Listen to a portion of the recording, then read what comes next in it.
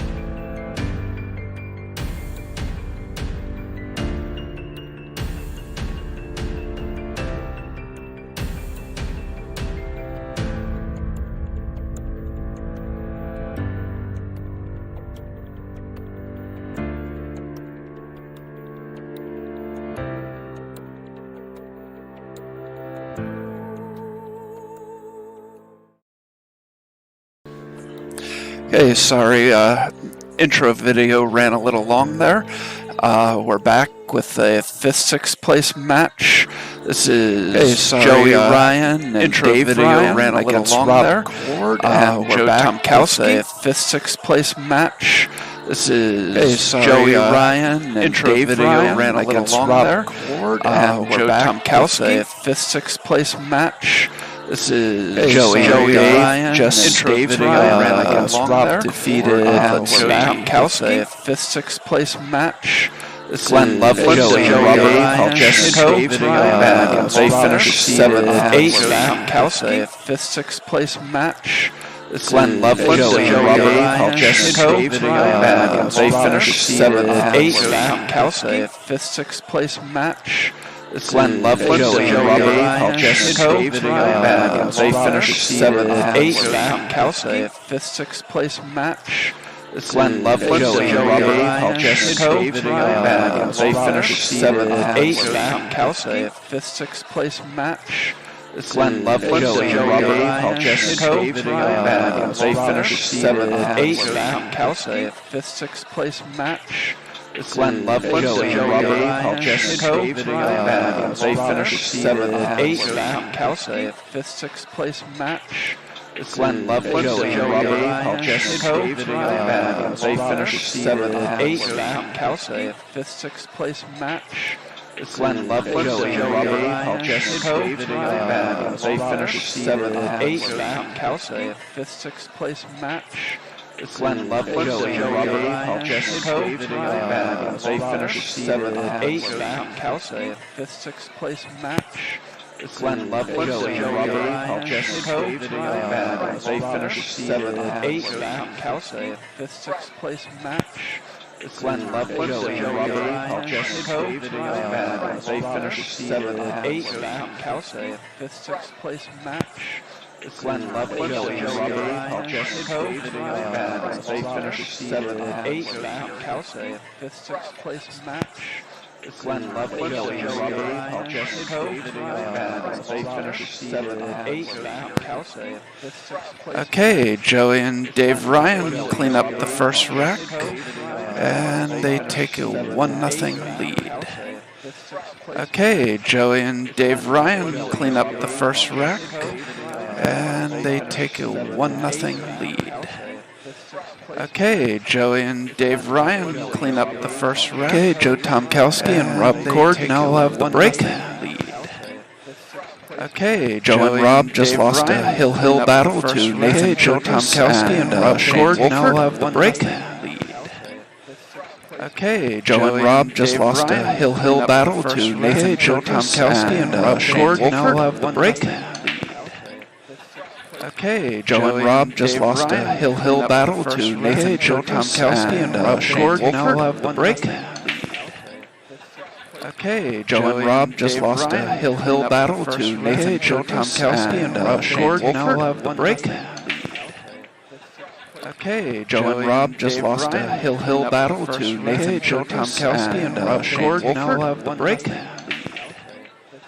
Okay, Joe and Rob just lost a hill battle to Nathan Joe Tomkowski and Rob Cord now have the break. Okay, it looks like Joe made the 7-ball on the break, but he did not leave Rob a shot at the 1. Nathan Joe Tomkowski and Rob Cord now have the break. Okay, it looks like Joe made the 7-ball on the break, but he did not leave Rob a shot at the 1.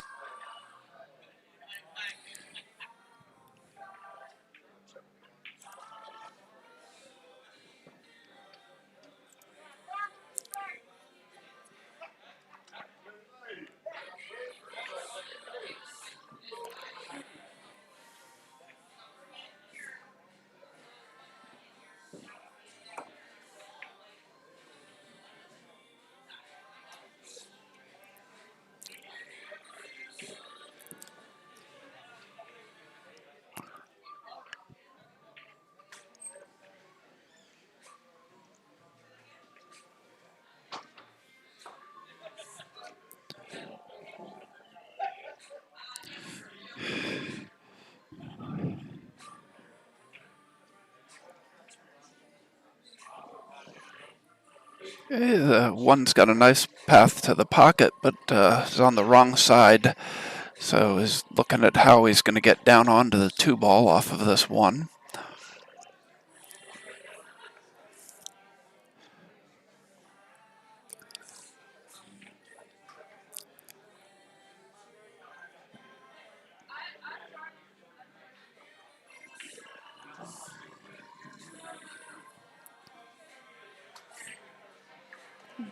Likes to just stop it and leave Rob with a long shot.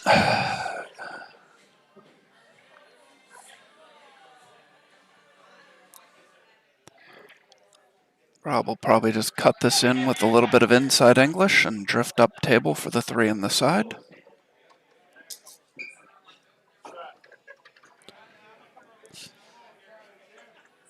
Ran a little further than I think he would have liked. Joe's probably going to run into the 5-ball now.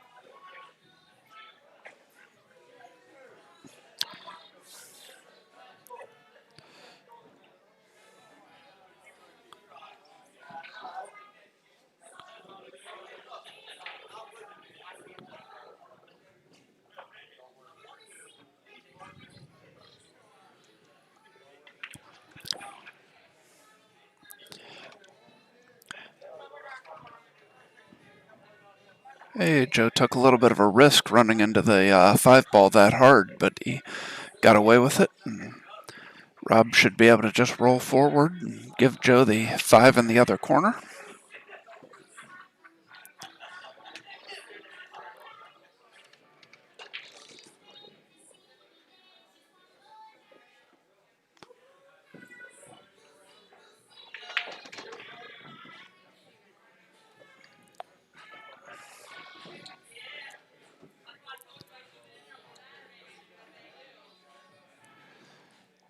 Hey, should be easy connecting the dots here.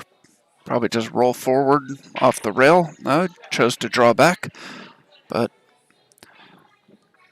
to play the 8 in the corner, come 1 rail down for the 9.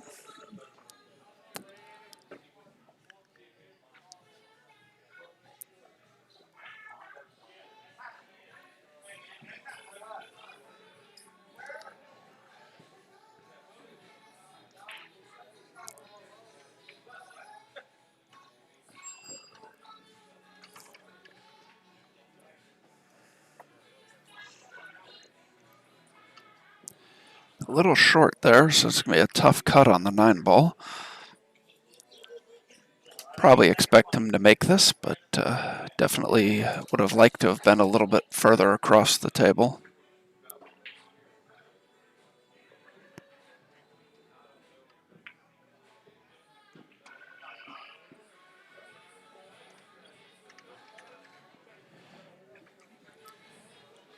Oh.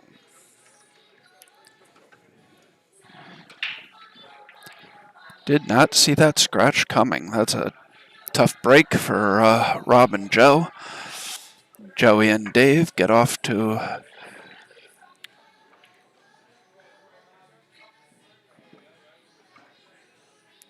the lead.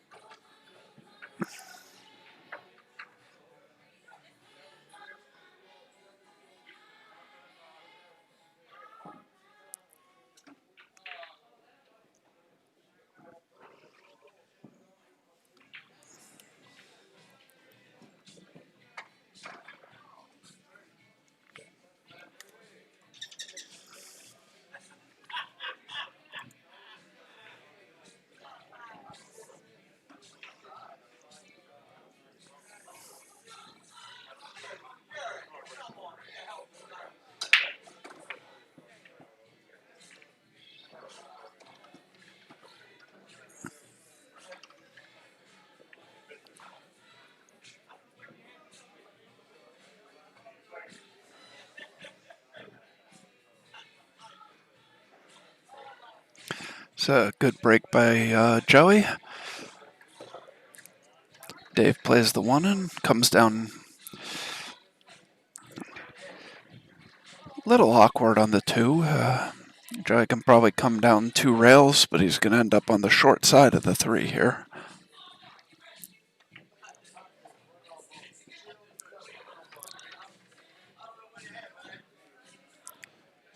Excuse me, that's the 5, not the 3, but either way, he's on the short side.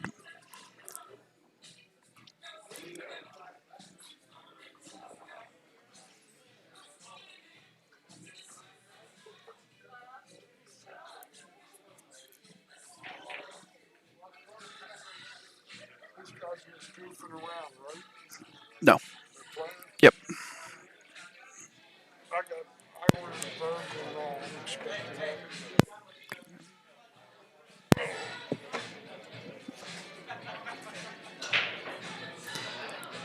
Just toss it. I might move over there when the food comes. I'm going to move over there when the food comes, I think. Okay.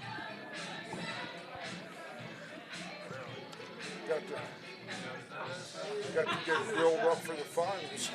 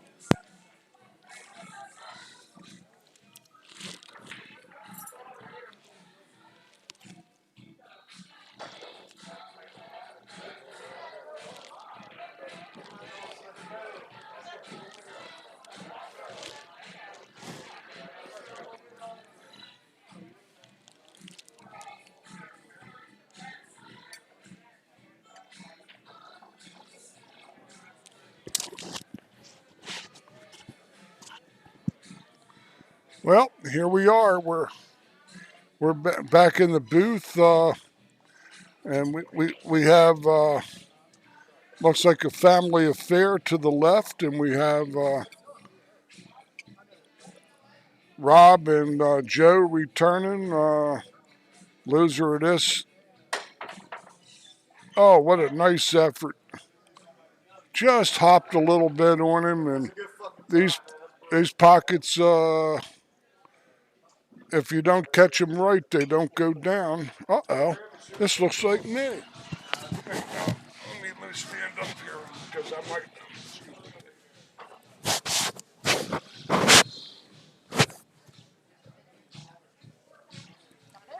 Yeah, I'll just take a little salt. There you go. Enjoy.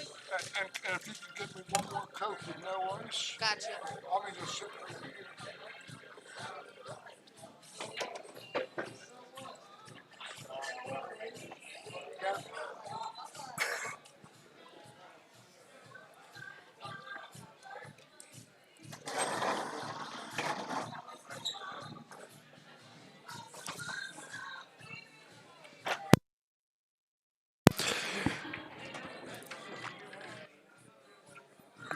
Okay, we had expected a slightly longer break between matches, so we had ordered some dinner. So we're going to have a short break without commentary while the announcers eat their dinner. We will be back with you shortly, but continue to enjoy watching the match.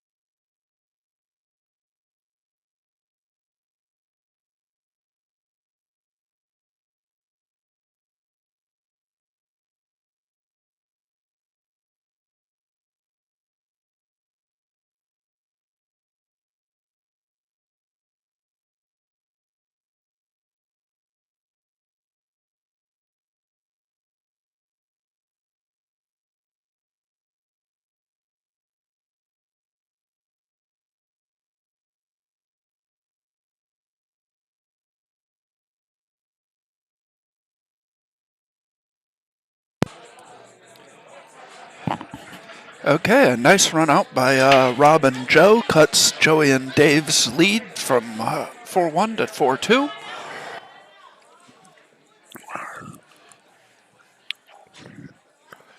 Joey with a strong break makes the 1 and the 3 ball. Left a good shot on the 2 for Dave.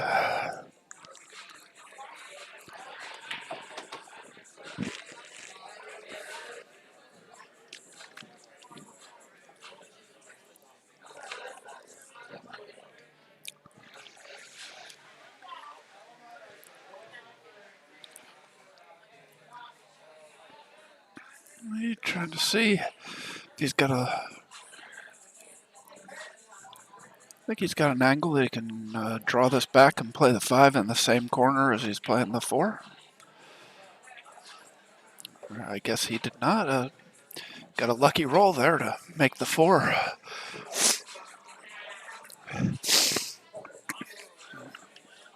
So left Dave a bank on the 5 ball.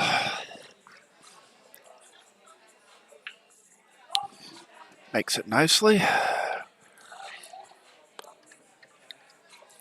Good shape on the 6.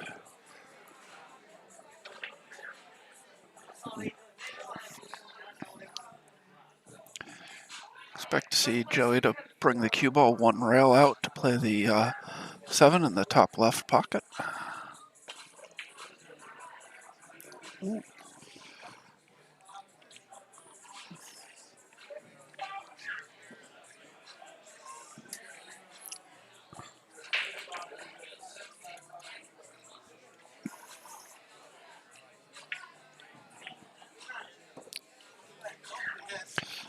It's a little short from Joe, but I think Rob should be able to cut this ball in.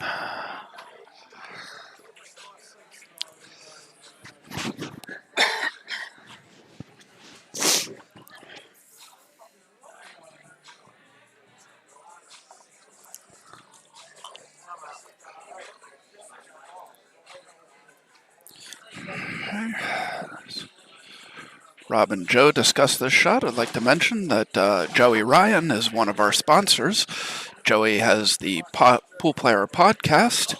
You can find his podcast on YouTube by searching for Pool Player Podcast.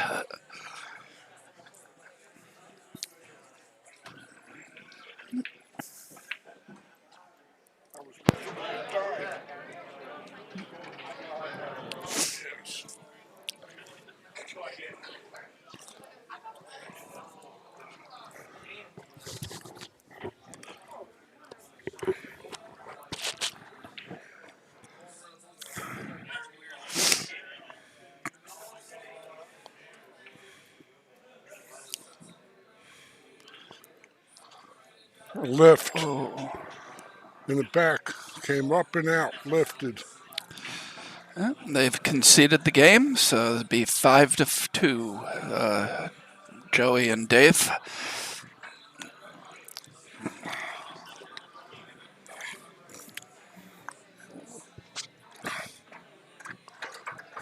Joe Ryan, I remember Joe Ryan. Dave's his son. I think it's his brother, but I'm not certain.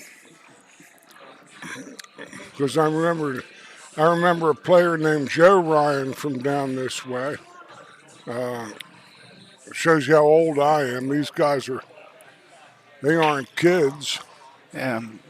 You know, and yeah, they're.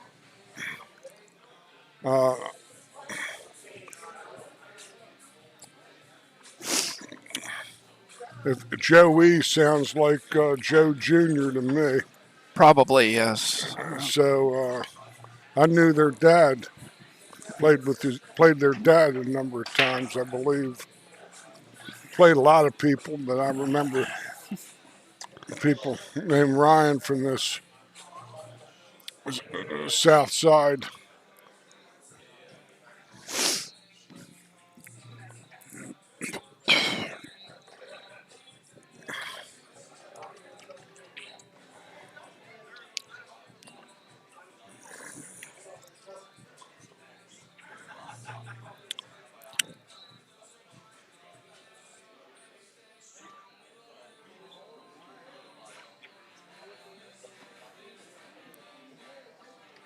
That's a pretty good shot.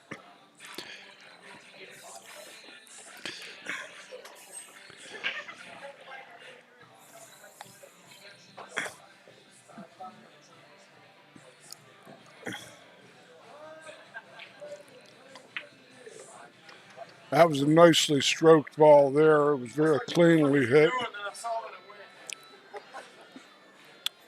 But this shot's deceptive. He's got to go down there a ways to get the correct angle on the 6 to the 7. He did. Very good shot there. That's a draw it back a hair and play the 7 in your upper right-hand corner.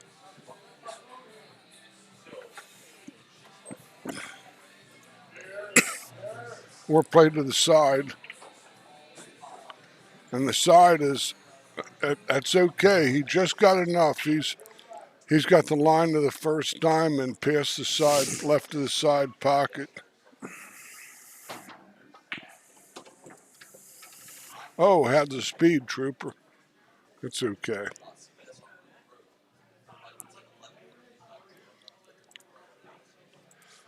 Ooh. They've got good grub down here at the Brews and Q's on the boulevard. I availed myself of a bacon cheeseburger with some fries, and I was with it when it died. It's gone but not forgotten. We're being sponsored here by the Mezz Q's, the title sponsor of this Mezz Q's Maryland State Scotch Doubles Championship. Started originally with 58 competitors, 29 teams, and this is an alternate shot doubles format. And there's all the rules in 9-ball apply just the same as if we were playing singles. It's 3 consecutive fouls by the same team, same game as ball in hand. Also, 1 push after the break, and the player that broke is the player that gets to push, if that's the case.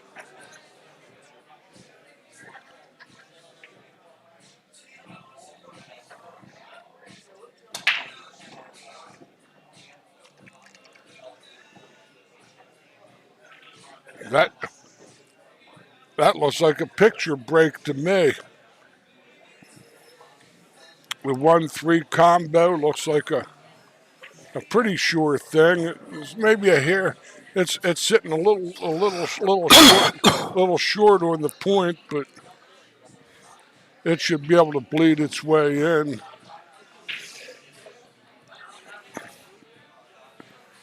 But I'm not sure. I still don't quite see. This is like I said, the very, very best. That Predator Arena light is just such a difference maker, Dave. He fouled. Oh. He could actually have called a push and done that too. Yes, he could have. But it's all over now, regardless of. These balls are looking like anywhere from tap-ins to all gimmies.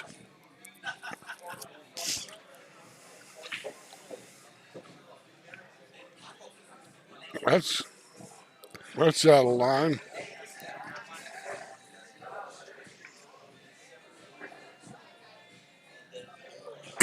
Hardly his best effort, but it should still be okay.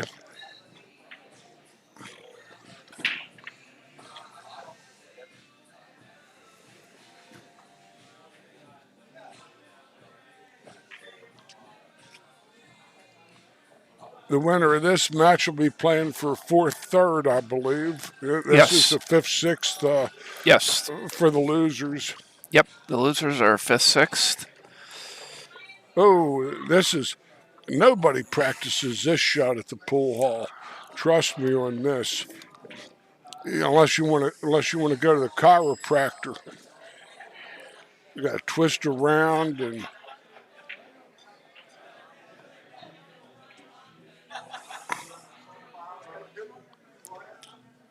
he's got to shoot a maximum length shot, but he's on the right line, so if he makes this ball, he should be good. Oh, that was so ugly it defied description. That's what happens when you just get out of line. He was out of line the first shot, and they struggled the whole time after that. Got a little lucky with where the 6-ball sat, though. That's tough ball to either cut in the side or the corner. The side's a difficult cut. The corner's probably a scratch on the side. That looks like, from the rail, it looks like a no-low contender. You're not going to be a contender for either pocket, so I'd say that you got to do that 4-letter word called safe on a ball like this. In a match like this, because there's lots of money involved. Difference between fourth and fifth, sixth, or I'm sure at least $75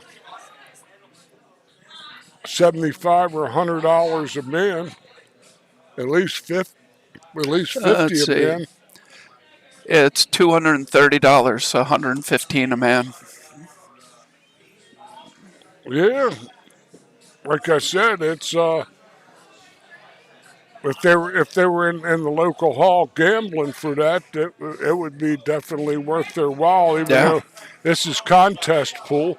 How many places do they pay in the player auction, Dave? 4. 4. Yeah. So if they have half themselves in this, there's a ton of money involved. Yep. From what you were telling me, even middle of the road teams were like going for a couple hundred. So it sounds like we got a good $6,000, $7,000, $8,000 maybe in the Calcutta pool. Yeah, somewhere around there. Even though I'm not really supposed to be saying that on the air. If anybody's listening, you got another reason to sweat this action and support these great sponsors we have, like Gina Cunningham Realty and High Rock Store. Use OTH17 as your code and get, that's a little short, I think. Yeah, and get free shipping.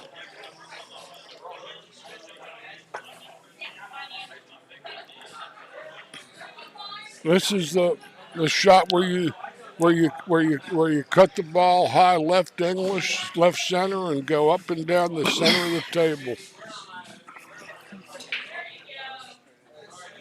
If you think you got the touch to leave him behind the 8-9, I think that's what he's going to shoot out at this ball. Right up the middle of the table, right up the gut. Very well played. Yes, indeed. He's still not out of the woods.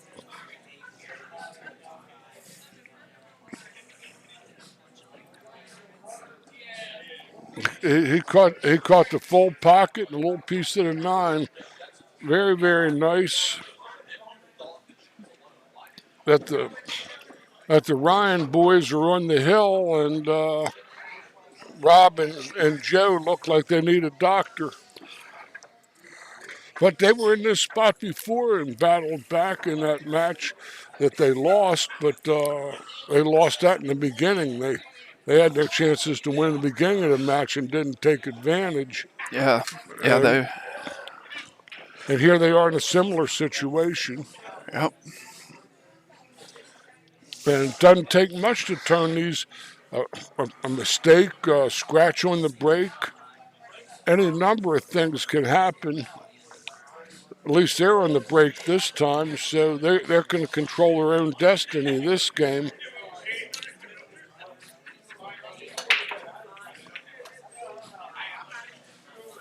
Uh-oh, he's dry. And he's left a real nice opportunity. It looks on the one ball with the two hanging over the side. Possible 4-9.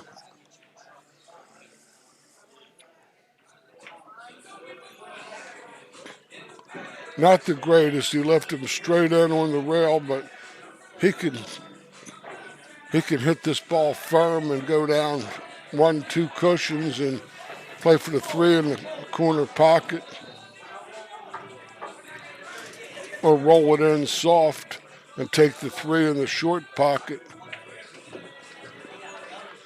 That's in the side pocket, I think. Oh, That's when sometimes the rolls can start to get chilly on you, Dave.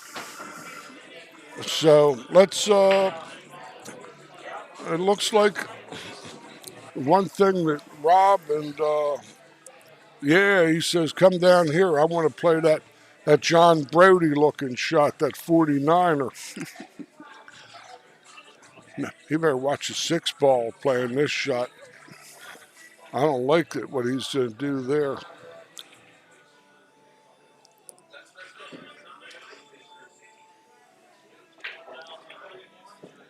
Well, he hit it right where he told him to. A little past the mark, but you see the eight's the split shot there. He has a natural line. All he's got to do is shoot the 4 in between the 8-9. yeah. And the ball goes down.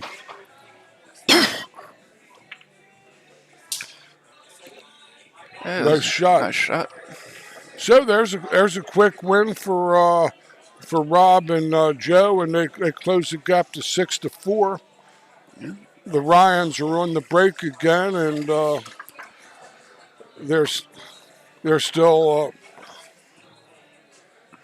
they still have the odd break too, which is this is game 11, and if it goes all the way to game 15. Game 13, excuse me. It's they'll have the extra break shot. Take another look at that combination. Did he catch the 8 a little bit? Yeah, he did catch the 8 a little bit. I don't know. The way the 8 came up table, I think it hit the 8 after it hit the 9. Maybe so. So here's a break shot here.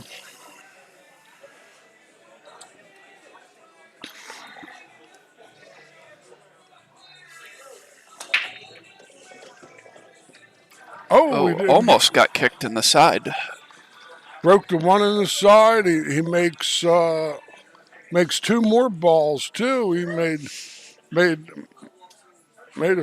6. He made the 4. Made the 1. But he doesn't have a real good scoring opportunity from the 2 to the 3, unless he can come off the edge of that 5 and float towards the side pocket. And got to only hit pocket speed here, and truly hope for the best. He's going to be hitting this slow anyway, I think. Oh, he banks it and hooks himself, and hooks his buddy, hooks his partner.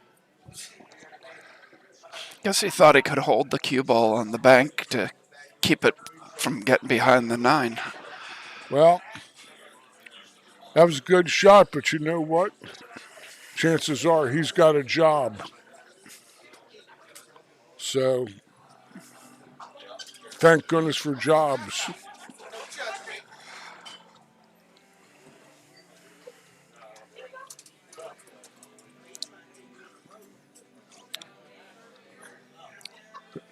He's getting jumpy, getting a little nervous, getting close to the finish.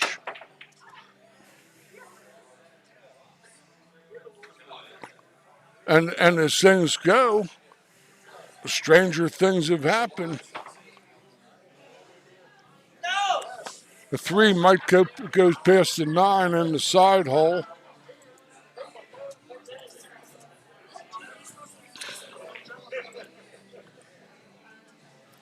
Or is he gonna Going to play this chili and try to make the 9 and draw his cue ball back to the bottom rail here. Or play safe.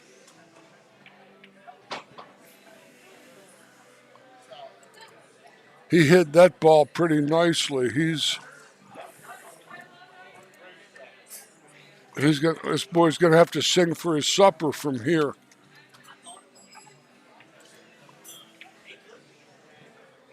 I don't see any way he can hit this ball.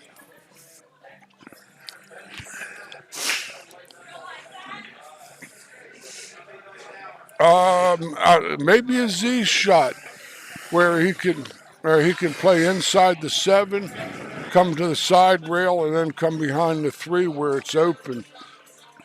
Might be his only right where he puts his hand. He's going to have left English on the ball because he wants the ball to hit and go to his left. He's got his wedding ring on his left hand, right? The way he's lining up, though, I think he's trying to come one rail. He's trying to play with right and get it to open up off the rail. But that was folly.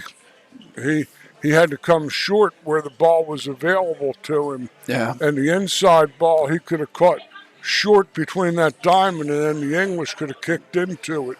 Yep. But that's his shot. It wasn't ours. So, Joe, I don't know about this. I like to play that ball to the bottom rail and come up instead of trying to draw it off the side. I agree. But we'll see what happens.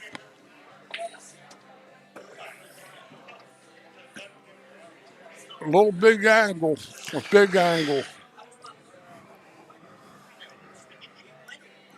Where Rob's best will give him a flat ball shot at the 7, even if he pockets this ball and halfway decent.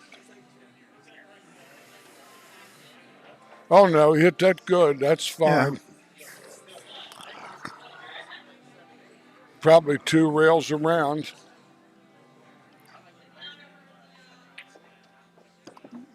One rail. That's effective too. Played in the 1 rail shapes, but that's the bar table style more so than bar tables I grew up playing on were called Irving K's. Uh-oh. If you're sweating these guys into Calcutta,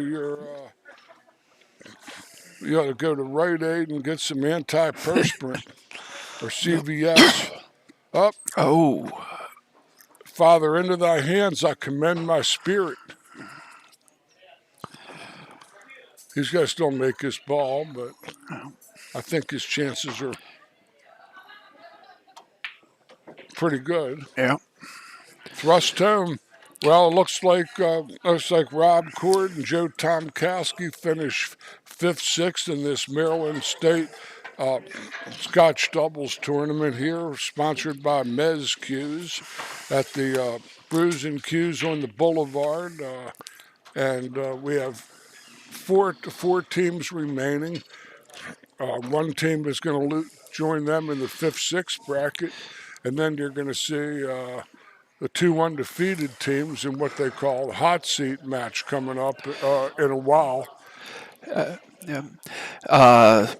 In other action, Tony Manning and Brandon Schuff defeated Justin Mast and Sean Wilkie, Hill. Mast and Wilkie finished 7th, 8th. Tony and Brandon are now playing Rick Scarlato and Brett Stottlemyre in the other 5th, 6th place match. Actually guessing that we'll probably get the hot seat match now. Yep, here comes Dylan. Here comes Dylan. Da da da da da da da da da. Half these listeners might not even remember Johnny Carson, much less Dylan. We have a battle of the Mason-Dixon line coming here, folks. We have the We have players coming from the North Country of Pennsylvania. They sort of look like that, and that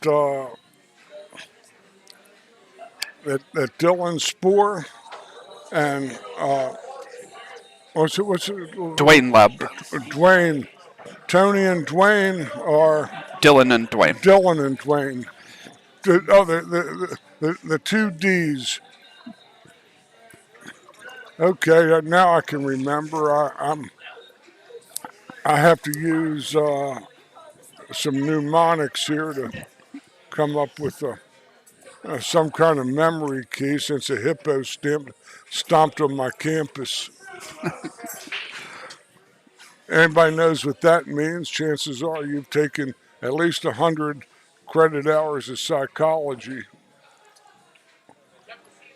But anyhow, this ought to be a really highly entertaining match. These are some good players. The two boys from Virginia are Nathan Childress from Richmond, Virginia, and his partner is Shane Wolford from out of Roanoke, Virginia. You leaving, Rob? I guess he is. Well, it's good to see them all again, that's for sure. At least picking up a little mini Munster, little bite of the cheese.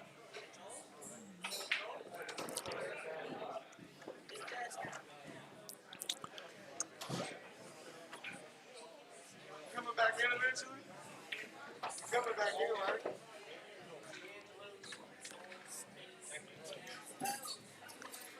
Thanks, guys. Good playing. Yeah. Nobody's playing here right now. On the 9-ball I just shot, I should have never been there the first place. Sometimes you get out of line, you just. Well, and the other deal is I was having to beat the scratch with inside English. Because if not, you're going to scratch in the corner trying to cut it inside. Or I had to bank it. Right. Like I'm a cut over bank. Yeah. Well, he still would have been a 2.5 to 1 dog, even if he did make it. So, but you never know until you play the game out.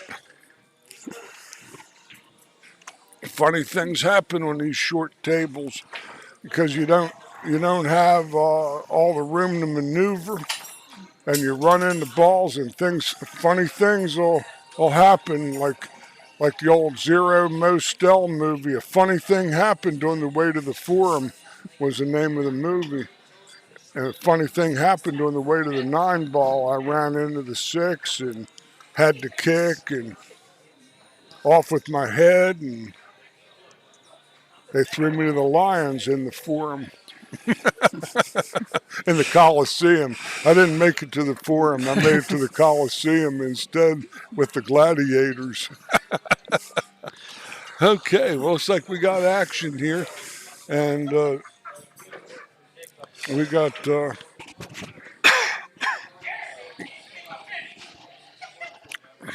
couple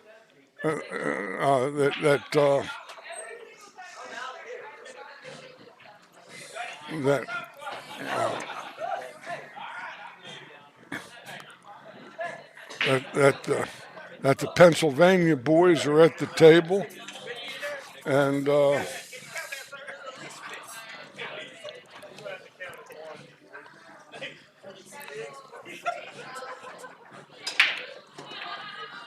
good break shot.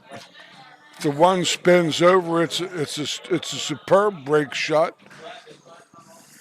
Lovely layout. Can't fault this layout as a starting layout. The 7-ball is the is a little eau de toilette in this ensemble, like you just noticed. Yeah. He might have to play the inside English. Well, he did, but Ooh. like I said, the 7 ball was the headsman in that particular situation. Oh, he's not quite bellied on the ball, but he doesn't have a hard hit. Oh, not that way. You gotta go off the side rail. You out of your mind? He wouldn't want to shoot that if his life depended on it. He has to go off the side rail.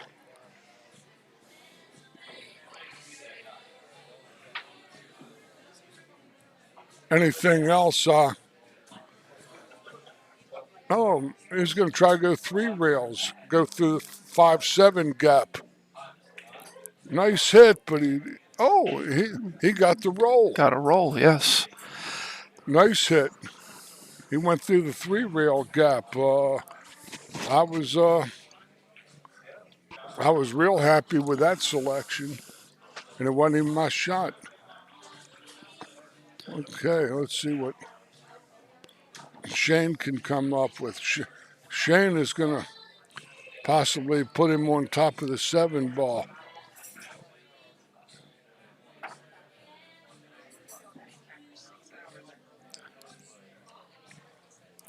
Wow, very nice save.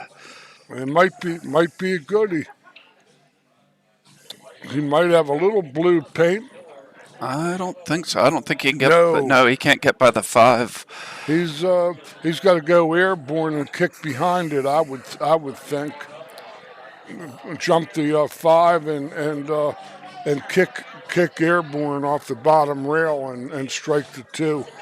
Might as well hit it hard because if he hits it flush, the cue ball stays there. Yeah. And 2 goes up table maybe. The side rail doesn't look. If he's going to try to do that, he's going to go 2 rails maybe. He hits it, makes it, and still gets mock scourged and spat upon. What a nice shot that was.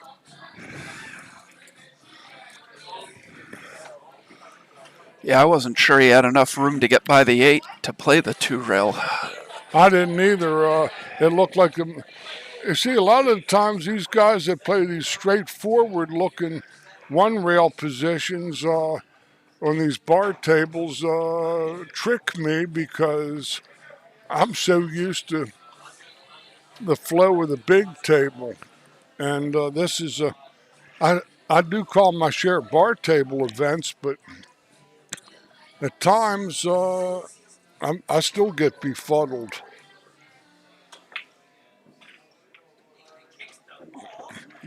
How about this? Is this shape too? That's close enough.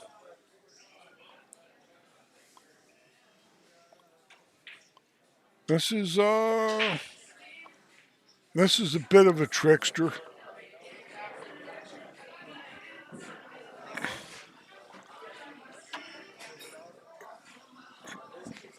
No. I don't know if he's got the wherewithal to get there.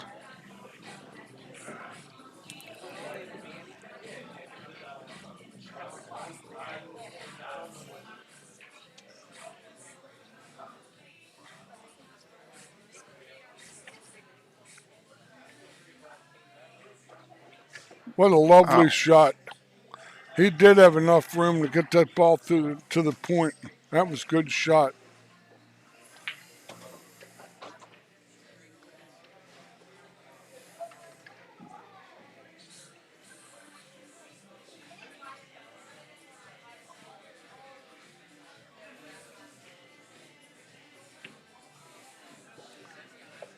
Is this a true double? Yes, true double elimination. So whoever emerges out of this is from the losers bracket has to beat the winner of this match twice, is what you're saying, right, Yes. Dave? Yes, that's correct. And sometimes you see different things, different rules like modified finals, and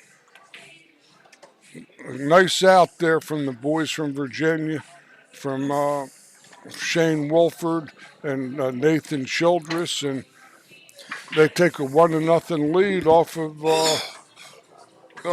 off the PA boys break. So they've evened the break count now. If nothing else, that they'll each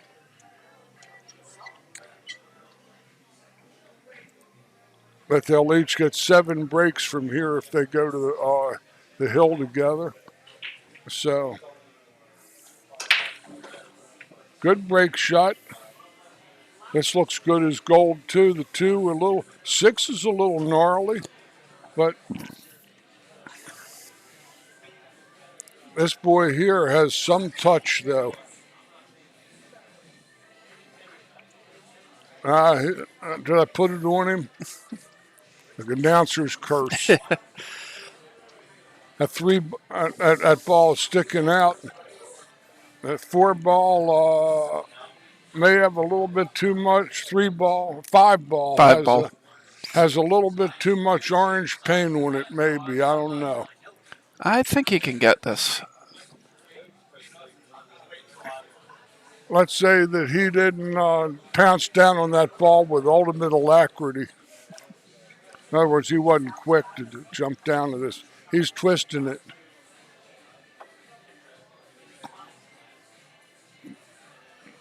Apparently not. Yeah. Hard to tell. You see, we've got great camera work, good vantage point, and a couple of schooled sets of eyes can't necessarily see what the player sees. And until we can get this where we can see what they see in 3 dimensions and get the depth perception. Uh-oh. Oh, wow. That was all around Rangy. Missed the ball. He scratched. He was trying to maybe pile the 6 off the table, off the rail. Maybe he got too cute.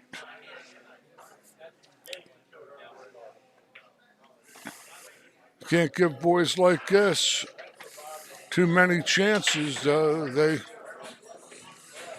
play well together. Play at a very, very similar pace or rhythm. I was noting it with Nathan before.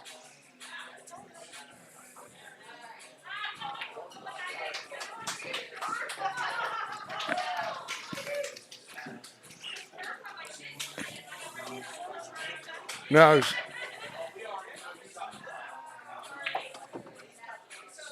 it's got to hit it. Oh, if this is frozen, it's a hanger. Otherwise, yeah, it might be. It's awfully close to frozen if it's not. Looks close, Dave. Looks like he's banking this ball or playing safe. I'd have to shoot it.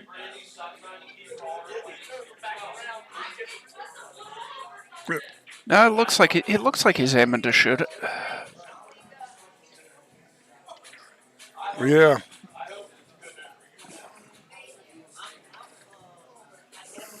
Now this is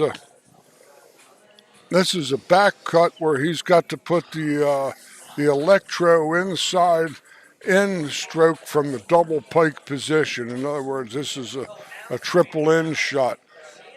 Now he's going to play the side.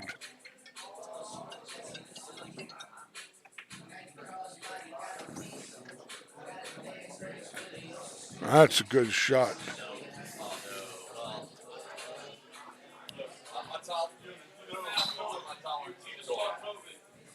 Yeah, my tolerance is like COVID. Couple of young assassins here. Yeah. Take 4 of these kids and they equals my age. Yeah, well, 19 years old, 18 years old. I'm going to be 73, so I'm 4 times as old as those kids. Twice as old as the pair of them in tandem. Oh, I'd like to be that age again.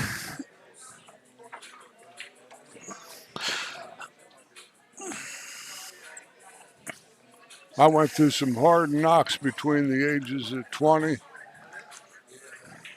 and 36, and then it got hard.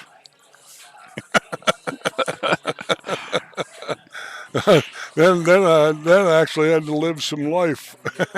I was out with a magical mystery tour playing pool, breaking 70 playing golf, and run 100 playing straight pool. Hustling pool players at golf, hustling golfers at pool. So here we go. One ball is really not all that playable. I would like to see just the drag ball safety coming behind the 4 ball, and or you can go up table thin and leave the 1 ball nearby the others. That's going to leak over on him maybe.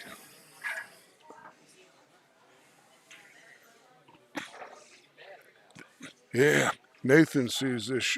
We were working on this shot in Richmond. Watch him see if he can't play this lucky 9 ball.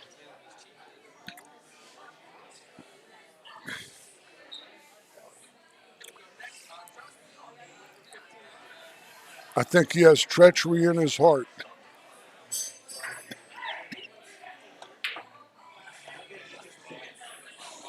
I think he has treachery in his heart. Excellent shot. Let's take another look at that. Yeah, very nice, Dave.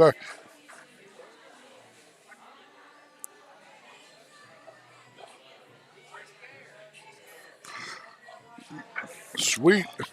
I think he would have 4-railed the 1 ball in if the 3 ball hadn't been there. Yeah. Well, he was color tracking. There used to be an old actress named Leslie Caron for color track, Caron, a French actress, but I call her Leslie Caron for carom. The 9 ball is yellow, the 2 ball is blue. If these colors don't seem right to you, color track them. 3 games to nothing, excuse me. And on the break, this is, they could break and run. They'd have their foot on their throats. 9 does not count on the break here, fans. But we have a very, very nice layout nonetheless. 1 ball, a hanger, 2 hanger, 3 real positioning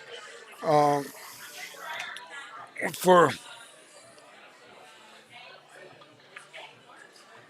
2, 3, 4, 5. This is looking like a happy fizzies party.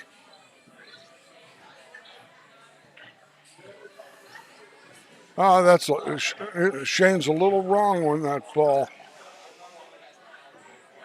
He's going to have to take a bigger cut than he'd like. He's all right, though. He's going to play position on a hanger. We're going to go right to the end on the side rail. Good shot. These shots are always touchy in the pockets.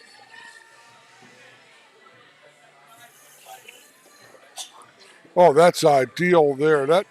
That's just like, he's a little off angle, but he can follow it all the way up, I think. Routine. They were out in about 2 minutes flat.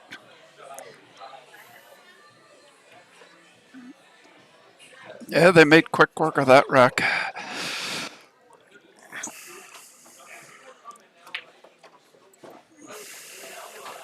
Nathan plays good, like I said, but Shane is a really formidable. I'm looking forward to my next opportunity to when I get to Richmond to play him in the Calcutta. I'm going to be a part of the bidding. I don't care who's there.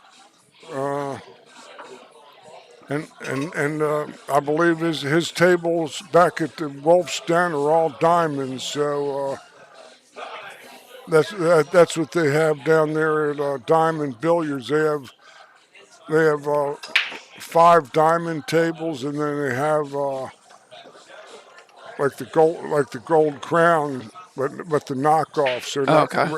but they play great, and they're kept magnificently.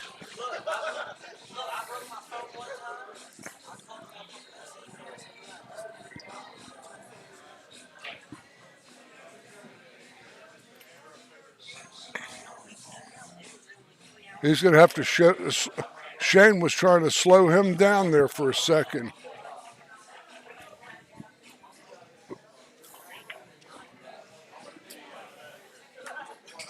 Nice play. That's a good shot. That's highly representative.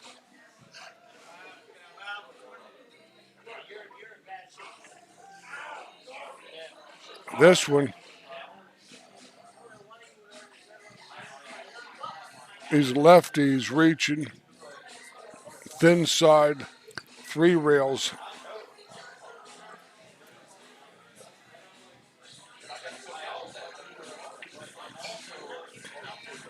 I still left him some yellow. Hit the 7. If he goes by the 7, he's got him. He's got him on the cockle doodle doo. Oh, Oh, man! I felt a little breeze here. You know what happened, Dave? He fanned. I'm so corny. I defy description. I love it though. I make you love it. and and you might be only praying to be about 8, 10 hours older about right now. I don't know about this. That's so dangerous to do what he did, because he could have gone behind the 9. oh, you didn't draw that back enough. That's good point. I think he might only be able to cut it into the point, from what I can see.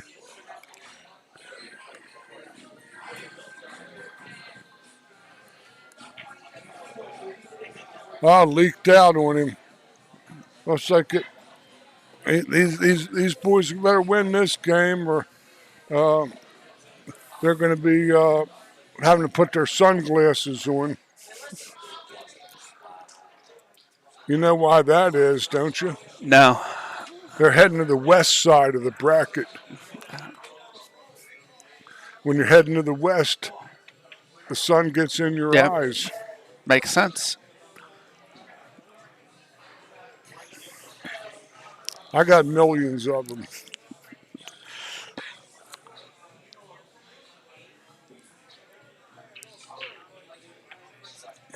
Hopefully, for those of you that are listening, if any of you have any shekels, denarii, or any marks, euros, bitcoins, any of that stuff that you want to donate into this fine stream and product that Dave and the On the Hill Productions are sending you, I would strongly recommend it. They truly would appreciate your support. And he's straight in on the rail, and he's just uttered the shriek of the mutilated under that mask. Yeah. This is the cross bank, but he can't beat the kiss. Oh, look at this. That was one of the best shots I've seen. Oh, and it spins towards the ball. That was talent there, sports fans.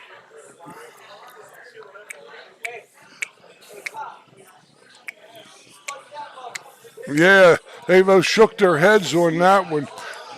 We got to take another look at that. That was he.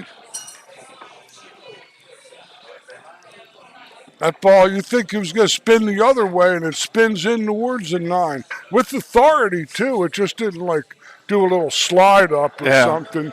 It actually spun against it. Ed Kelly, the guy that taught me, used to hit shots like that. He used to masse balls around others and make them jump balls over others and make them object balls, that is. Before Earl Strickland ever even was thought of, he was jumping balls and object balls over others. Ed made some of the most spectacular shots you'd ever want to imagine. But he seldom, if ever dogged the easy ones either, you know. He was, oh, this could be another color tracker. A great practice game is called Scratch Pool. I love to play Scratch Pool. Used to play that all the time, and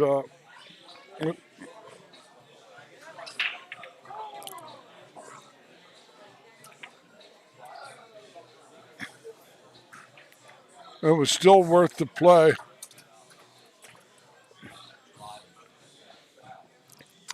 We used to play it by the rack, or you could play 50-point games like straight pool.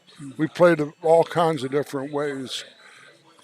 After everybody got tired of playing 9-ball and all, where we knew what we had to spot, nobody would give up the nuts, we'd have to try a different game. That's a good shot there. He's clear of the 8 and has a good natural 2-rail path. Oh, that's a 5 down there. Okay. High right ball to the cushion.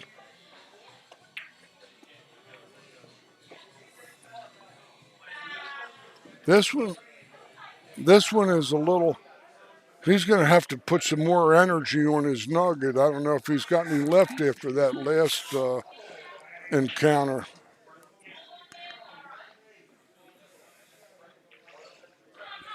That was that was one of the finest jacked up rail shots I'd seen in 30 years. Yeah, he hit that incredible. You could not hit that ball any better.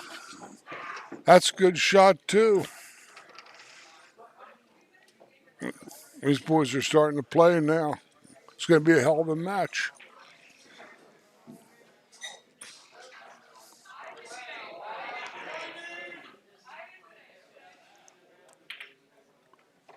The Niner from Carolina goes down to the dark, and it's now 4-2.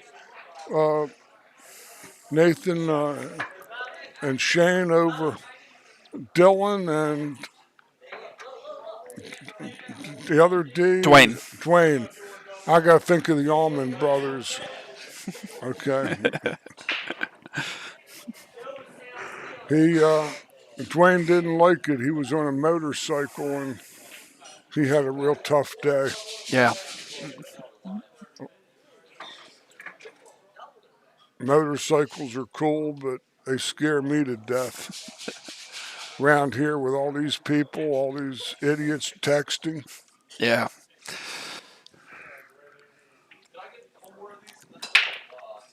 You can tell by my equipment, I text a lot.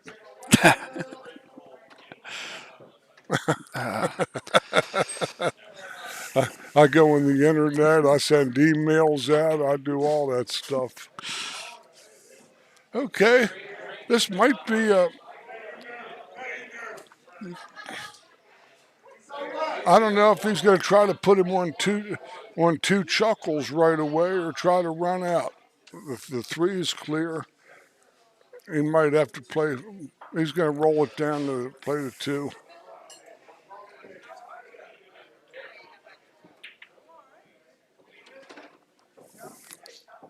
Lovely speed. Look at that perfect speed. He landed on about a 25-degree angle. He's going to allow Nathan to come 2 cushions, high left ball. out to the middle diamond side rail and right into the line on the 3. A little. Oh, He's still got the other pocket.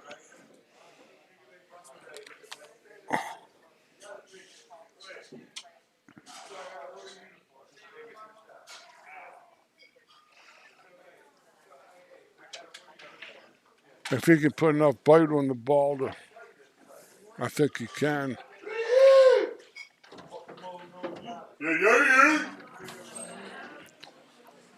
Uh-oh.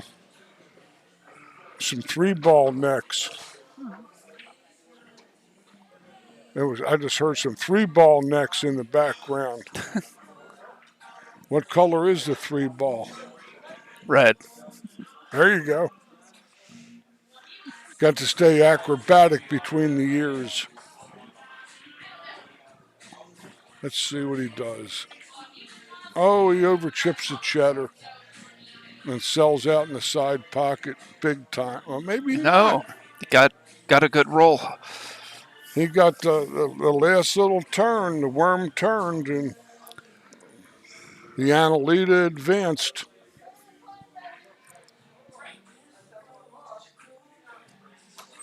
Well, this is a curious looking leave. Huge game here for the Virginia boys to right the ship after a couple of quick losses there.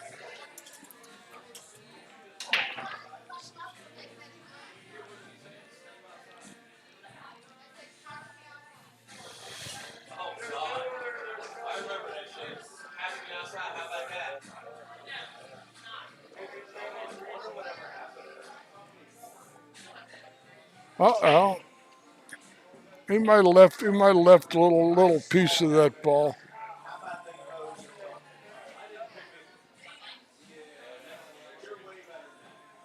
Maybe not.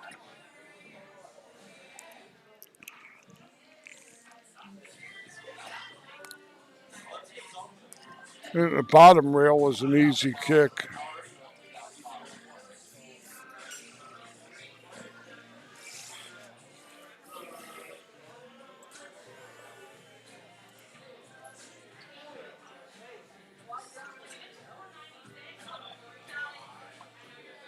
Two rails at this ball, huh?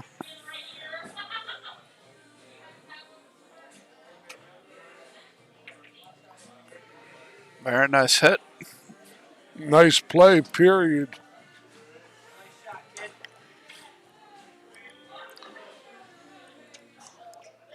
But the noose might be tightening. 6 is a little tight to the rail to try to go behind that. So he's going to probably try to thin the ball, cut it behind the 9, and get the cue ball behind the 8. Looks like he's lining up to bank it to me. Oh, that's what he's going to do. 2 rail it. Sell out. Sold out. He wasn't anticipating that ball. That ball actually went back up against the grain.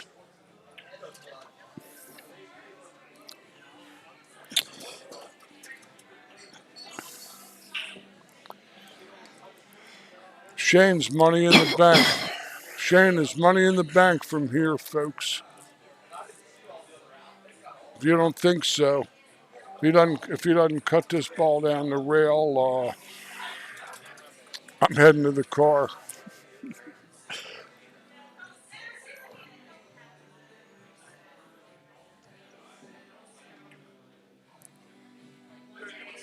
Oh, and I put the announcer's curse on him. He overcut it again, a little bit. Yeah, just a tad. But the silver lining is he's got that ball underneath the point. Oh, yeah, that's really deep. and he isn't going to be able to masse it too easy, rail first. And if he's jumping the ball and the ball's hopping, when it hits that 5, it might find its way onto this lovely carpet that they have here, Yes. where nobody can play shape from the carpet. Never met anybody yet that could make a ball from the carpet. He's going to jump and see the 9 ball is in his one rail path that way, but he has a one rail kick, but he only has a little piece of the ball. We'll see what happens, folks. This is his shot. Let's see what he does. Doesn't look like he's even aiming at it. It's they both did the leapfrog into the hole.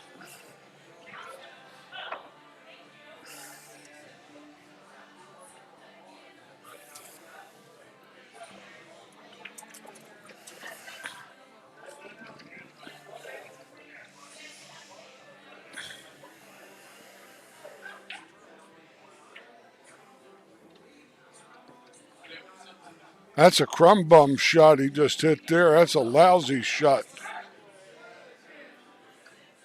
Have to jack from the rail. This ball is missable. Oh, look at this. Wow. That was tasty in its own right, and it wasn't quite as spectacular as the ball. That's the other ball that got hit, but that puts them up 5-2. 5-2 and their break. What a shot! He was the High Plains Twister.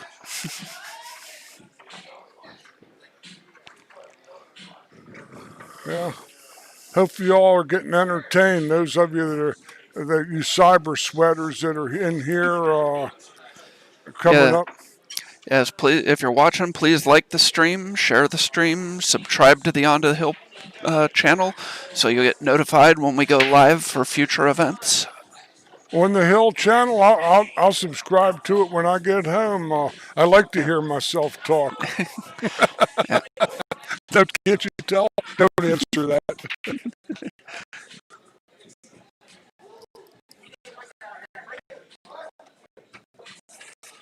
Got to hurry.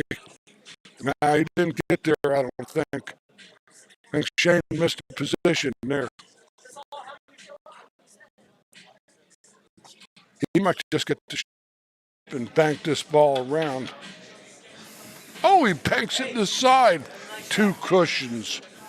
The ball went 2 cushions in the side. Is he going to play the billiard or play this? I think he's playing the safe. Looks like safe.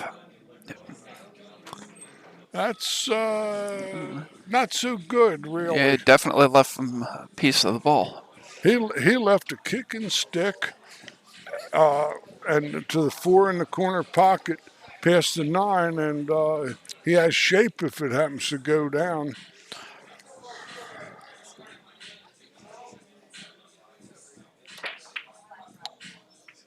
Oh, he skulls out. But that's what happens when you have a good chance to hide somebody and don't. That's where those top pros, those 800 guys, have you suffocated in a spot like that. Yeah, exactly. But these guys about all have jobs. Weekend warriors love them to death. That's what makes the game go around. People that populate the pool halls. They love the game. Yeah, they're going to make a few dollars here and there, but they love the game. That's why the guy's going to drive 400 miles, 375 miles from Roanoke to here.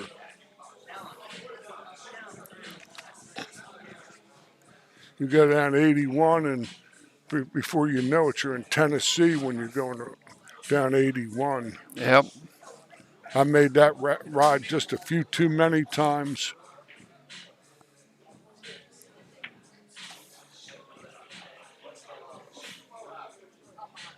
That was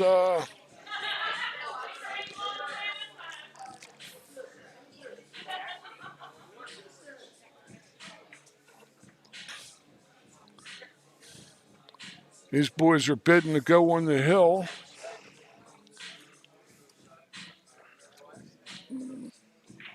Going behind the 7-8 is where these going. He cuts the room rent. Wow. Shane has the angle to cut the 5 in, or you can just lob it in behind the 7-8 and just eat them for dinner from there. Yep. Which is what I like him to do. In a match like this, lots of money involved. Yeah, it's also, you don't really have a shot on the 7 if you cut the 5 in. If you run into them, you got to get lucky to get shape. This is a $200 match in itself, Karen. Oh, he shot out at the ball and sold out. That was a surprise. To win, maybe, but not to get on the hill. But then,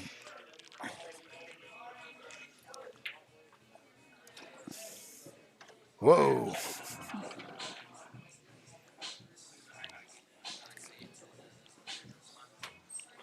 It's not so bad from here. He might catch a piece of the 9 unless he punches it a little bit.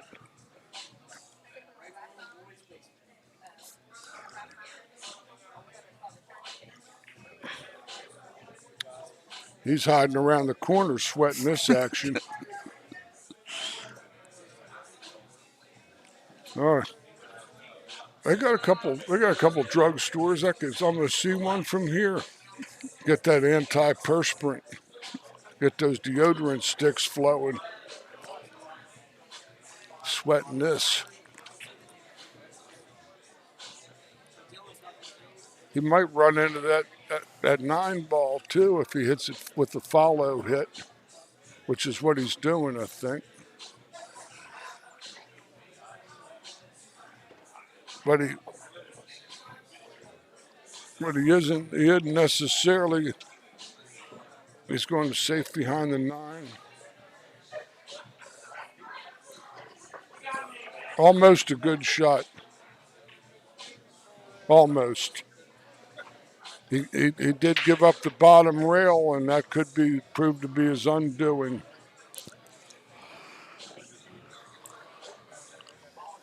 He's got a shot, 1 cue ball short of the diamond to get a good piece of the 8. Might even make it in the side pocket and just, what 2-railer? Okay. This is some inventive stuff. This ball likes to skip. Yeah.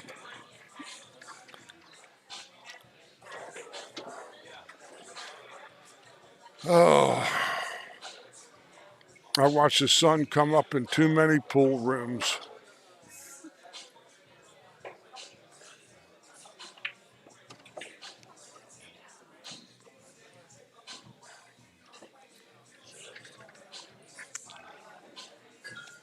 Five games to 3. Big They won't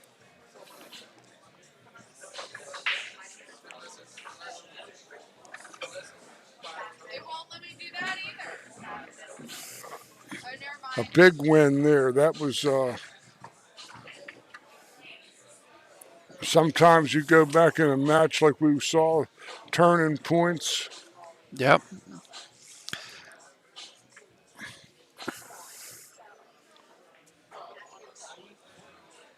That was the time the 1-rail kick might have been more prudent but then he was close to the rail and the ball might have jumped on him. So either way, it was a real. But he did have his bottom rail available, which with the 1-rail kick, which was a lot easier to deal with.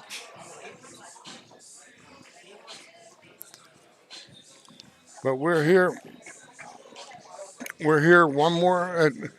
We're playing the hot seat match here at the 2020 Mezz Q's Maryland State Scotch Doubles Championship. And we got a battle between some young guns here.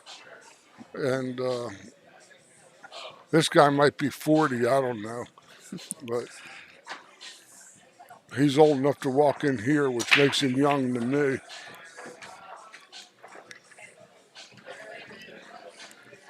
Three, 6, 8. He did pocket a ball. I don't see any green. Don't see any green in the scene here, so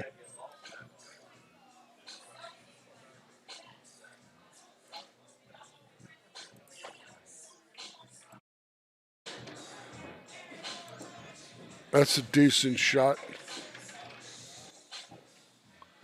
Little thin though on this ball.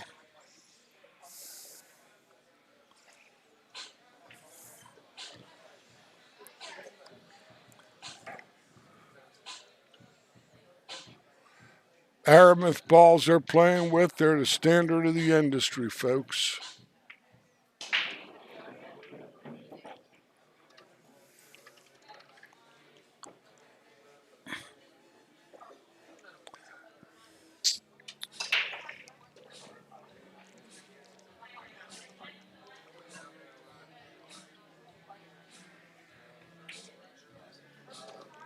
I hit that a little chunky, that one. If he makes the ball clean, he's going to be straight on the 3 to the short side on the 4, which is what he wanted. This shot here, he's going to have to hit with some pace. Yep, the destructor of youth. The inside English. Another time you see the overcut there, Dave, when he didn't look into the face of the ball and allow for that deflection in his stance, which is a big mistake I see lots of amateur players and even semi-pro players make. Just got to play for the 7 in the other corner pocket.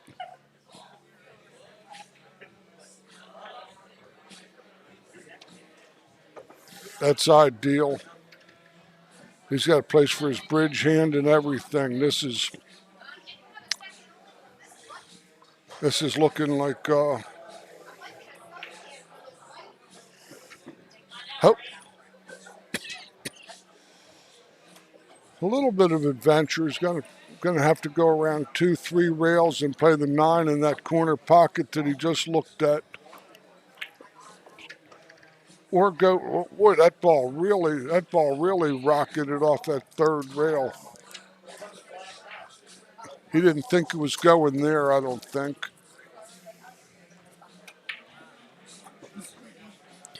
But this Shane, he's a tough man, a tough young man, and Shane and Nathan are on the hill, and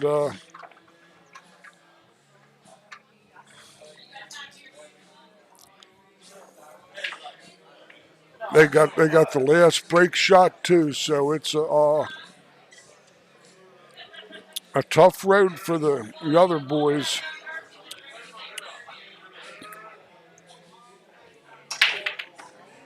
But that's how these streaks start, with scratches in the side.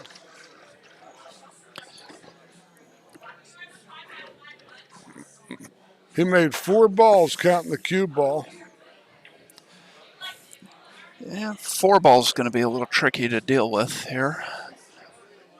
He might have to. I'd like to see him play the 1 and then play the 2 on the cut, and come back and hide behind the 5, 6, or he can try to go into it off the front of the 6 and fall on the deuce and break out the 4 ball. This is depends on his speed. Sometimes the ball will deflect off. He had an ideal shot there. Well played. Sometimes if they hit them too hard, the ball deflects more. And, oh, he didn't hit it. Oh, my gosh.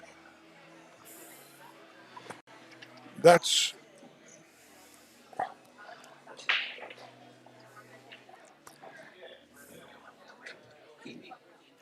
the shriek of the mutilated.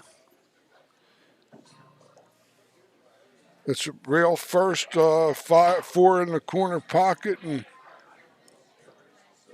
hope you don't scratch in the side.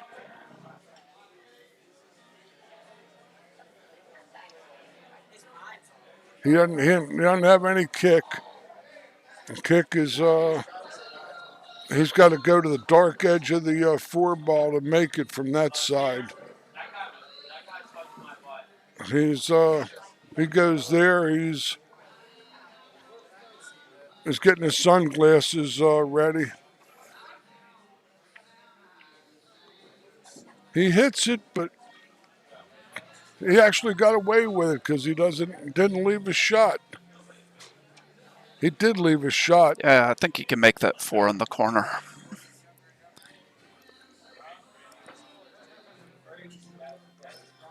Great shot. Yes, he had a close one like that in the previous match. He 8-ball that he or 9-ball that he dogged.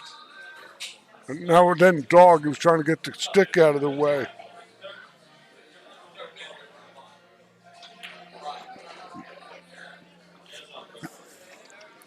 Nathan did that knowing how steady this boy is from here.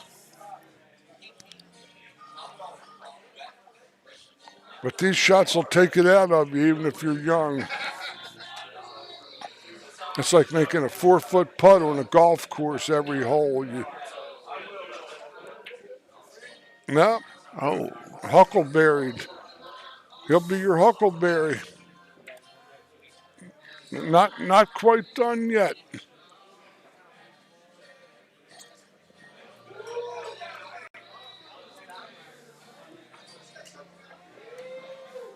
Whoa. This table's getting quick. It is.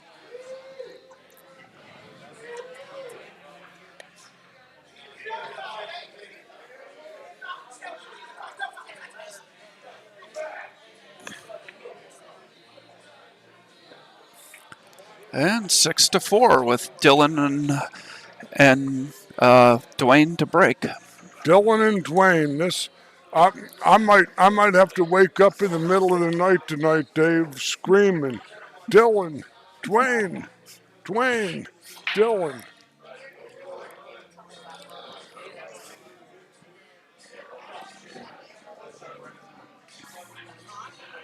We're starting to draw down to a conclusion here. We have Brandon Schuff and Tony Manning coming from. Brandon and Tony just lost to Rick Scarlato and Brett Stottlemyre. So Brandon and Tony finished 5th, 6th. Okay. I get the intel from the horse's mouth there. Thank you. So now one of these 2 teams is 3rd. One is either 1st or 2nd, and Rick and Brett are the wild card. Oh, Rick and Brett have to play Joey Ryan and Dave Ryan in the 4th place match. Right. So. Right, they're next. Actually, they could be playing now. Yeah, I'm not sure whether they. It doesn't look like they put them up. It looks like they're just practicing over there. They're going to draw this out to maybe close to midnight.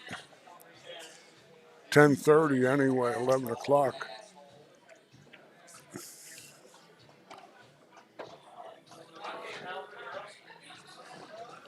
This is how these matches go sometime, when situations get away from you. This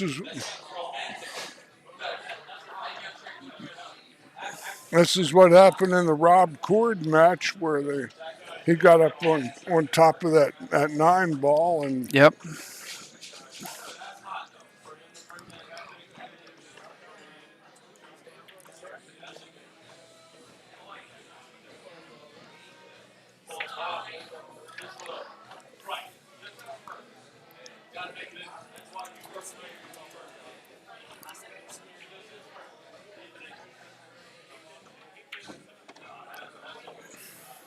A nice out. It's 6-5, and the Virginia boys have 2 more break shots in their favor here, and a 1-game lead. And I'm sure they would be more than delighted to salt this away on the winning note right here and move forward to the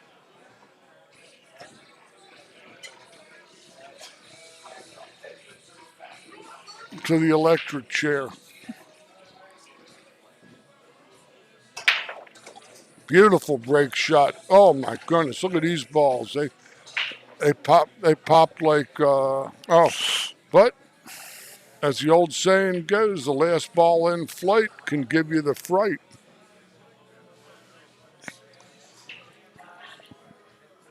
I think he banks and sticks it right on that 5 ball or 4 ball or whatever It's that the is. 5. Oh, that was no good. I see him coming behind the 7 too. Tons of right-hand English. About 2-3 o'clock. I don't know how much of that ball he can see. He can see most of it. Okay. He didn't get the maximum out of that shot. In fact, he sold it out.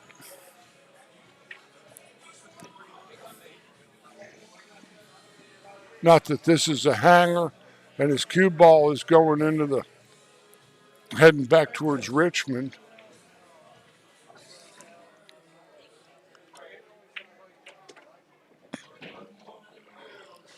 Oh, that's gruesome, that roll.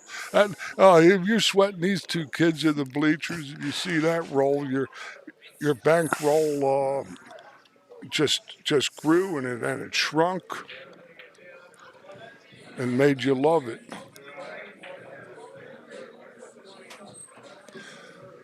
Almost a good shot again. He did give up the bottom rail. Just enough to nick it. Except the 7 ball might keep it around. That's the trouble with this shot. Let's see what happens. Boy, he sold it. Oh, look at this. Right on the lucky 9 ball. Oh, my God. What a tearjerker that was. He's got to cut this deuce just a little bit. Let's see if the kid's up. The kid's a rail and the 2 together, and this ball's in the heart. So that looks like ball game. Nathan Childress and Shane Wolford go to the finals, and Dwayne and Dwayne and Dylan are going to be awaiting the winners of some matches up ahead of them. So, okay, so our next match is going to be Rick Scarlato and Brett Stottlemyre versus Joey Ryan and Dave Ryan. The winner of this match will go on to face Dylan and Dwayne. The loser will be in 4th place.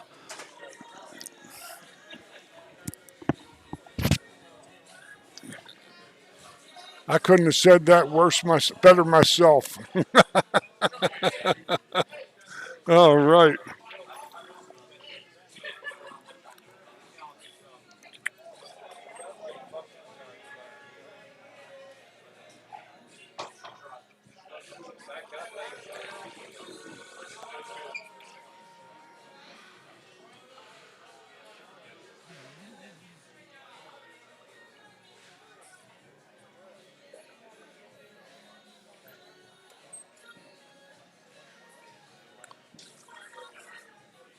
The 2 Virginia boys locked up at least $700 between them for their guaranteed. They're actually guaranteed second money, which is $900. They're guaranteed $450 apiece. Plus, if they played themselves in the Calcutta or bought part of themselves, they're in for a piece of that too. So they're having a good day.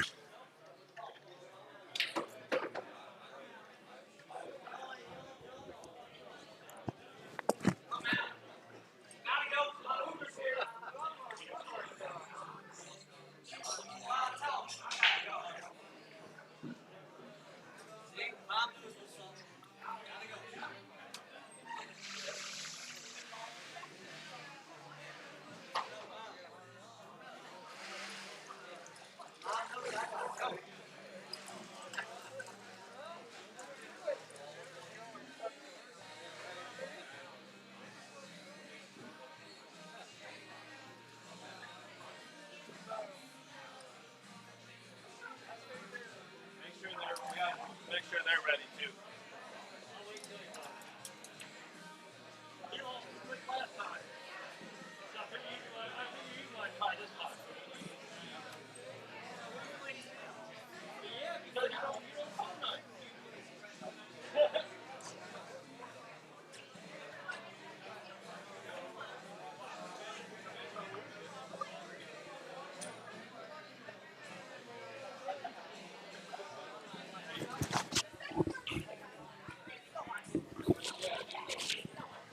Okay, George Hammerbacher back in the booth. Dave has stepped away for a couple minutes, I think.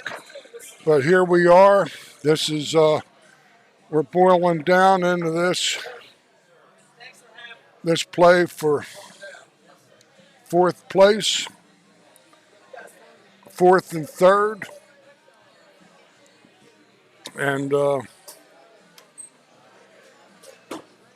the two teams include Rick Scarlato, the tournament director, and Brett Stottlemyre, a long-time outstanding regional player through the Mid-Atlantic area, originally out of York, Pennsylvania, the last several years living down around the general Anne Arundel County, Pasadena area. And yes, sir.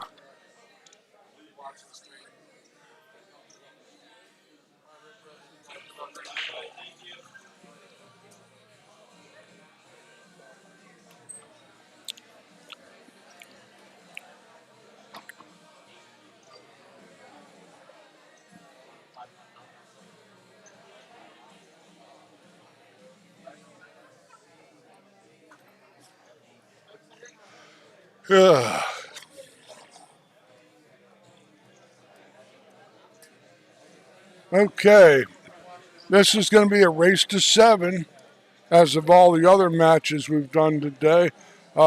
This is a one-loss side match, and it's alternate breaks, race to 7. One push out immediately after the break. And here we go.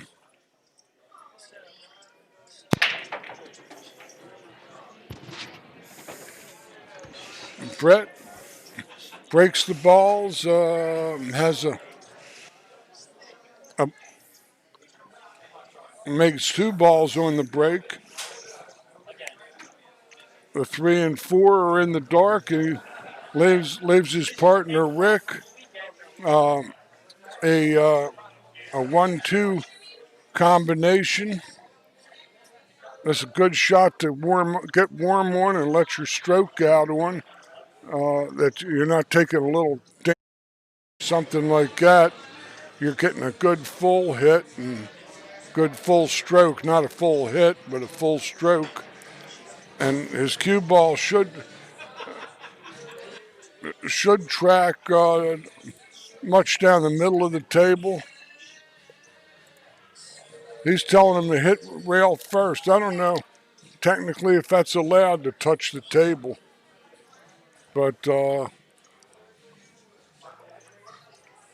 going to play the carom and fall on the 1 ball on the side. A good shot, but the 5 ball is in a tough spot. He might have to cross bank this ball or play a lot of inside English. Yeah. Cross bank the ball good. Side pocket is the play, and draw your rock off that bottom rail. You gotta hit this with some conviction. Can't namby-pamby this ball. Got to stroke it. Got to stroke it. Played the safe, and he's going to sell out.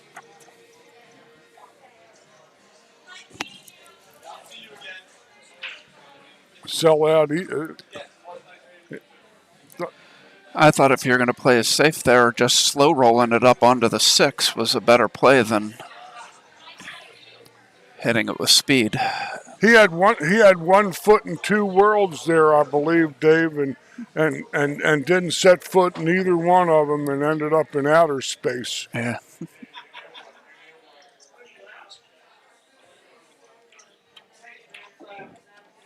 There's good news, there's bad news for this one. He might have the skinny hit on the 6. Just put the garlic breath on the 6 and go way up table, real thin or soft actually. That's a sellout. That's a shot that last boy handles real good. That's Shane. Yes. That's one of his types of shots.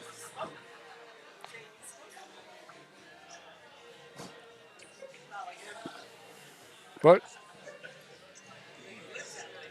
the local guys up here, Rick and Brett,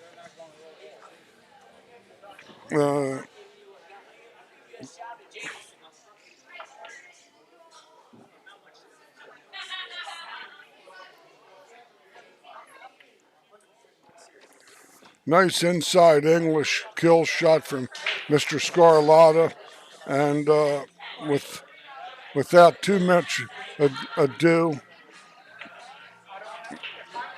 Brett is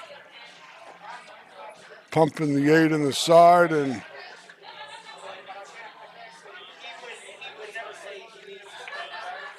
the formality is executed. Scarlato and Stottlemyre take a 1-0 lead. This is alternate break, and 9 ball does not count on the break.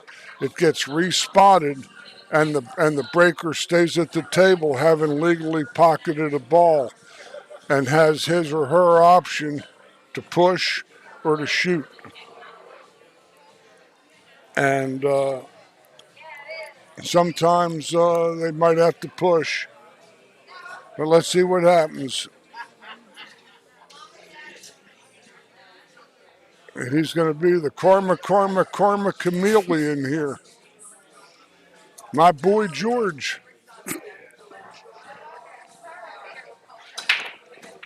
Good break shot.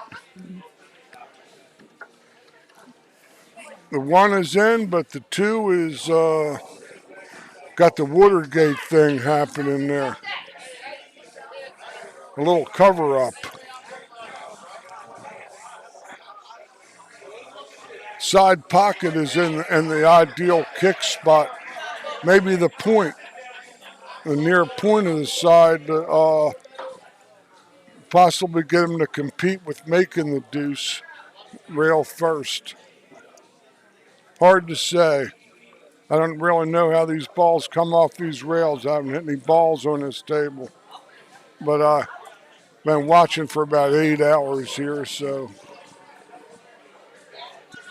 He's going to roll over Beethoven.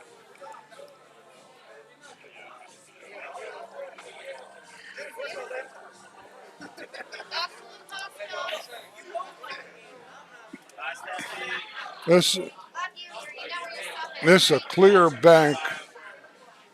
Back to the side.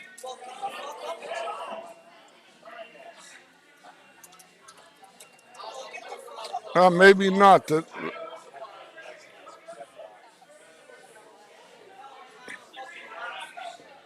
Well, that wasn't good shot there.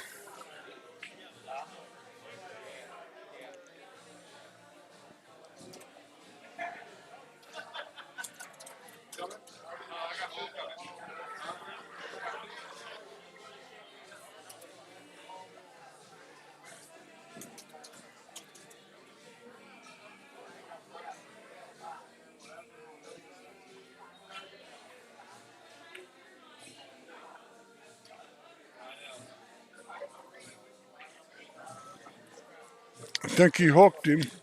Yeah, it looks like it.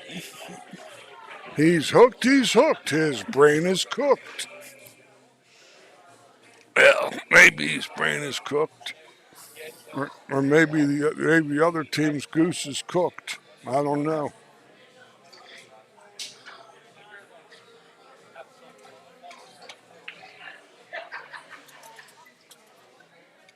Standing room only. Or it might even be called a sellout. What's the shape going to look like when it's for fair? It might be.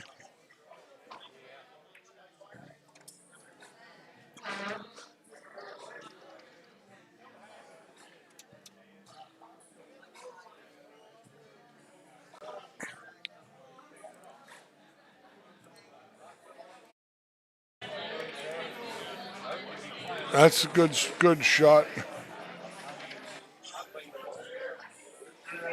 I like rail first, lots of right.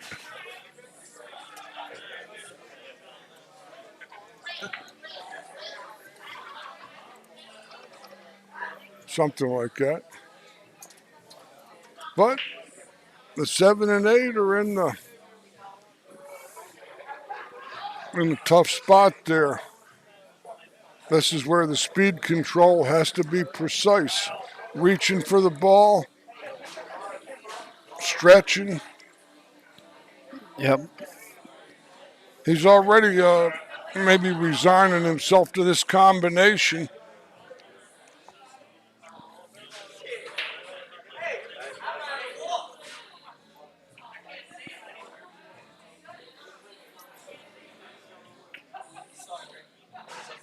Oh, he hit that good. He did. I don't know if he was going to be able to get by the 9 to get to that side of the 7. Yeah, it might have had to do partly with where he hit in that pocket. In other words, the piece of the pocket he struck, his thinness of hit. Is in this. This is going to play real good, I think. No. That's a mutinous glutton. A mutinous heathen. He might have to call the airborne division here.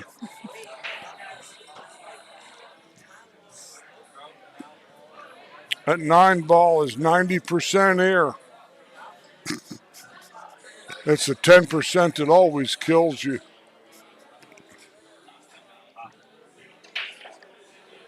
The jump in this spot is I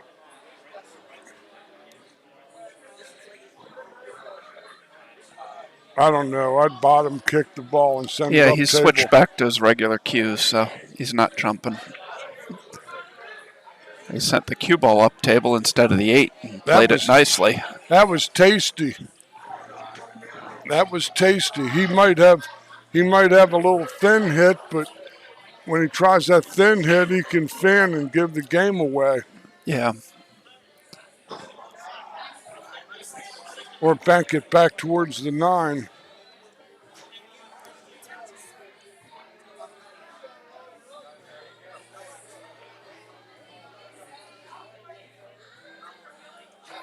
That's about as good as he could have hoped. That's not bad. No, not at all. He left a scratch shot into the pocket. Very close to a scratch shot if he cuts the 8 to the bottom left corner pocket on your screen, folks. He's going to find himself with his cue ball headed into the abyss. His partner might be telling him to bank and play safe. Only their hairdressers know for sure. Let's see what he does. He might be playing the combination.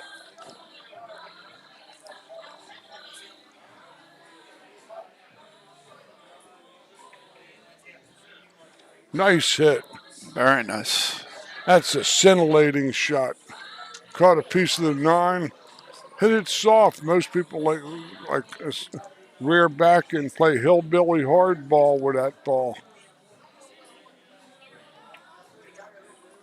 Nice shooting.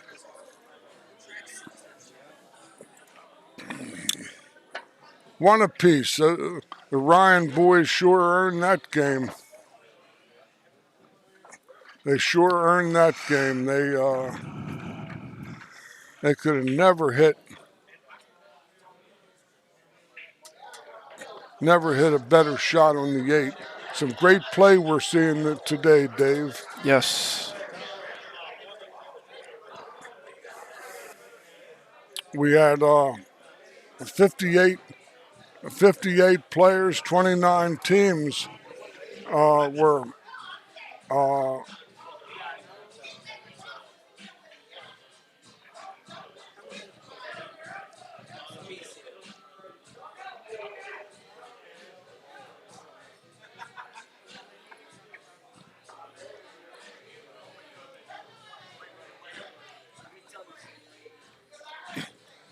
Thank you, Randy. I don't know when you said that, but thank you nonetheless.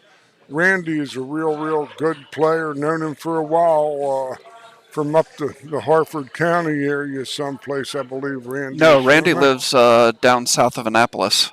Oh, that's right, Southern Maryland. Yeah. Or like Edgewater. Edgewater, yeah. That's right. It's Maryland. That's as far south of Baltimore as Harford County is north. So,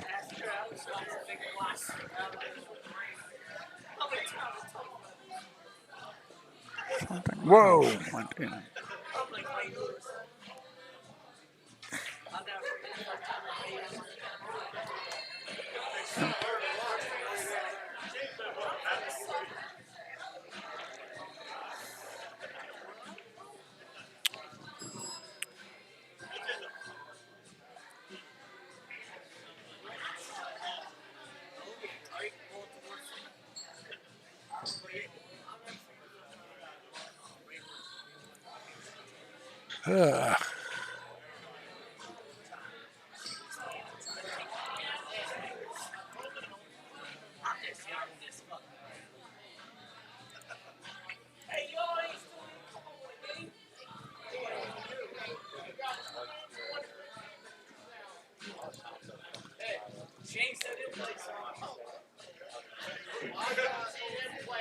Rick's playing this shot under protest.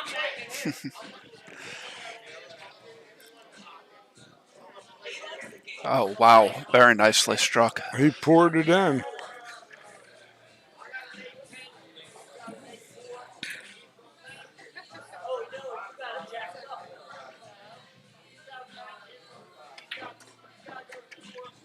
I might be a little too far down.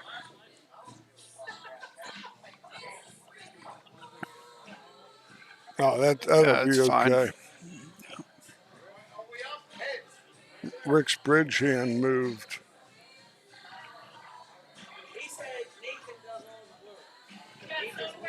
He's all right. 2 rails.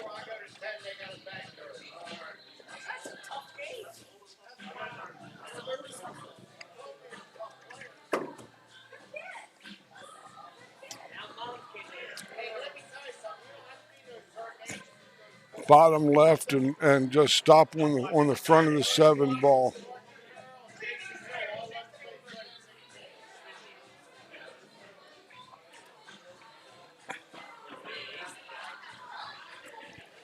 I'm not sure whether the players like the shot going up the table from the down angle or coming off the top rail. That's such a matter of preference, you know. Yeah. I mean, we're trying to watch these selections. That's one thing where in doubles you need to know what your partner likes because you might want to play it one way, but he might want to play it the other way. Well, you play to your partner's strengths. But that's what I'm saying. Yeah. If you don't know your partner very well, it can be tricky. And I got to say that a lot of these guys just hooked up. I don't think that they necessarily do this a lot. by any stretch of the imagination. No, I agree. Yeah. If they played this tournament last year, and I don't know what the breakdowns were. No, this is the first year we've had the Maryland State Scotch doubles. And what a nice break shot again. 3 balls in on the break.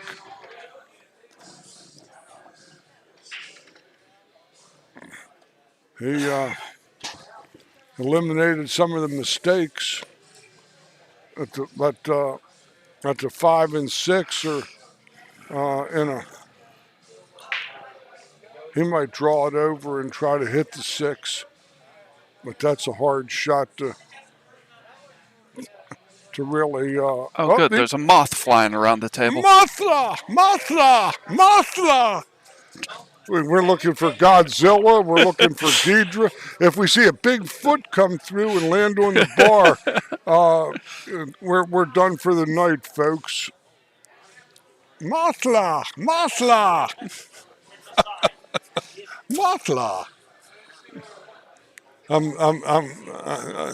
I hope if we have any Far Eastern, he did hit the 6 but he got shape on the 3, but that's the 5. It's this is the 4. That's the 5. Okay, I got to look on this screen sometimes because I still, it's strange that I'm having a little trouble with colors as I get older, but I still have 20/20 vision. I just got my eye exam this summer, and my MVA, my license renewed, and I still have 20/20 vision, and I'm 72 years old. I don't think I've ever had 20/20 vision. That's the only thing on me that hadn't gone to hell in a handbasket. Well, let's see if Brett can manufacture something here. He did. That was as good a shot as you could have hoped. He made the ball, kept the cue ball on the table, and gave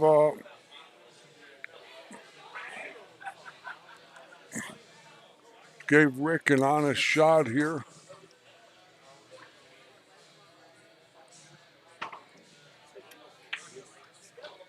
No. Oh. Well, that ball, like from my vantage point, it's sitting a little gnarly. But looking at it direct, but the screen tells me something different. And this is a better look at it than my view from 15 feet away. My perspective is, but this is a good natural inside English shot where he's got to hit all the inside English and flick the cue. Oh, he didn't even try that.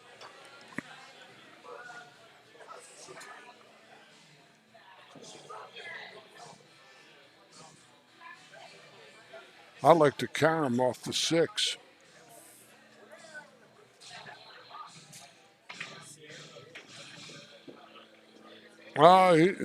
He made out. He slung it in.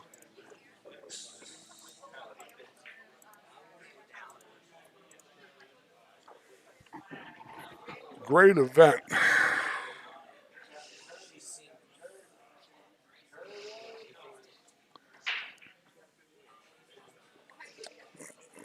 Rick is good at killing the ball with lots of inside English. This is one of his better shots, I think.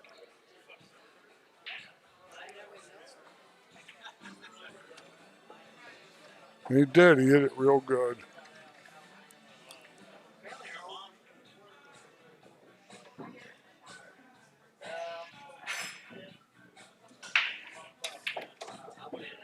Uh-oh.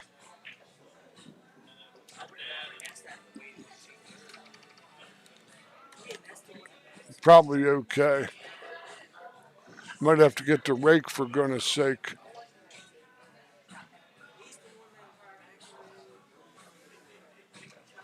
You weren't built for this one, Rick.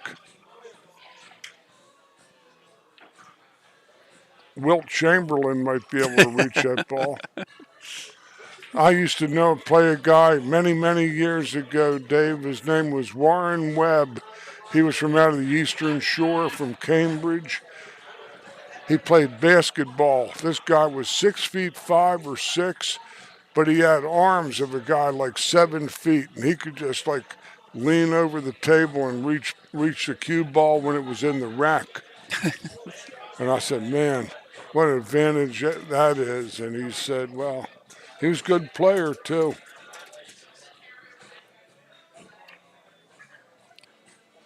Oh, that's might go in the, no, it isn't in the dark. Good shot. Big game here. They stand to go up 3-1 or even Steven if this doesn't work out here. Uh-oh. In the dark. Oh, Well,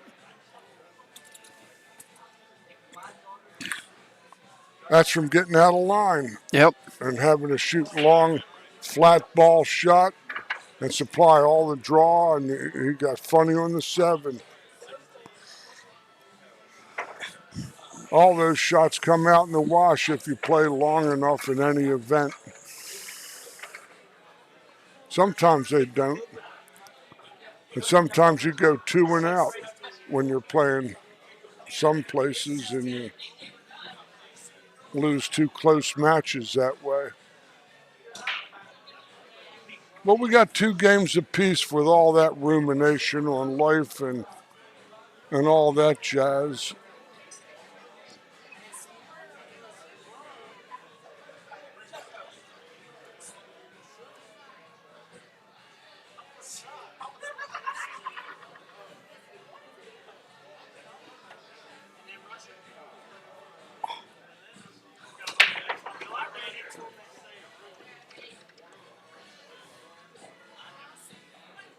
Good break. Brett's going to need a hacksaw to play that one in the side.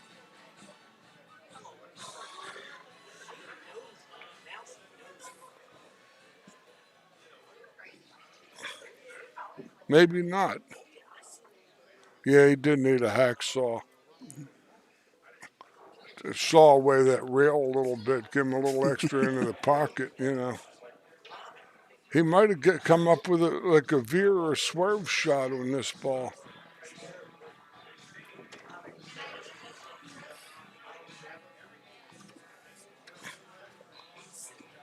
Good shot.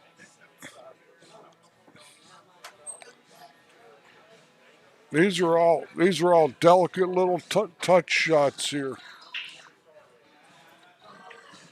Nah, he hit the wrong English on the ball. He had to hit the ball on the bottom inside, and the ball skidded on him. The ball actually went uphill against the grain of the cut. He had to neutralize it. Lloyd, glad to see you.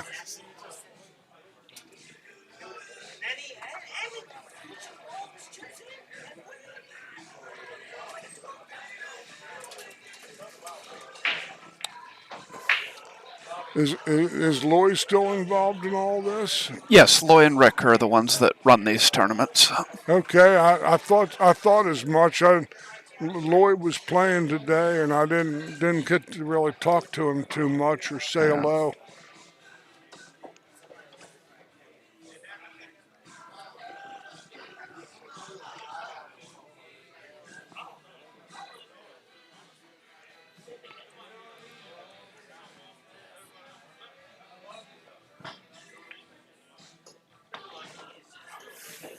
Good shot. Very nice.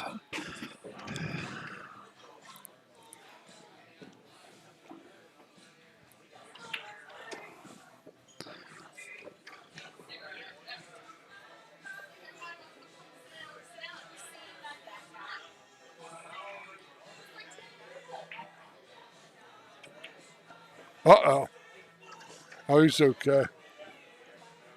Sometimes those balls come off there quick. Brett knocks it in, and they take a 3-2 lead over the Ryans in this fourth encounter on the loser's side. The loser of this match goes home 5th, 6th, along with. No, the loser of this match is 4th, and the winner. This match is 4th. Yeah, that's right. And and 4th all by themselves, taking home a healthy $250 apiece, and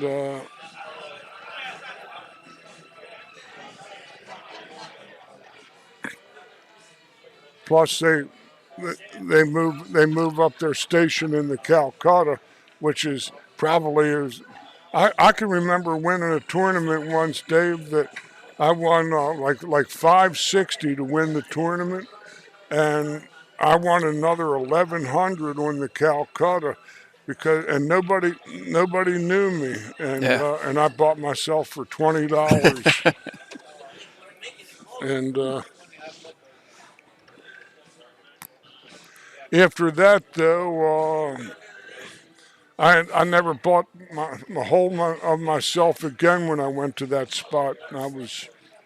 I can't imagine. So after you win the tournament, you're going to go for a lot more the next time. Well, I kind of ham and egged it in the tournament. In other words, where ham and egging it means that I had an easy first round. I played a good player in the second round that dogged his brains out. Like the third round, I played great. Fourth round, I got lucky, like that. And then all of a sudden, I'm in the final, on the hot seat match, and I end up winning it. And that was a nice little one-day, almost $2,000 score. I was younger then.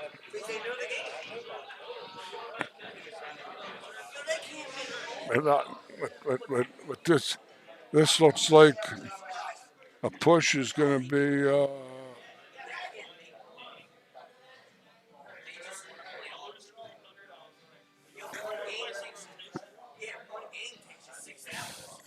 This is behind the 7 ball. This is so clearly defined that I don't even have to announce this one generally. Yeah, a little surprised he would push to there when there was a pretty obvious safe from that position.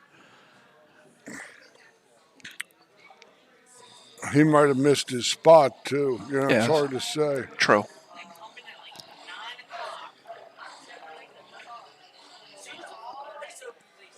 They didn't get up tight on it. It sold out. He sold out easy out. Well, 6-9 is a carom, but the 1 looks natural to the 2. Coming back to the 4-5.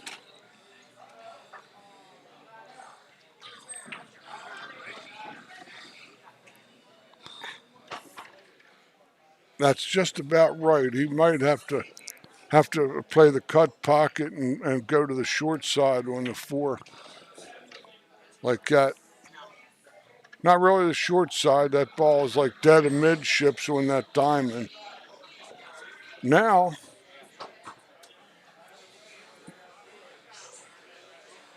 he's got a good natural angle to roll from the 4 to the 5, and the 8 ball is a little bit of a hoodwinker.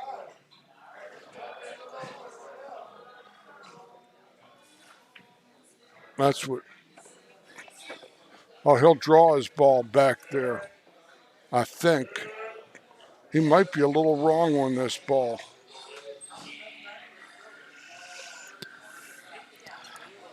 Yeah, I think he would have rather been on the straighter in or on the other side slightly. Yeah. Well, this is, like I said, the play to the carom is Is it? This is about 80% certain. I would rate this shot as about 80%. 9 ball might go a little high. Tendency is to try to go too much into the 6.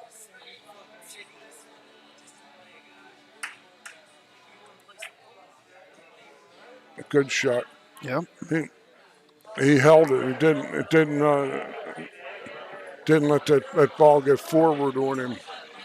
Yeah. Real good shots. Three apiece.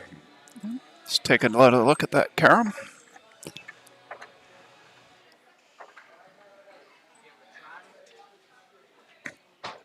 He kind of hurled that arm like he was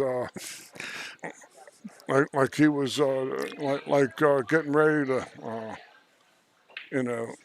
wind up a wheel or something.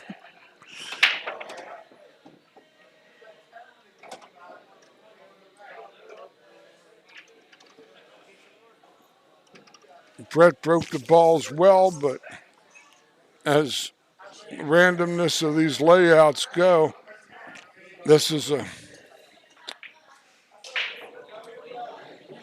looks like a multiple inning game here based on the lay of these balls. A 6, 7, and 9 are, he's looking at the cross bank maybe to go into those balls. Brett might be wanting to play aggressively.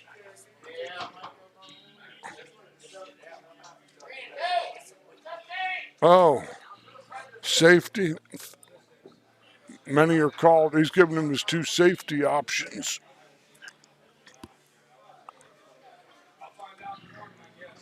Whatever Rick feels better shooting.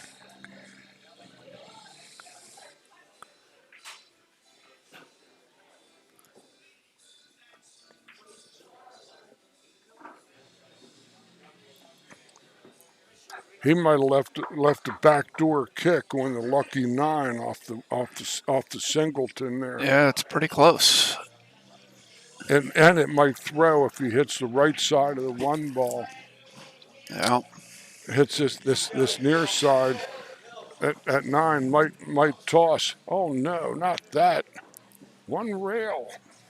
Spin it to win it. Yeah. But to twist it, you can't fist it.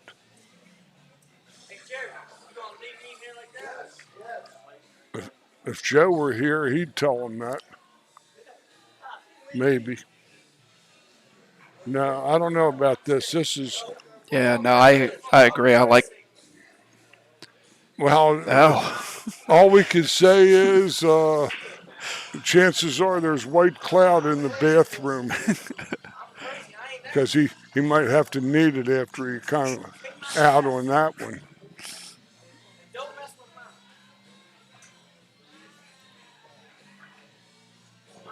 Nice play from Brett.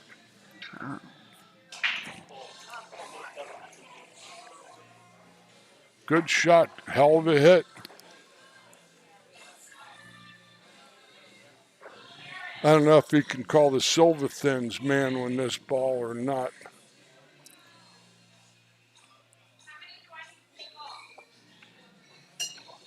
Uh-oh. Oh.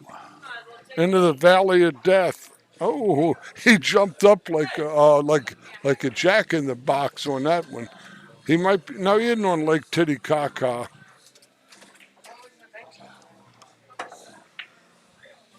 He's just delighted to be swinging at the ball. But he's still sold out.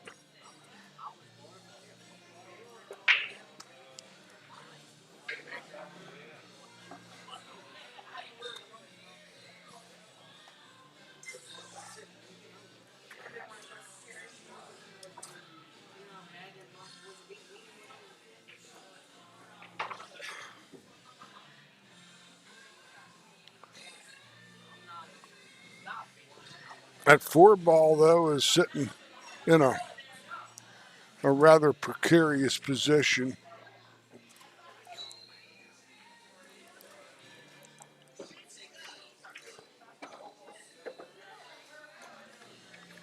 all the way to the bottom rail almost. That's not bad. I don't know if the 4 goes on the corner side, but it might go in the corner. Oh, standing room only. Also known as a sellout.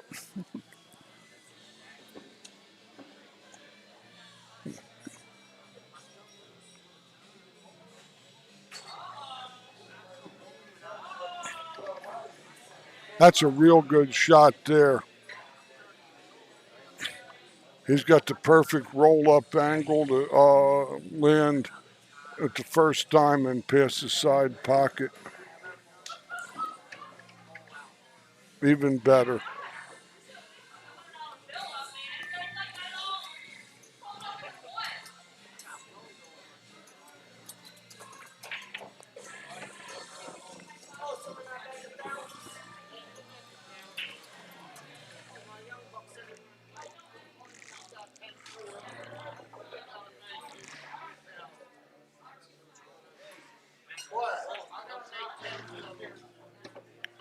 Perfect touch there.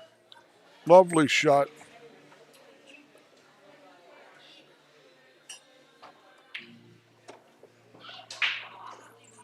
Four games to 3 in favor of the Ryans. If they're Yep. And the Ryans are breaking. Chance to make take a hay. 2-rack lead. They got a shot to make hay here because they're breaking in the odd games. You know, when you break in the odd games, when it gets down near the end, even if you're ahead of game, you can be a slight underdog on tables like this. Yeah.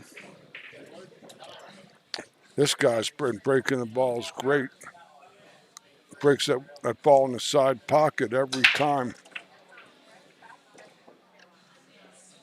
Oh, look at, he's happy as a lark here. These balls are Cosmo. Look at this. He's got the 2, pop off the rail,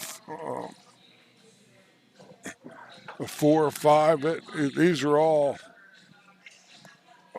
hangers.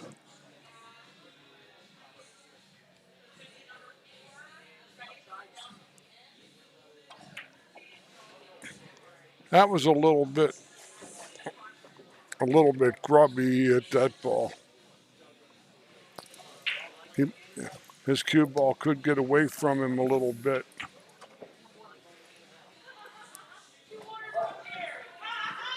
That's a good shot. It did get away from him a little bit. He wanted to be straight on this ball.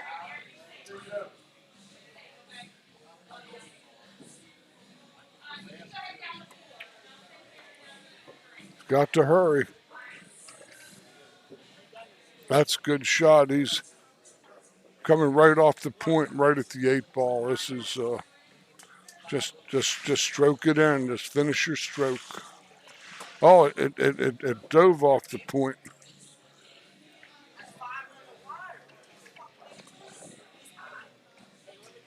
Most of the guys have been on this shot all day. Have been going past the 9. Yeah. We've you agree? We've definitely been watching the same thing.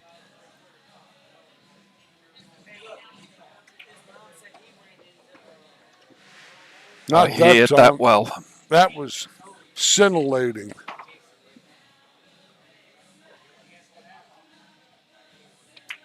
That was a nice rack they ran. 5 games to 3 in favor of the Ryans. This might be the Ryan pictures here.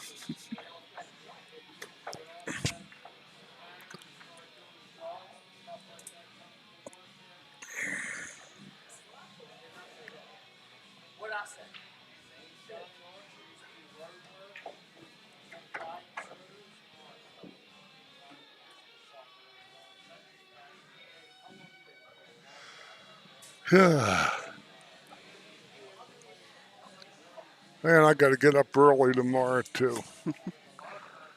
Early in the afternoon.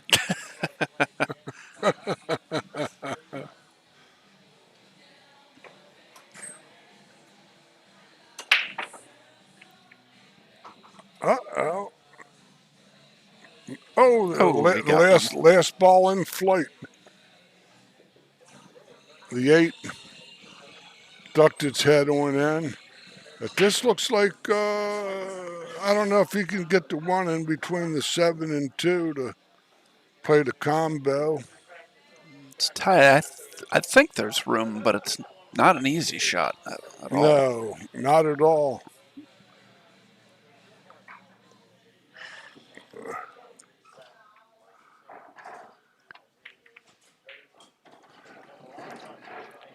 Oh, that ball. No, he's all right. The 3 goes in the side pocket. He's all right. He's fortunate. Just got to go up the middle of the table.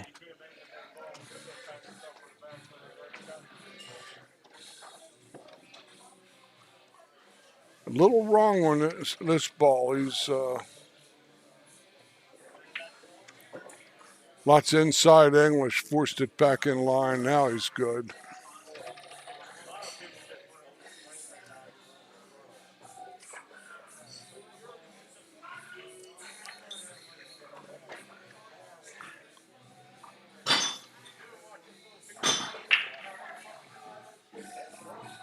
I would have liked to have been a little straighter than this. I agree, because I would have wanted to roll down below the 9. He was able to get there anyways, but I would have liked to have been straighter. Well, this is the inside English. Lots of right-hand ball. Hold to about right out in the middle of the table somewhere, I would say. Coke, no ice? Thank you.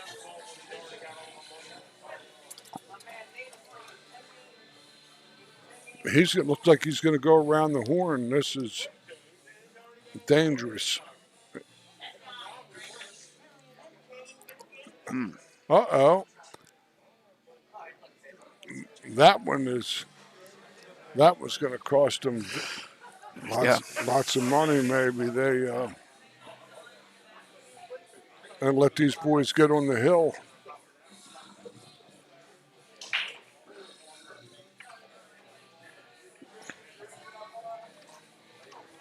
This is one where you got to catch ball on this a little bit.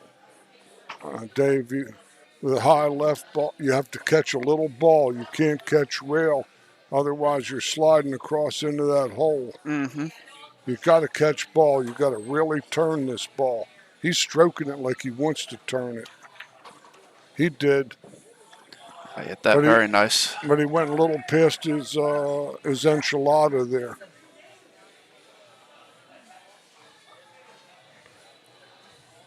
See, this shot here, I like the left to center ball because this ball, when you cut it here, it wants to go uphill. He's hitting it left to center, too. Overcut it badly. Yeah. That's an expensive miss there. They dogged it, and they dogged it right back. 5 games to 4. That was a little less than what we might have expected from good players such as this, but that's why this game is played by shooting the balls. You never know what'll happen. Yeah. Could be a bit of a momentum swing. Big difference between 6-3 and 5-4. 6-3 and on the crack, and yeah.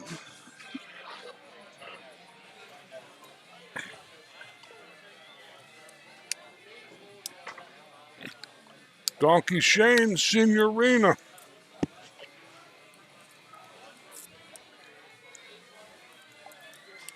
Some of these guys must be sweating the Calcutta to be loitering around here. In fact, I would have to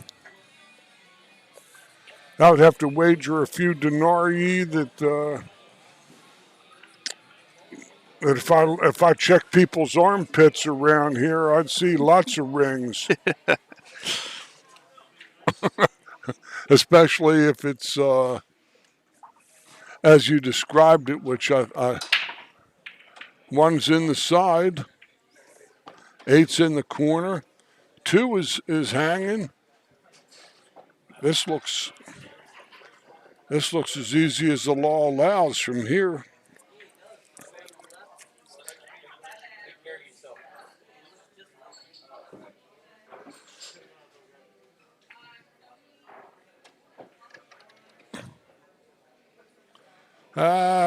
That was, I don't know. It's going to be hard to hold position from the 4 down to the 5 on the correct line. Yeah, it needed to be a little bit shorter so he could stay on that side of the 4.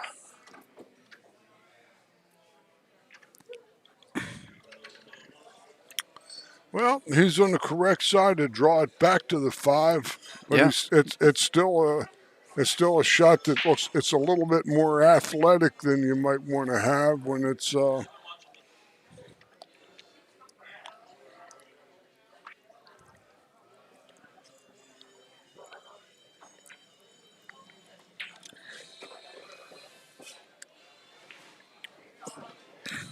this boy must be able to cut the room run if he's going to leave him that shot and didn't try to draw the ball. He didn't draw that at all. He just stopped it.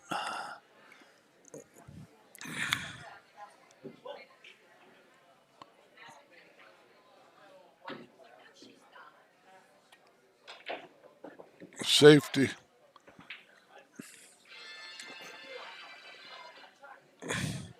No place to really hide behind here.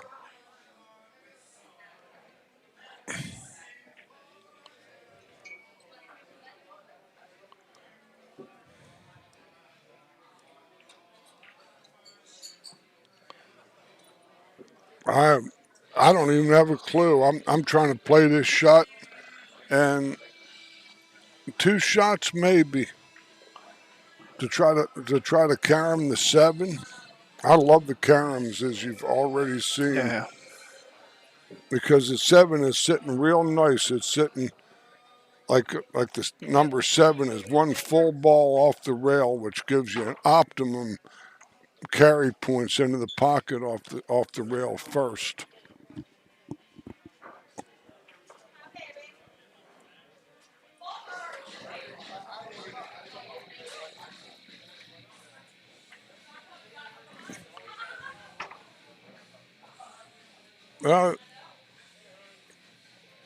Same sort of shot coming back the other. Oops. Yep. My leg got caught on a wire there. I don't want all the lights to go out here at this point in the match. Okay. Daddy Longlegs almost bollocksed up the whole production there. He might shoot at this ball.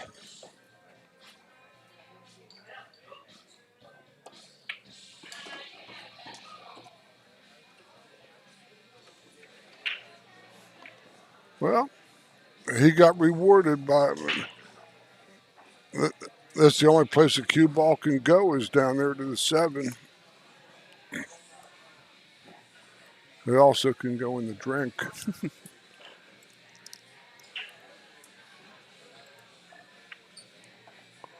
That's an ideal shot there.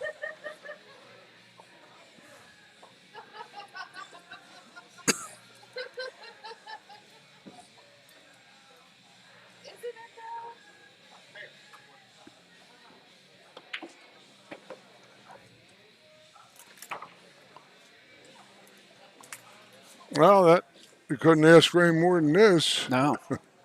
Don't have to reach for it. But you got to breathe in order to make the ball, though. Good shot.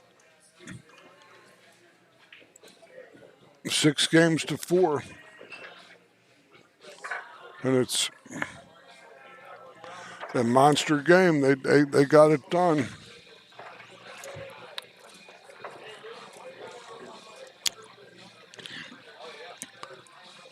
The old rifleman,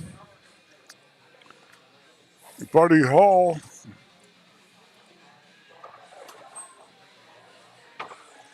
said this. He said, "Oh, that one goes in." He says, I'd rather go down on a tough shot than a tough safety. Absolutely. Rick makes a 9 on the break, but that doesn't count. It spots. He's still at the table, having made 3 balls, and actually made 4 balls, counting the 9. And he has a pretty good bank at the 2. He's gonna play safe though.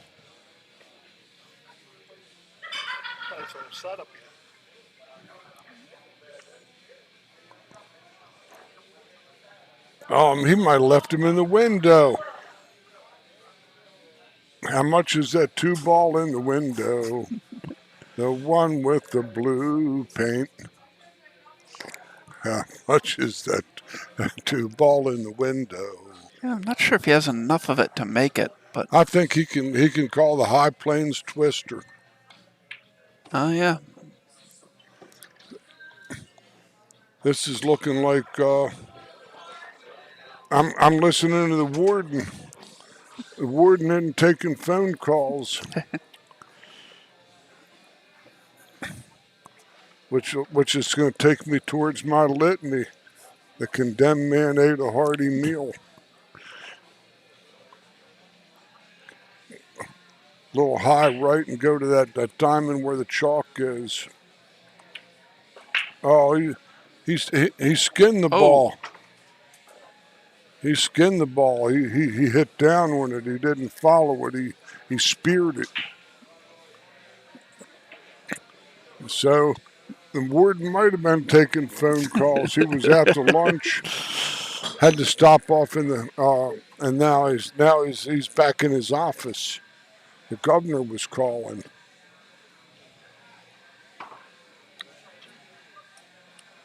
Oh, he might have hooked him.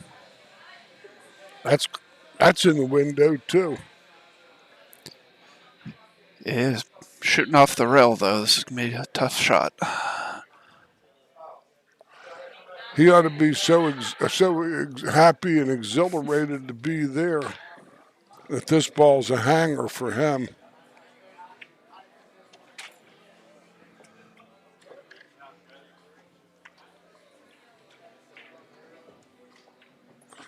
Rick is grabbing that chalk like Wildcat Country there. I'd play for the corner.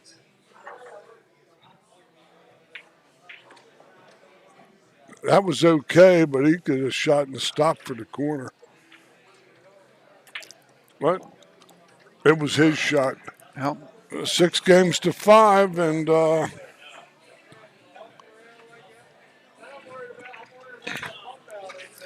Ryans are breaking on the hill with a chance to close the match out. they both have good breaks.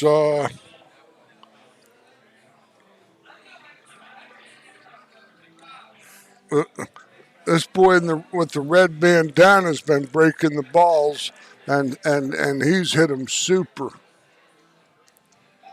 I think he's lost only one cue ball, I think, but this is the fateful break. This is the last break he'll have in this match.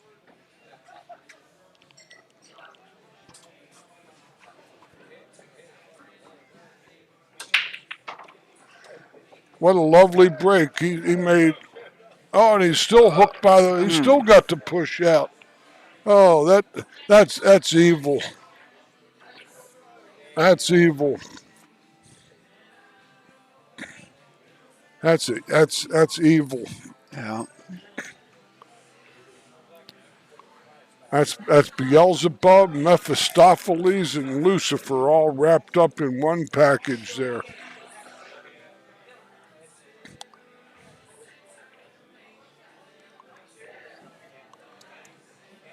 I don't know. I'd push inside the top diamond middle.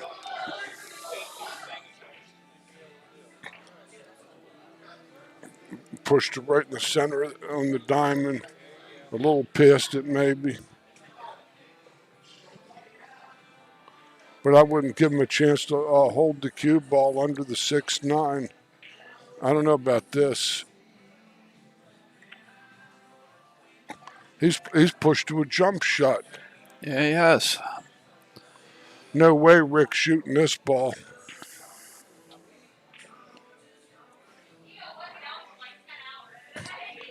Rick said, "Caramba, que pasa?" Here we are at Brews and Cues as this drama is unfolding before our eyes. The Ryan boys are, I think he might drill this ball in clean for the cash.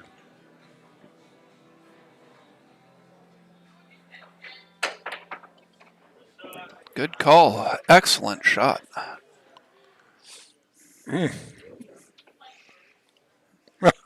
Oh, man. My name is on a card, folks. That doesn't mean I know anything or I just get lucky with the guess, but this might be, well, we said that the last time, and he dug that ball and messed up the Last Supper.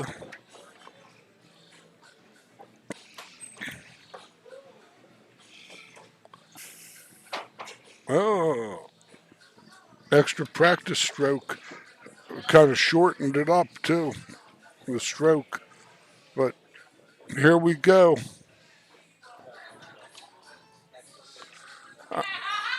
Do I hear the tumbrils rolling through the streets of Gay Paris, taking the aristocrats to the guillotine?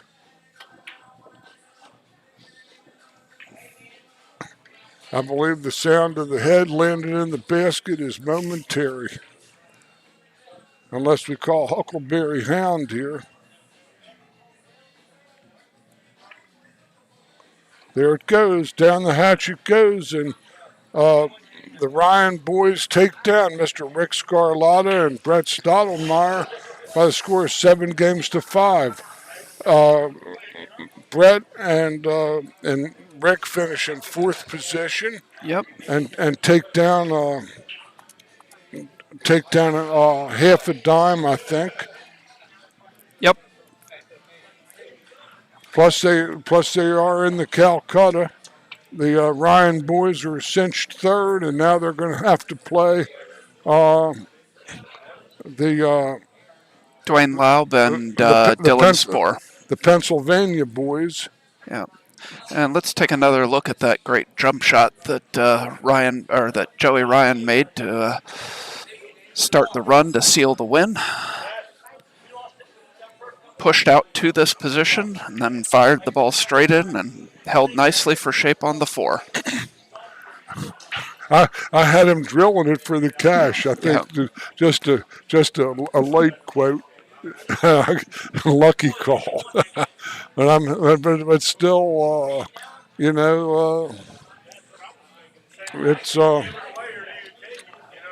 they can only blame themselves. Rick and Brett, they were.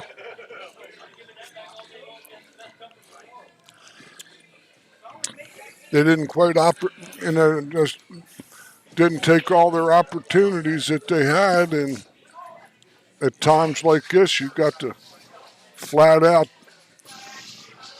get out when it's time.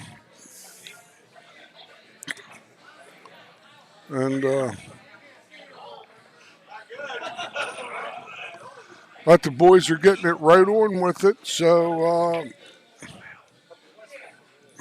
boy, I never even saw you change them. You move with speeds that can't be photographed.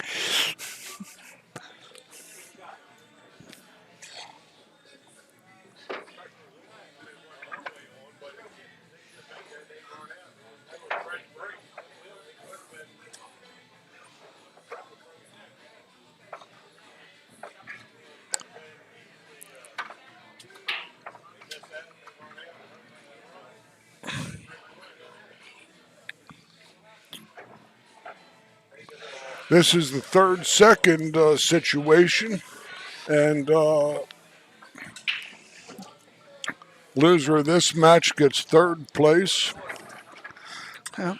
and a real nice little Saturday chuckler, an economy stimulator for Santa Claus. And Nathan Childress and Shane Wolford are waiting in the final for the winner of this match.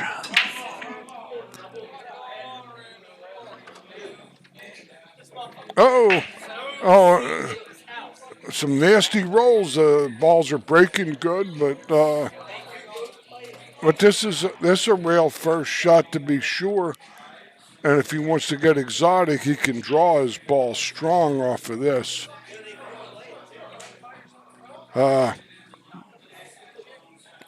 Played timidly and sold out. Might as well let his stroke out Yeah. and said, "Aye."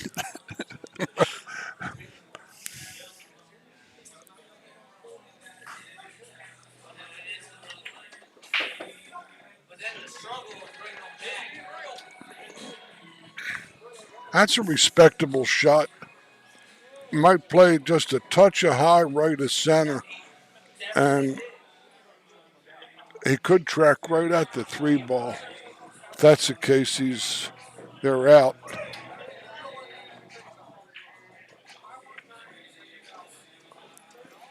That's pretty much what he did. And he's got a little natural to hold on to the 4 ball. Respectable. He can either play to come past the 7 and let him fade 1 rail, or just try to hold it there. Now he played the first shot, which is good. Come across the middle diamond, I would say. Between the middle and the first diamond.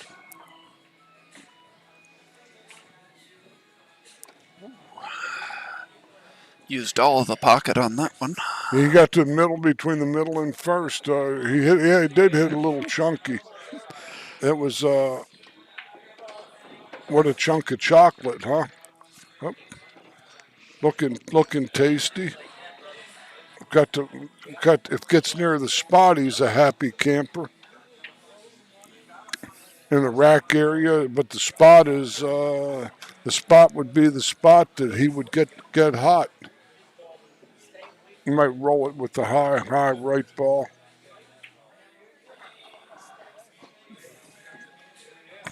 That's okay. You see, he's just going to be able to draw to the middle diamond and take a routine little shot on the 9.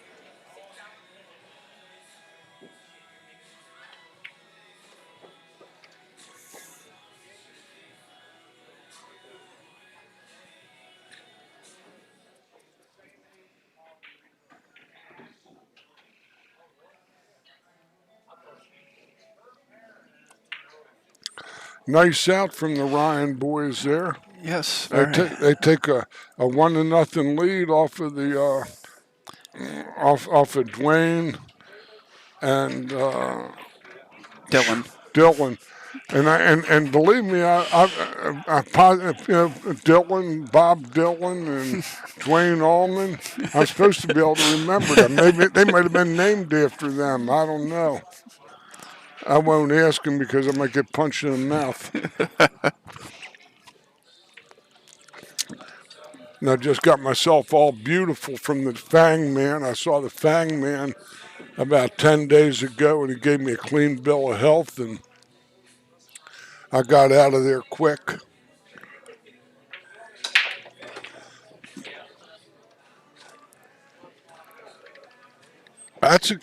He has a layout there. That 1 ball looks like a pretty nice opportunity up top, down the bottom here. And he actually gets to go a little bit to his left, which will hold steady for the 2.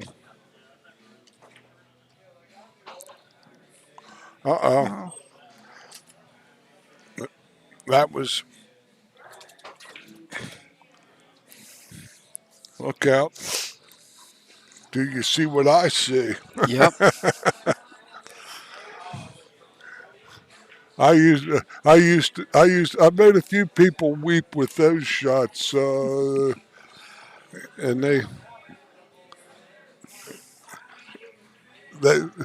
I made them love it, and I had them laughing so hard they couldn't help themselves. They were out of control. This might be close. Depends on what kind of play he plays. Oh, it was close, but they sold out again. This is like an ice skating exercise here. Compulsory figures.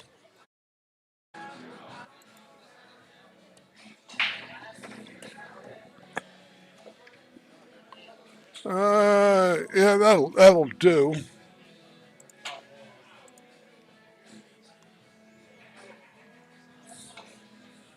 He's just got to get half a shot on this 4 ball.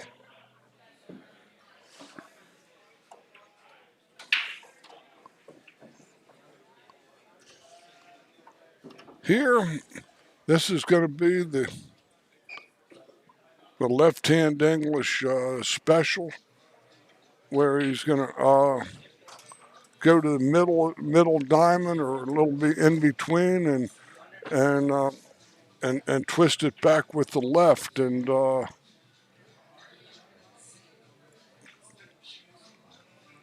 that would be my guess. Lots of left English and hit it slow with lots of spin, like this. Wow, very nice. Tons of left. He had all the left English that existed on that ball. Yeah. He hit across the line of the shot, which many of these gurus today and practitioners of pocket billiard instruction are going to be poo-pooing. But it never hurts to have all the shots. That looks like duck soup from here.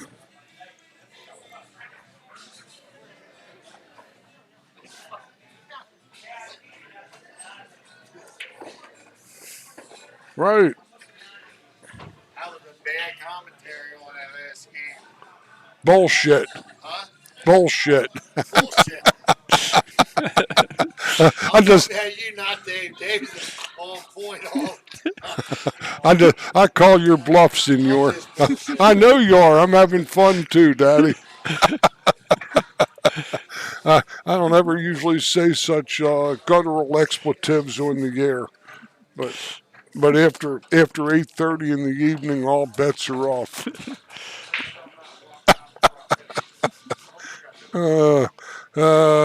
I'm laughing in such a serious moment such as this. Everybody's going to still be breathing when we leave here tonight, win, lose, or draw. I have a back scratcher in my car. That's all right. I can. It has. It might have dried flesh from the early 2000s on it, but you're welcome to it.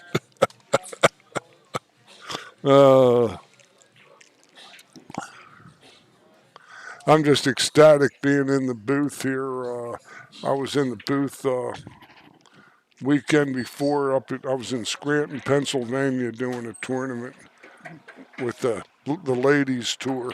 Oh, you were in the booth for that. I watched some of it, but I didn't have the volume on.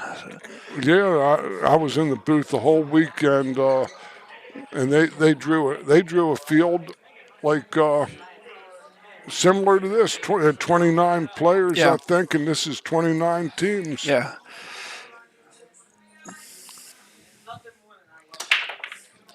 Yeah, I was watching some of that. I was running a tournament here though, so I wasn't listening to it. I just had it on, so I didn't realize that you were doing the commentary. Yeah. From here, my next time in the booth is going to be November 14 and 15 in at Richmond on the APT. And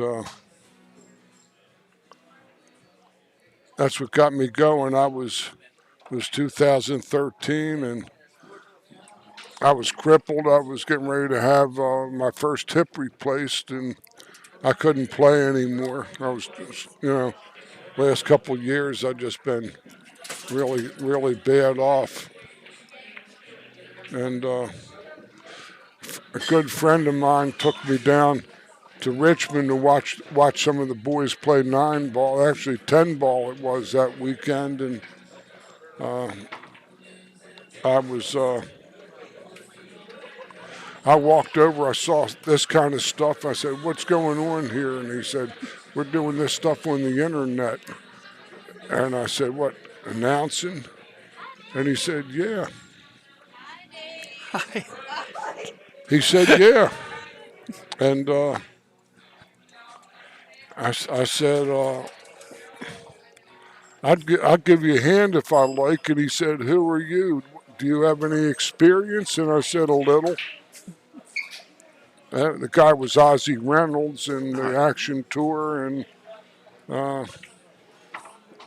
Ozzie has gone on to bigger and better things.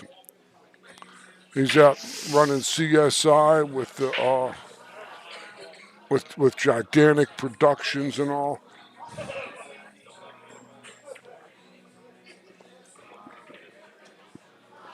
But those productions and the screens aren't any clearer than this. That's all I can say. And I think they might have been using these things too. These out there at the Rio, playing those Yeah. all those tournaments they were playing at Griff's Billiards.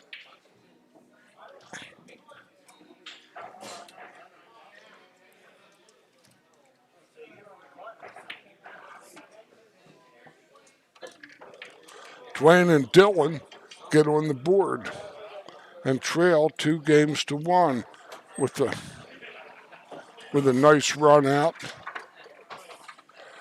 Well played match to this point in time.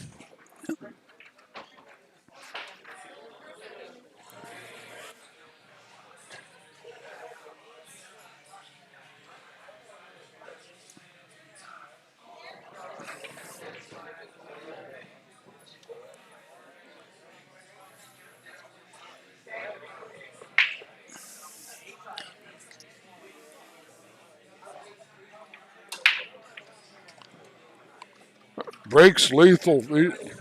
These boys got that breakdown good. Yeah. Making the one in the side almost every time, as well as making the wing ball. Playing a rack of 7-ball with the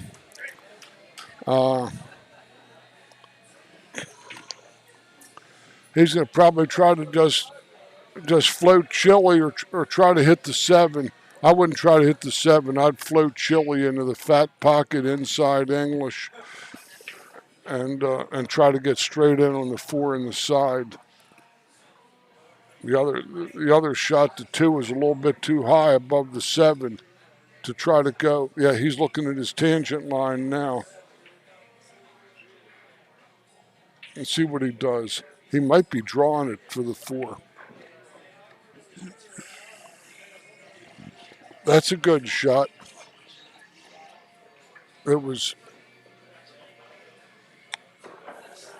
there you go, good roll there. You know why I say it was a good roll? He could put his his stroke right here and one tree topped over to 6. That's when you're getting a good roll. These balls are looking like Larry, Moe, and Curly here.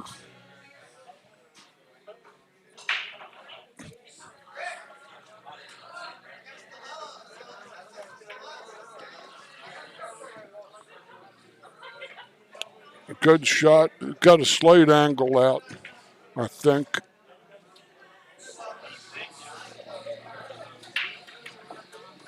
Yep.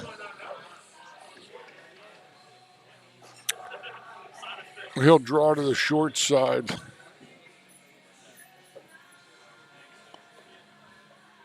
I would just take a wild guess on that.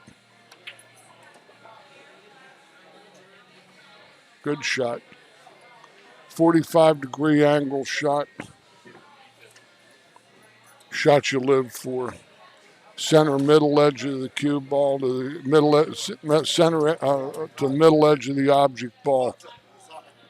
Everything defined. Uh-oh. Oh, wow. He lunged on that ball.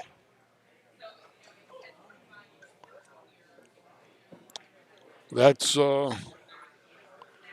why these guys are weekend warriors, guys. They're playing their hearts out. And these are guys that don't do this for a living.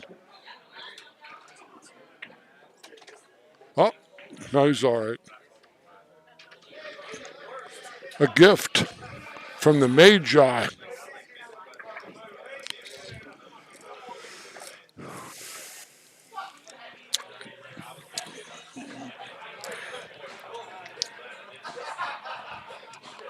Two games apiece, and that was a bad game for the Ryans to lose.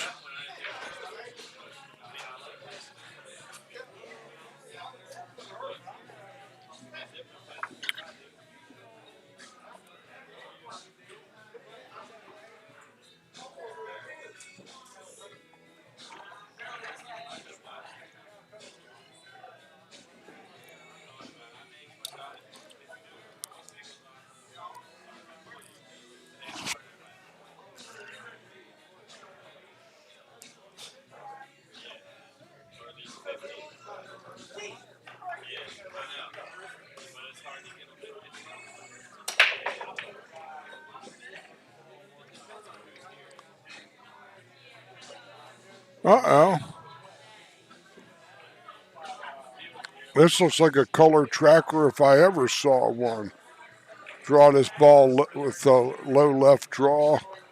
Sweep it towards the point. It should be as good as in.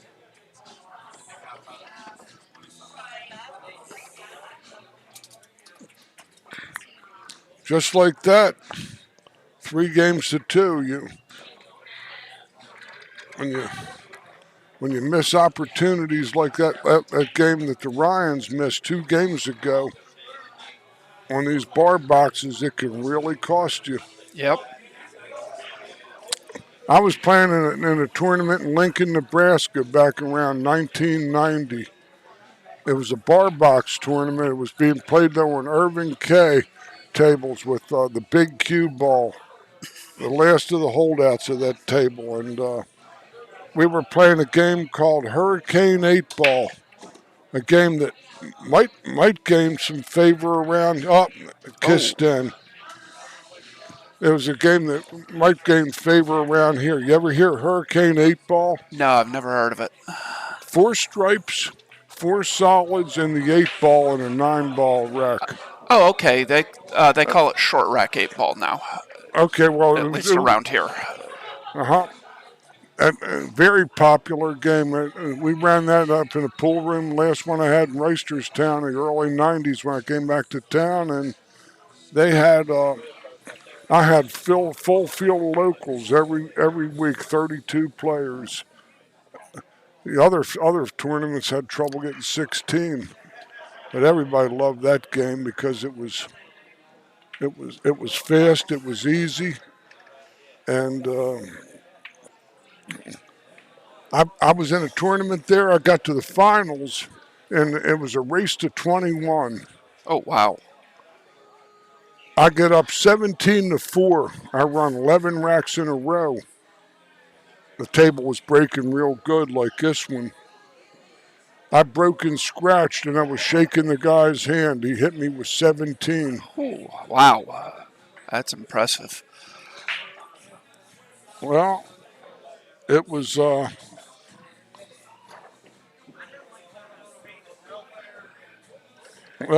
air. Turn it loose, it'll cook your goose.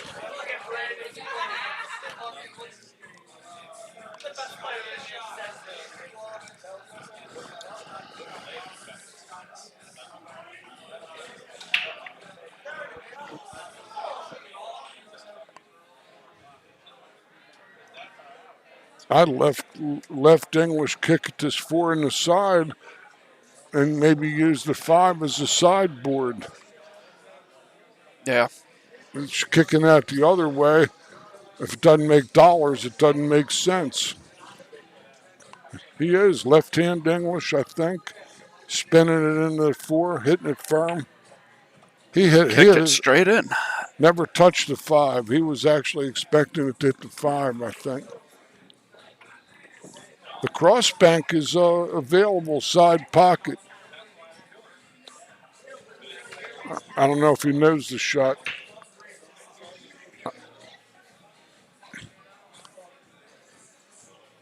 Oh, this is deader than Kelsey's here.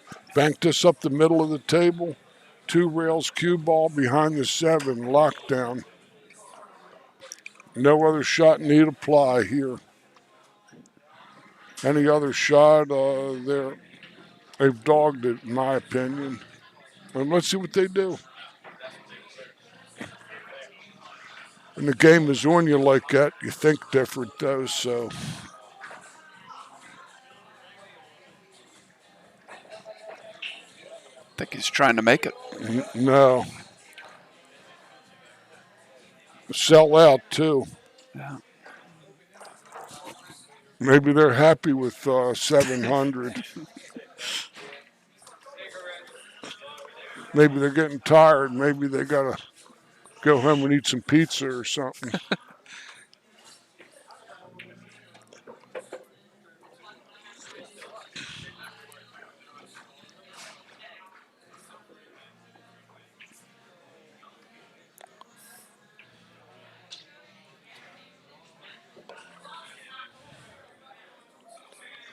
That was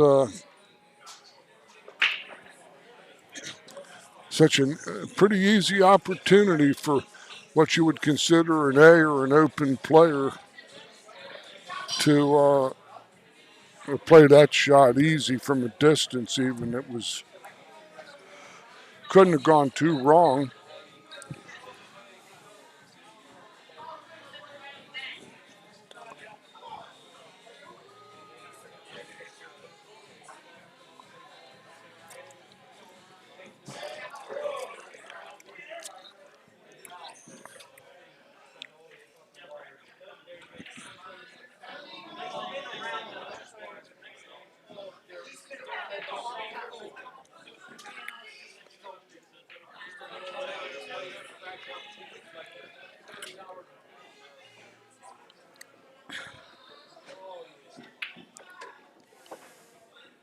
Might hit the 8.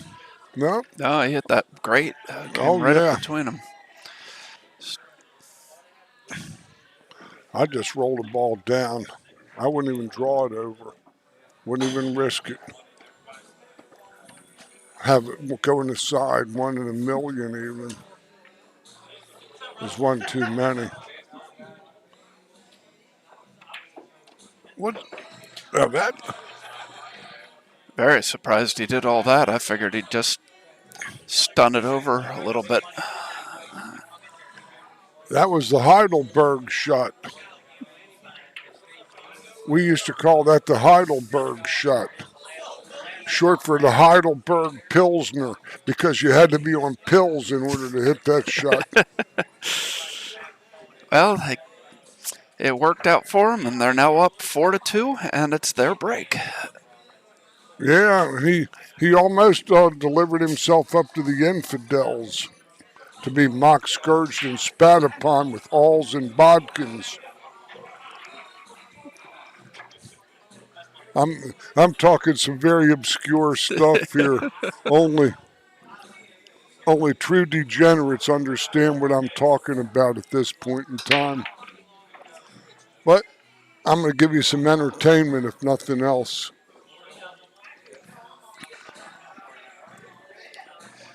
Yep, hopefully they're getting entertained a little bit by the good pool playing and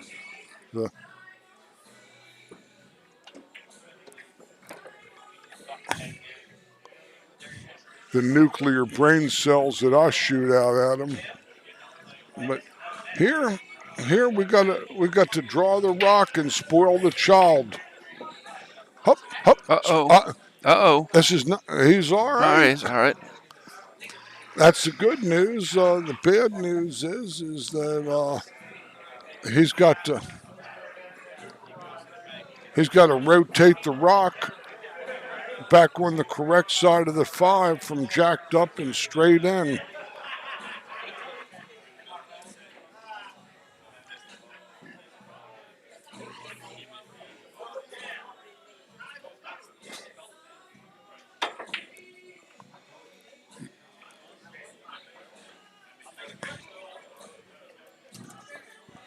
Sometimes the balls lose their loyalty factor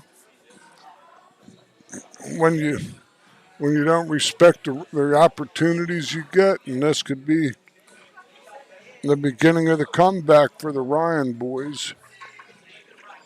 Inside English a little bit, run into the 5 would be my guess. Play that combo. High right hand English and use the 5 to hold your rock. Got to spin it pretty good though from there. Maybe more right English than he has.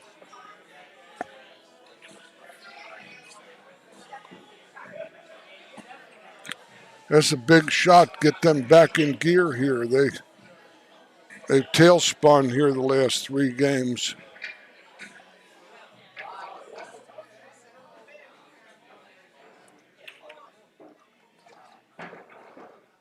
And that's pretty good. He couldn't get enough on the ball to get it on the 5. I might have been expecting more than he had. This is a good layout here. He's just got to get a shot on the 5 to carry his man to the 7. Oh, it went off in his hand, sports fans.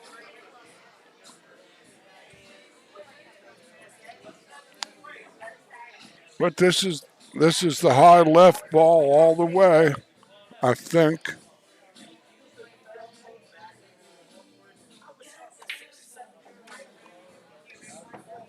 That's a solid hit. These shots are always touchy.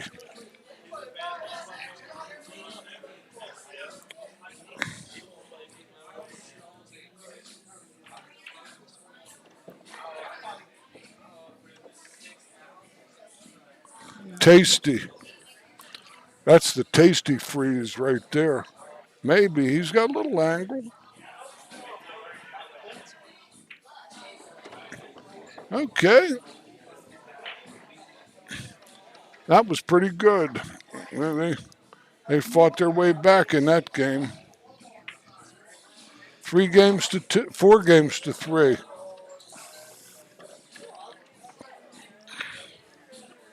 The Ryans are breaking with a chance to even up the match. Yes, indeedy. They're back on serve, as we like to say, in an alternate break format. And there's the 2 Virginia boys are just sitting there waiting for the survivor, and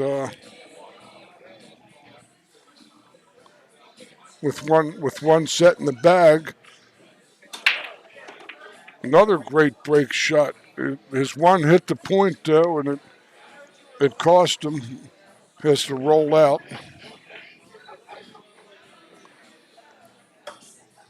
He might have hit that a hair too hard, causing one to deflect a little high. He'll roll out. First time in top rail on the left, or go in between the 2.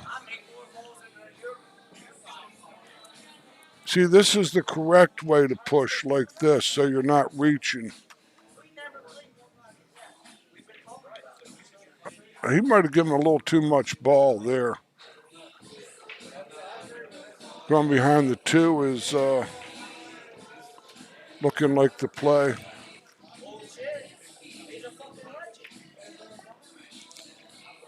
It goes in the side. Oh.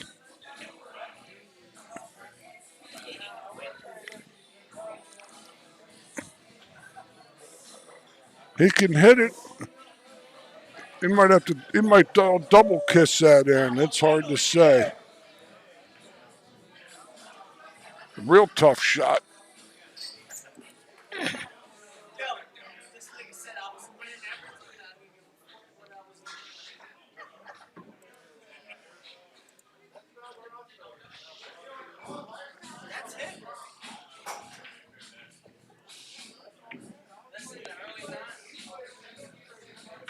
That's tasty. He's got the kick near the point.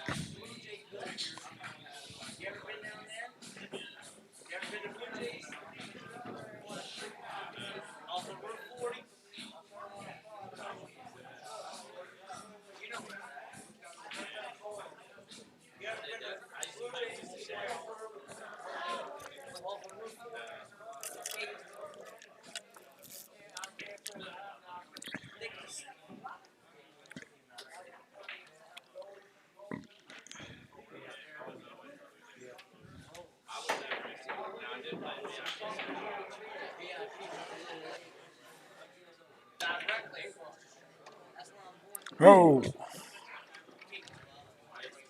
When you turn it loose, you cook your goose.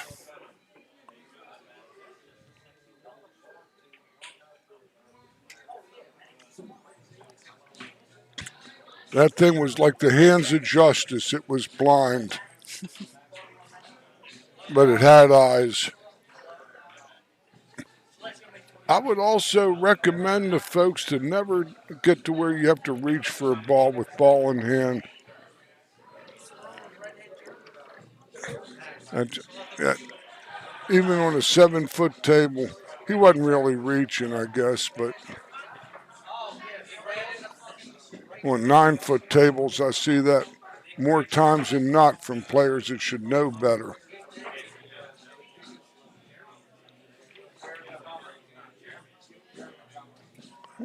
Not today.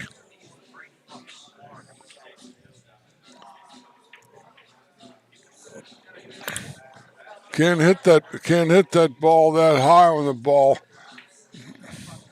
Not here. You got to follow him on the bottom. Get the balls to turn true.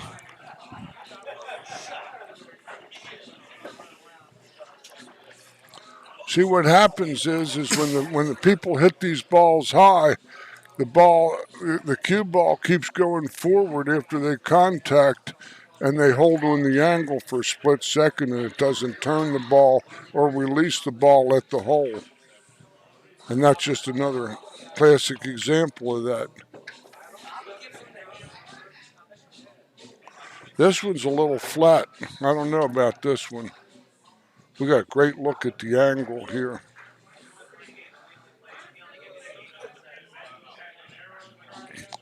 Yeah, he's going to have to draw back to the short side is what he was looking at to play to this top right on the screen.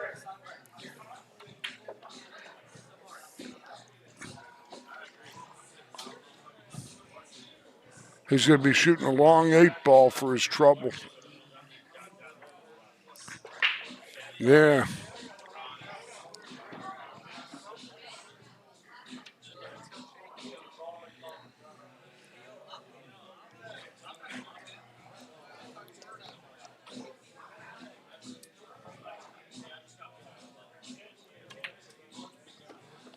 That's not too bad. He turned that ball better than I thought he could.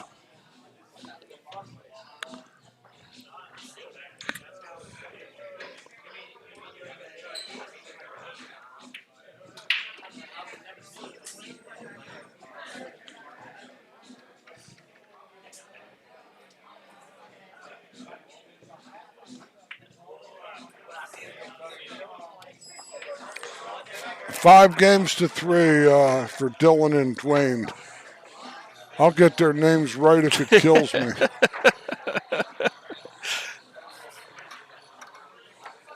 Two rock stars. Bob Dylan and Dwayne Allman. Hell, I might remember him.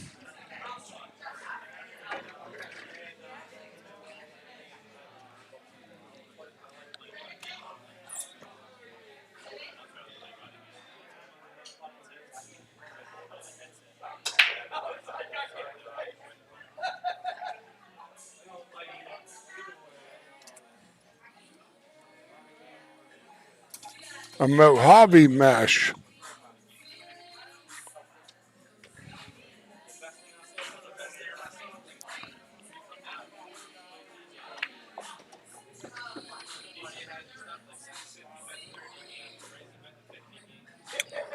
That's a good shot. He could get a piece of that 6-9 pocket in the 3-ball on the combo. But what happens to the 2-ball is anybody's guess.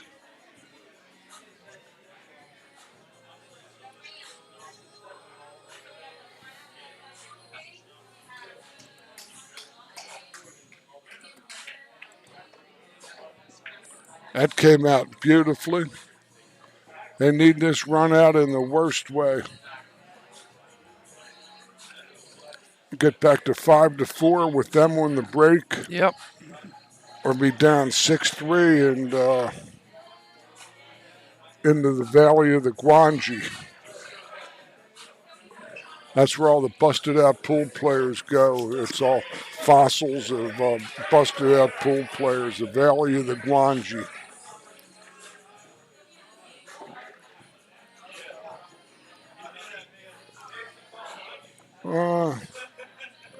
Just a hair too far.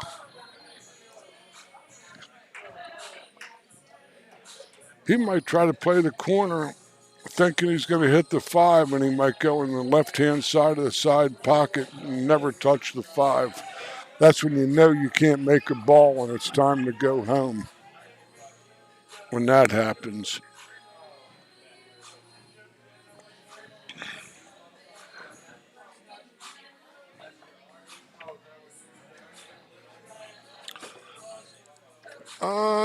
He's good. I think he's got the short side, but nothing wrong with this. He's rolling right to the 6. Oh no!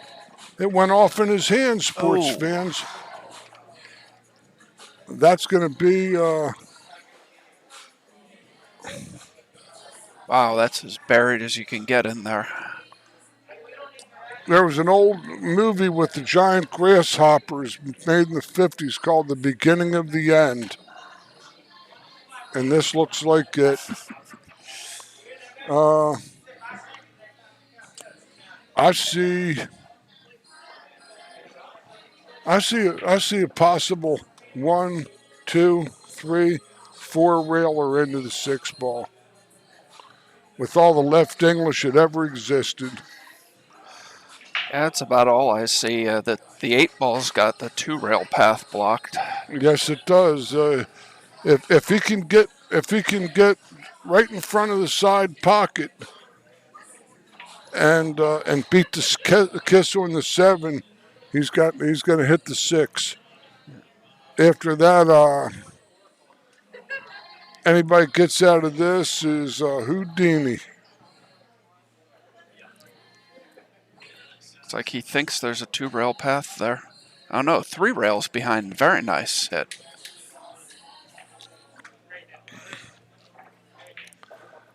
That's the good news. The bad news is he's sold out. Yes.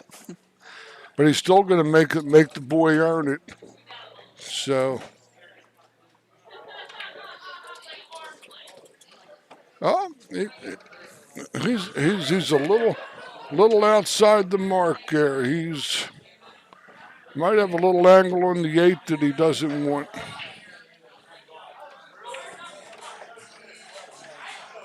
Oh, that's real good. Well, that was a brutal one there.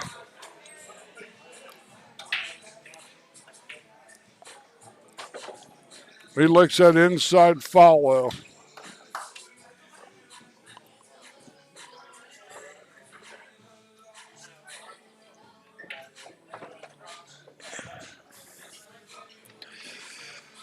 6-3, and we have Peter Graves listening to the tape recorder.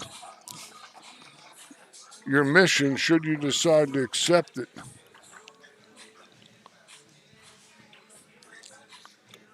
is to break and run both of your racks and dodge a couple bullets.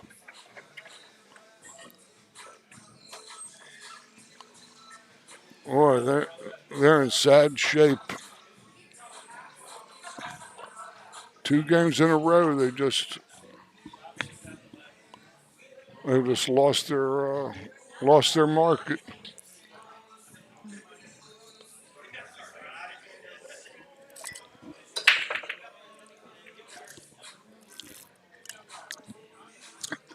Nothing on the break. At least it's safe. At least he's got to push out.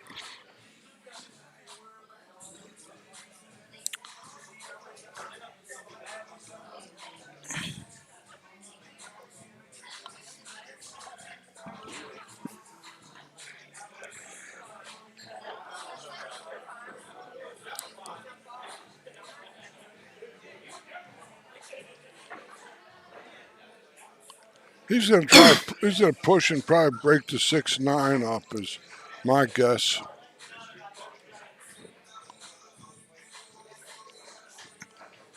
He actually made a better carom from it from the rail, but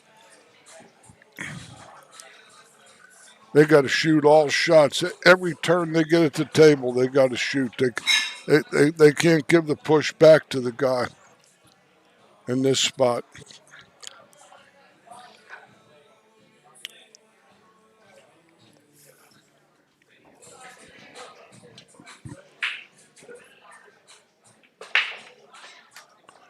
Oh no. Oh, that's the beginning of the end. He could actually roll to the 2 ball, play the 2, and go into that 6-9 split. Oh, he's going in the side pocket. Impulsive little devil he was. He hit that ball with the 1 stroke. And I say this boy's got to play the 2-9. I don't even see any reason for him to get over and play the 2-9, son. You got to win games quick. They're going to be breaking the next rack, so you.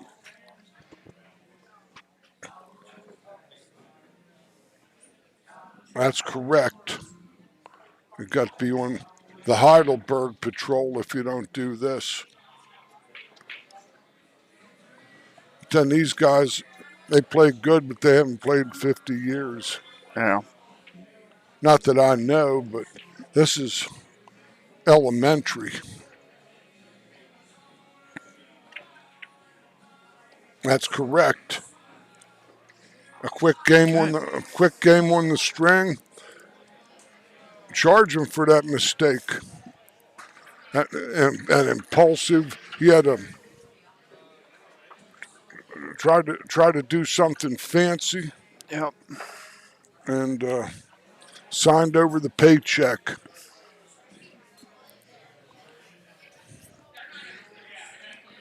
I don't even see any pens around here. You just hand him the pen and say, "You want to sign over the next paycheck?"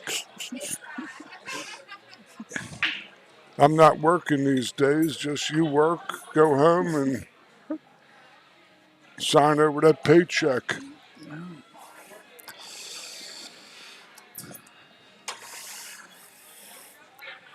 So Dwayne to break. Dwayne and Dylan are on the hill, trying to close this match out. On the hill is rarefied air. You see, and on the hill, sometimes the rarefied air can kind of get you gasping at the finish.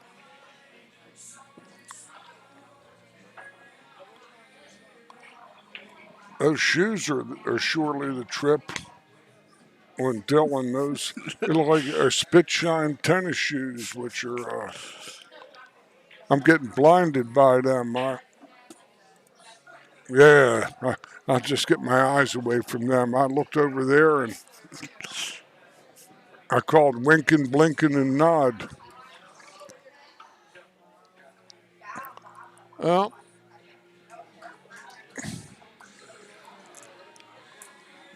let's see what kind of stroke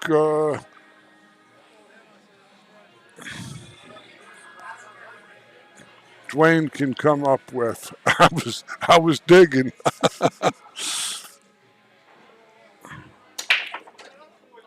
He soft broke those balls, and they still got to roll out. This game can be cruel.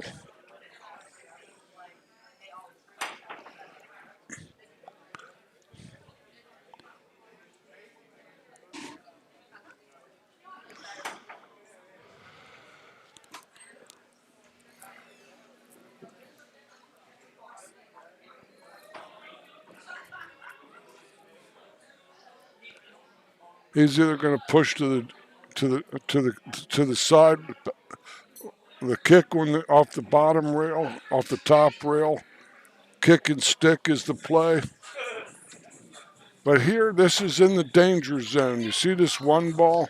If he comes off the back of it, he's liable to go down the drink. Well, he's got his jump cue, so I think he's trying to cut it in. Okay, well, many are called, few are chosen. He got a little fortunate, but he might not like this. This is just bank the one, straight ahead, stick the rock on the three, and let the chips fall where they may. Yep.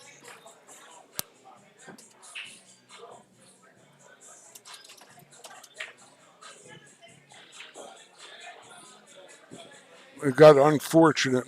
He actually sold out the shot.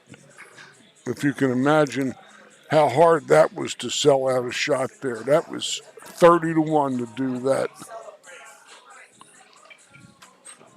But he's starting to shake his head over there, Dylan.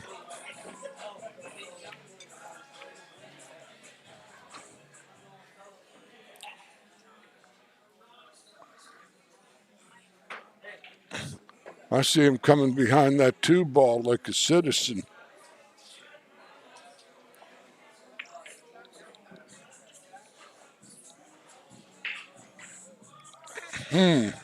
He might have a look. He's got the jump over it for sure. Coming off the rail, he can get good height on the ball, good leverage. He could lose his ball off table, though.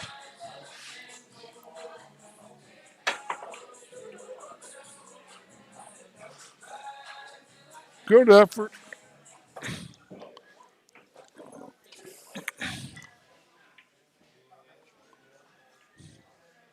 This is a good looking angle here to 1-3 right on the track there. This ball's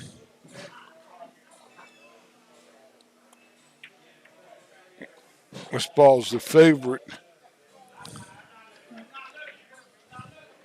This is right hand English at the right point. About 2 to 3 o'clock. No lower than that, because then you'll be going too much at the deuce. You're going to go up the 8-2 slot with the. See what he does. He went rail first. He's gonna manufacture another one for himself. Looky here, looky here, looky here, looky here, looky here, looky here. The Ryan boys, they might be dealing with the Von Ryan Express. These kids. I don't know. That looks like 6-5, and the Ryan boys on their last break. Yep. In this particular match, and they hope to watch those boys break in game 13. The boy in the red bandana, I like his break better than the boy in the blue.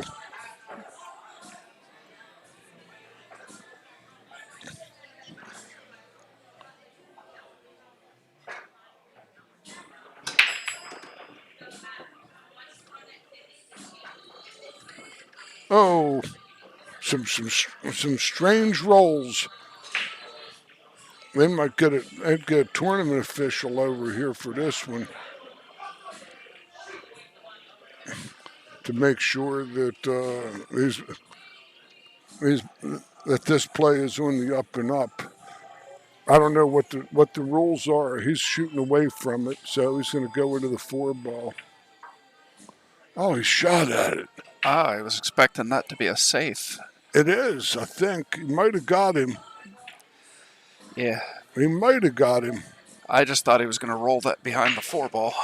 I thought he was too. That was an Alfred Hitchcock ending, the surprise ending, the ironic twist. Dr. Sardonicus.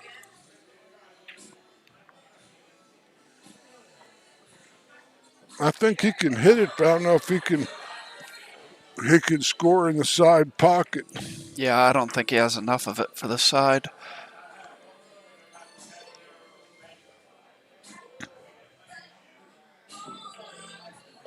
He might be able to bank it. Oh, he hits the 8. He thought he could get past it, but that 8 was 90% air. Well, it's at 10%, it breaks you. Okay, let's see what happens here. The 3-ball's gone, so he's got to play deuce to 4. And the 5 is a. This is a pretty demanding layout. Oh, that's good shot. He'd like to have him. Yeah, well. The only thing you don't want to be on this ball is short. He's bridging over this ball. He could easily be short. That's behind the 8. That's gruesome. Taking that 2-foot bridge away from the ball, lose your stroke speed. No. Got to kick like a citizen.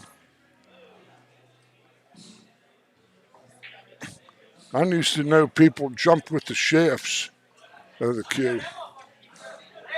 They could jump like a ball that close.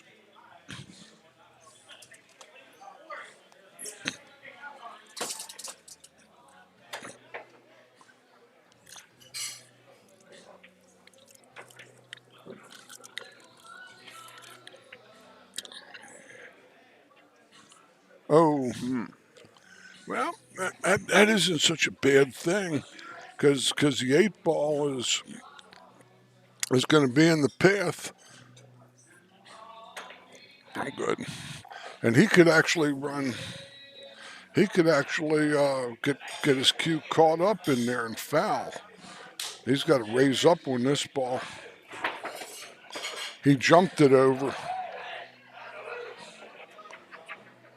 That was a strong shot, but this is the ball that is going to have him advance or dance another dance. I don't like us in the side.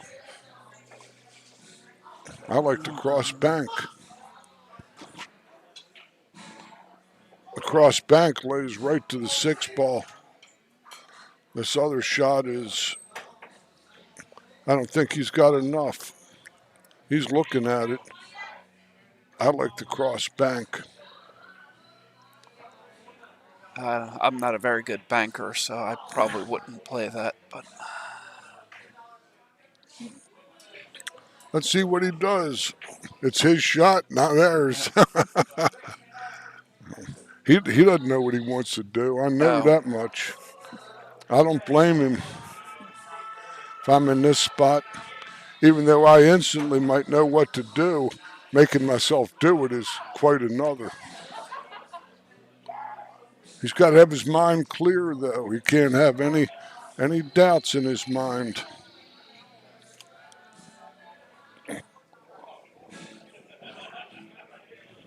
If he cuts it and it hits a point, it comes right back for a hanger and he sells out. The bank, he may not sell out.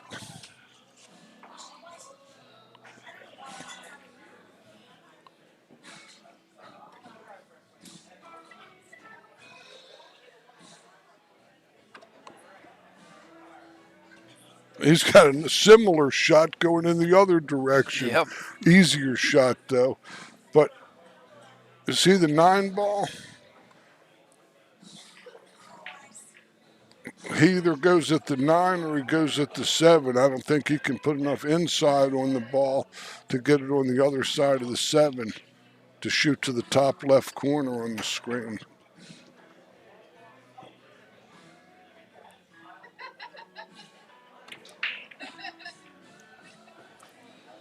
He makes both balls, but that's some wild stuff going on, some eerie happenings here.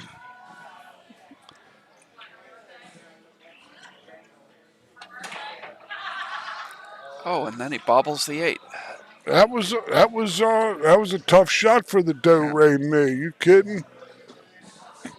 He hit it good. He can't complain. Making both balls was his undoing.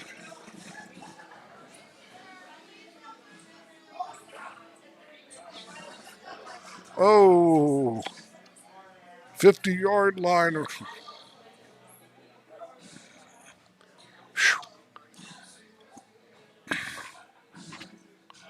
This is kind of like the Magical Mystery Tour.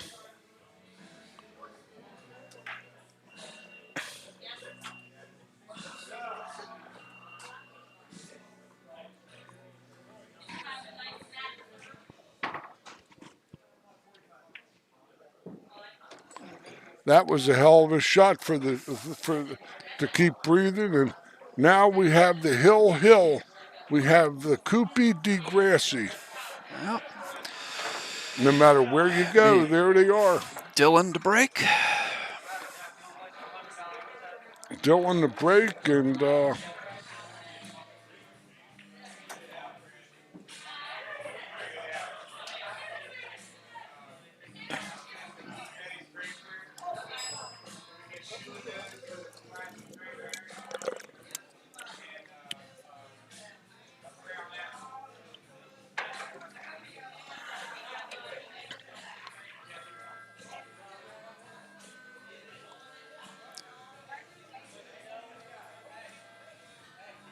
they might end up with the Bizarro, like a 9-ball slopped. A dry break, I think. No, he made a ball. No, he made a ball. Made the 4 ball. This is a legitimate layout. The high left and hold for the deuce. You can do some business here.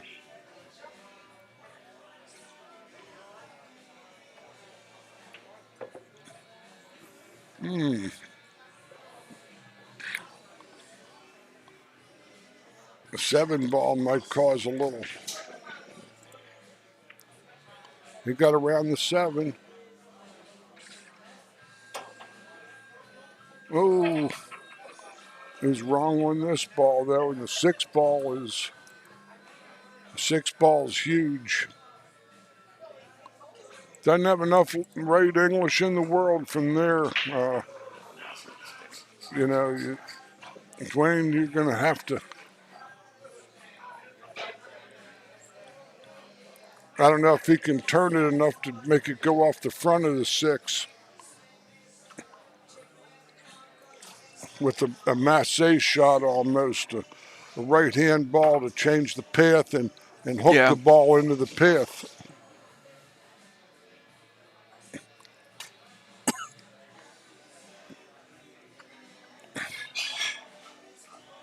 is coming around 1, 2, 3, 4 rails. He might hit the 7 or the 8 on the way. He's going to play the right-hand ball with all he's got. Oh, he hit that ball good.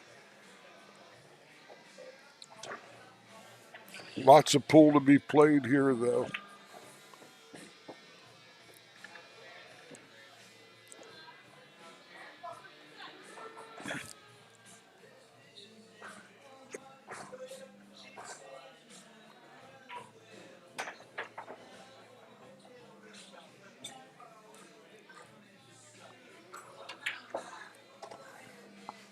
Straight in. Slight angle. Looks like it. No, it's real close. Yeah. Oh, these shots will give you ulcers even if you don't even make a living doing this. That's a great shot.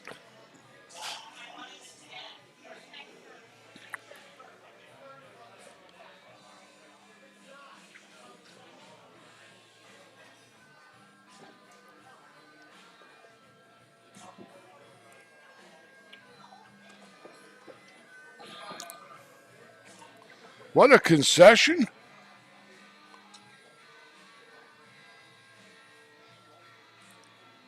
Oh, no, his own man shook his hand in a concession, and he dogged it. Oh.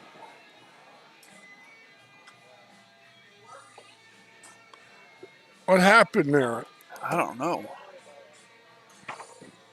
Oh, no, this man's still at the table, and they didn't concede jack. No. They were celebrating a little quick. Yep. That is the Alfred Hitchcock ending.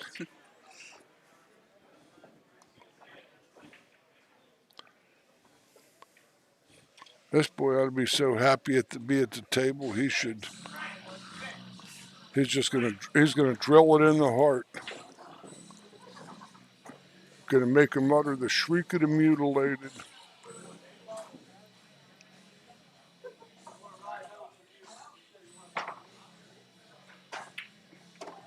And he scratched. Oh, I did call the Alfred Hitchcock ending.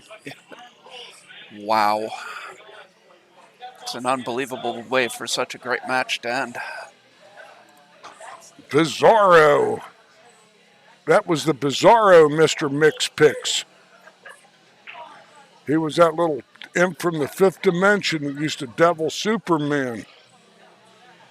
Unbelievable. I think with that one, I'm gonna have to go and take off the head I got on this body and go get a fresh head for the next match. I'll be back momentarily here, folks.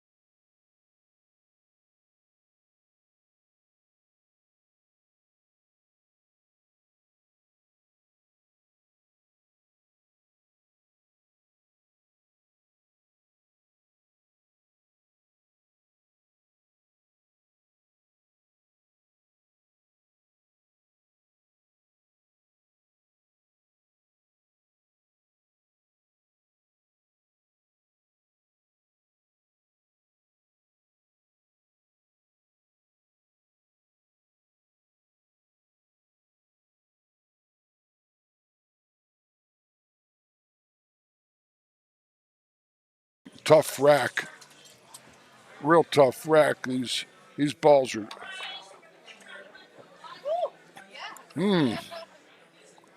We might see a little something happening here. A little lightning.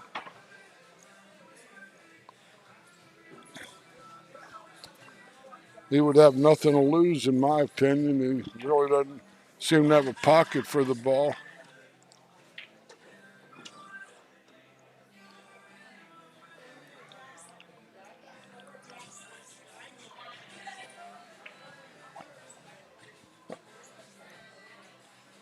Cross-banked it and sold out. Now these balls are playable. Twist it with a lot of right-hand ball and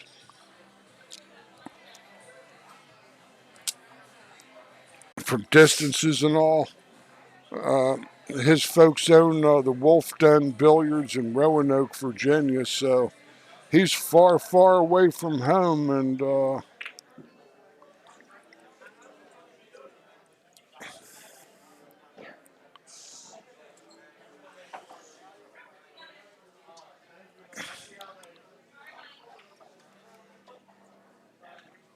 this might be a kind of a tricky shot here. It's hard to say.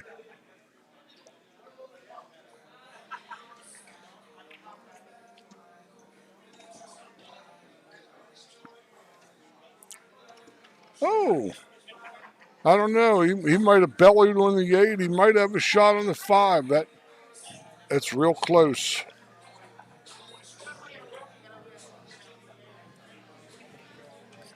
Real close on this shot.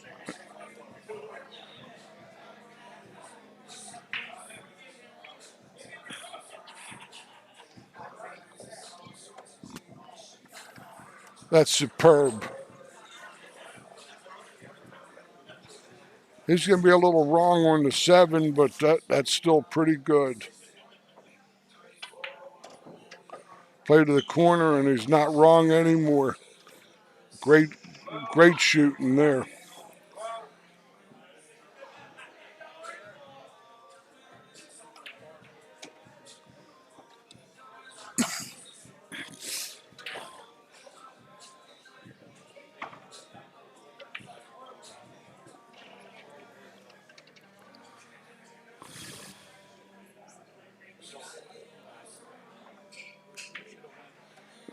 This is a tough little duo here. It is. They're ahead 2-0 over Dwayne and Dylan.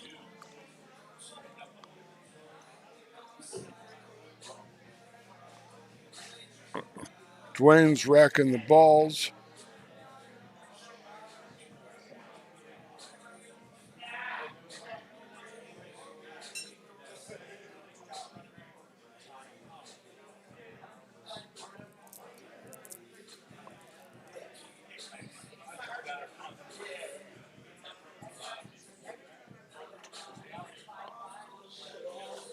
The winner of this event is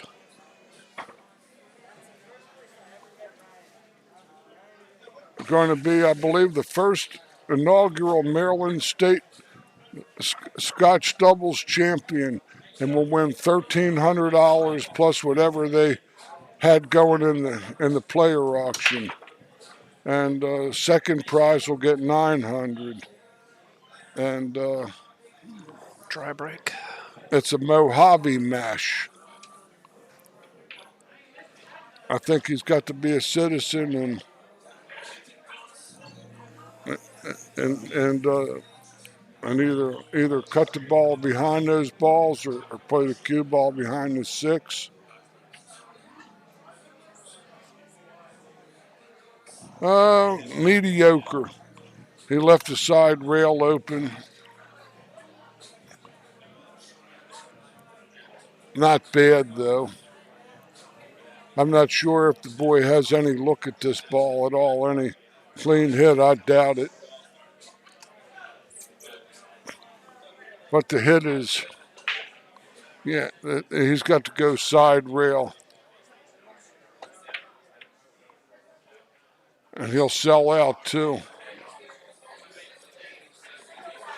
They tied the 2-ball up with the 9, so Yeah, that he did. That he did, Dave.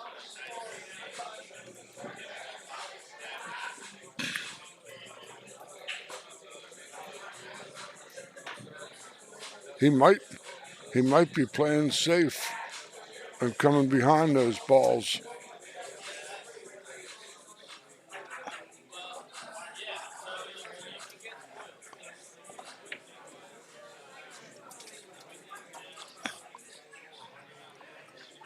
This is a little bit of the 2 is sticking out. I don't believe he can pocket the ball. No, I don't think he can. But he makes some very clever, deft moves. This young man, this Shane.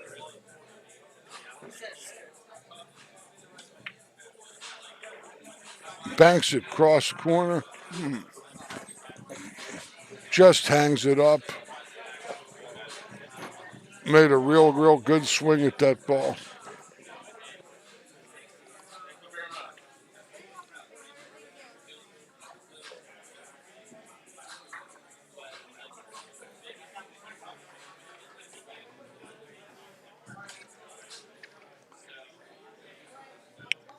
Well, it's about time for the D men here to get busy.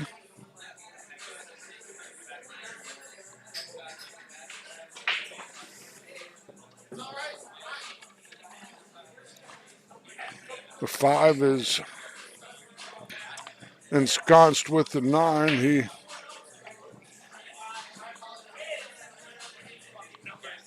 What he's going to do, maybe try to go in. They play into the carom. They look a little tight.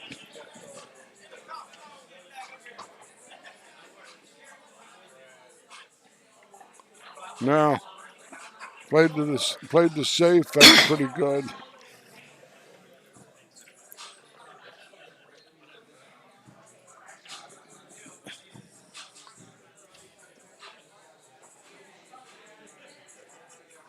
He might have this off the rail first and get shape.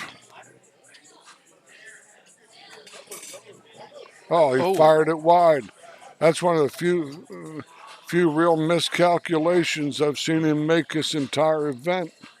But the game's played on the table, not in theory, so. Oh.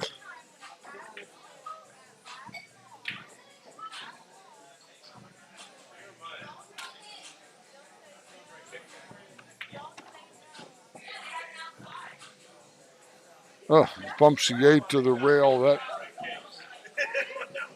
It's not the worst.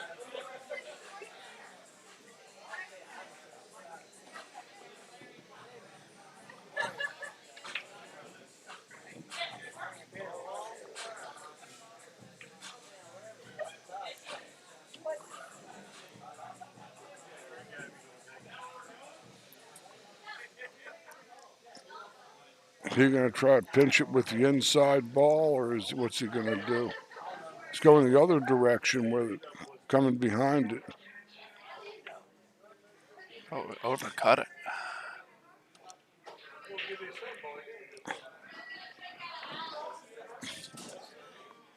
This is looking like a good shot here for Nathan to play the ball skinny and get up to the top rail. Let's check his touch out here. 12 hours into this event.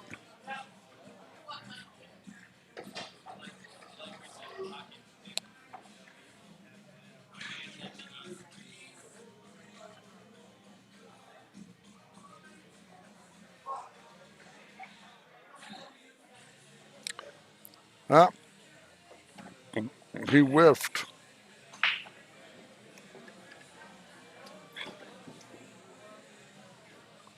Seen a few of those today, Dave. Yes, we have. A few whiffs.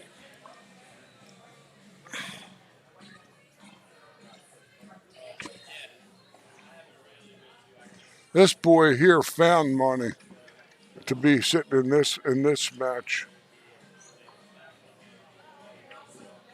They found money.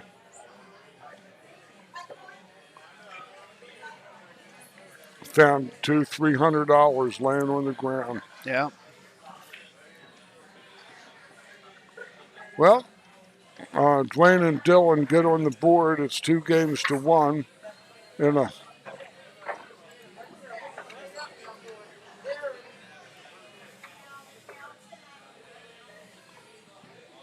game number 3.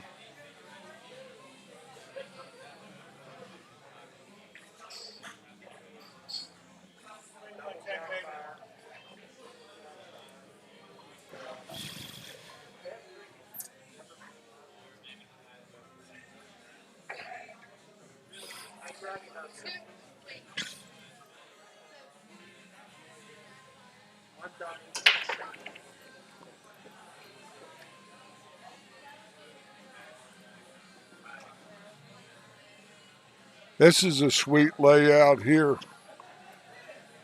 He just has to make sure he can control the 1. And this ought to be routine, which he did.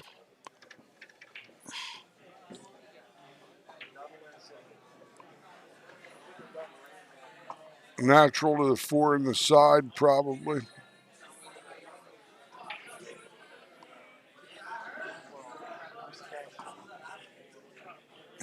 The 8 ball is sitting on the point. That's a...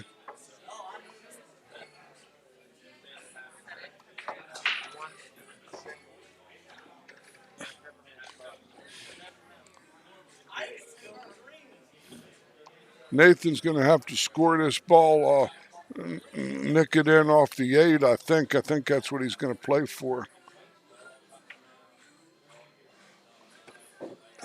He did. 5 goes in the side. It's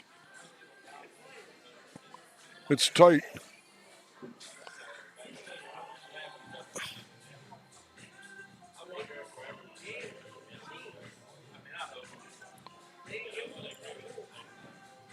Sometimes this ball has to turn real quick. Got to be really hit precisely.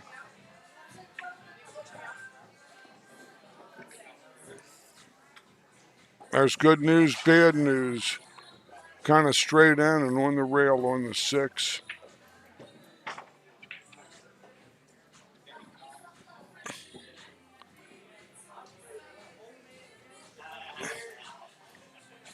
Not exactly routine.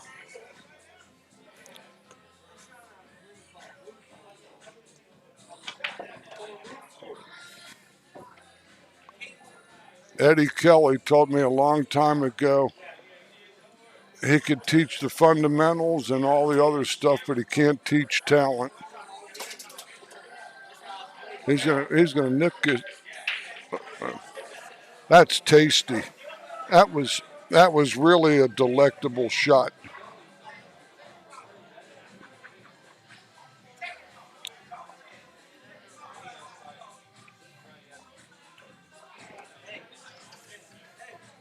Nice finish on that ball. Both these boys can flat out play. But Shane is subject to be a beast in 2 or 3 years. Let's take another look at that nice bank on the 7 ball. Yes, indeedy. Just barely clears the 8 underneath and comes back around for shape. What happened was you see the ball arced. He created the ball to arc. In other words, the ball did a loop-de-loop. It arced the way he hit it.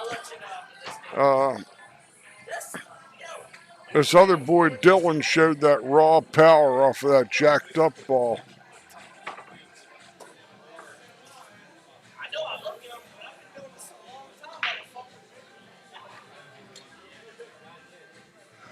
3 games to 1. Big break shot here.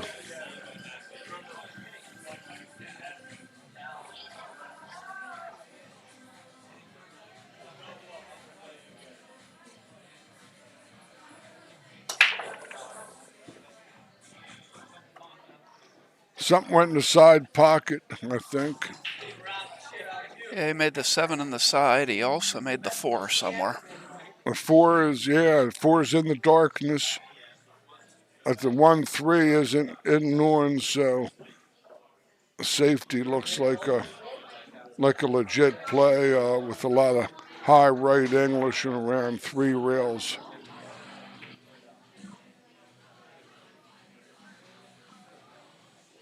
Oh, it leaked out on him, and he gave up a possible 1-3 combination. That's potential anyway, I don't know.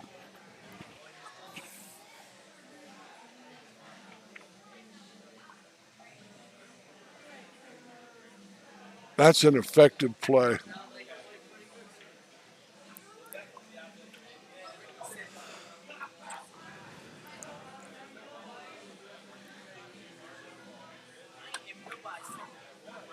That's going to come back to haunt him.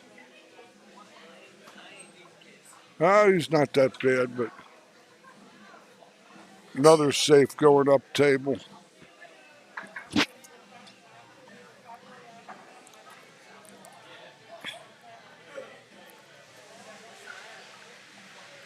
That's a good shot there. It is. He judged that speed very well. He's got, and you see the side pocket is in the kick lane for the side rail on either side.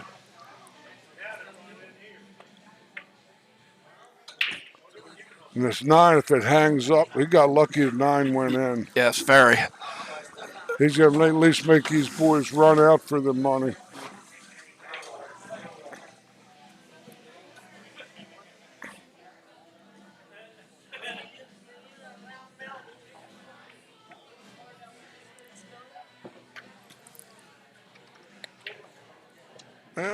He's working down to the 2 in the side, and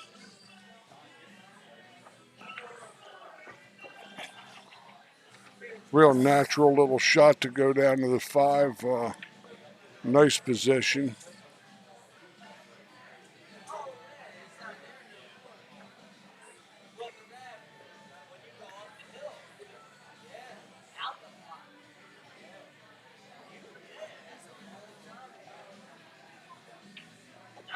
He slowed up his pace a little bit.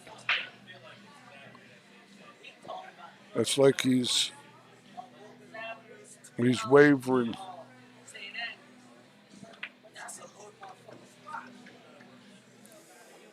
That's a real well hit ball. That's going to allow Shane to stay on the correct side of the 6 to go up to the 8. Just come off the rail around the first diamond. Ideal.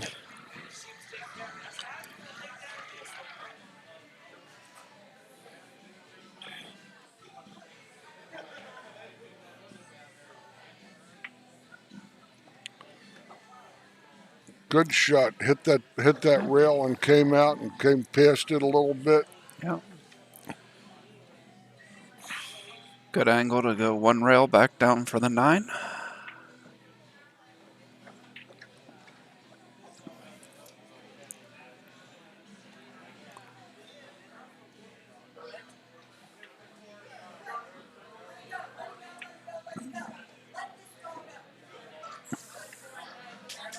Four games to 1 in favor of Nathan and Shane.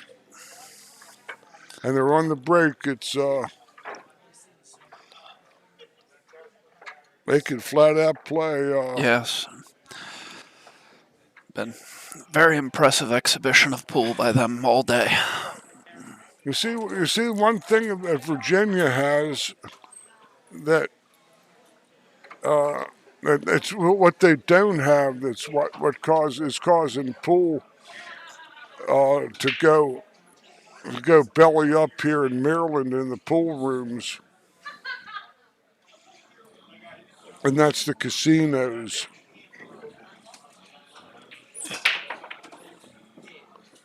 Now all the pool rooms in Maryland have to be in the bars like this. This is a great place.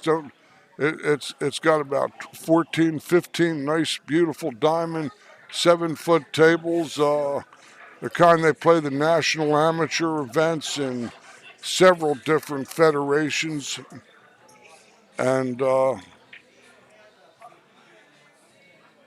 that they make the players play better because you don't get sloppy playing on tables with 4.5-inch pockets like this. Look out.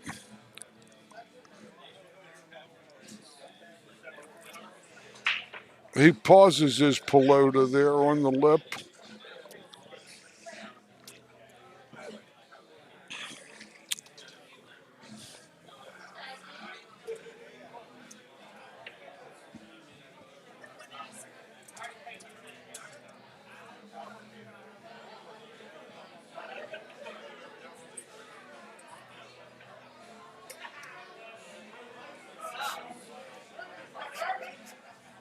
That's a little lucky, but he'll take it.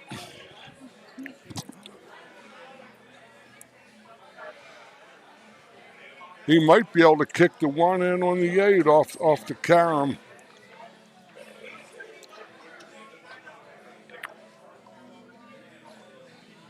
If he catches it good.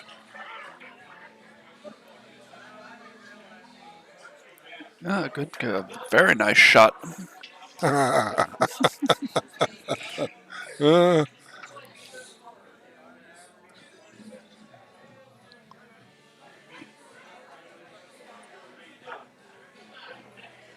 Well, that was my coup de grace call for the evening there, folks. Rail first it. Many were called, but few were chosen.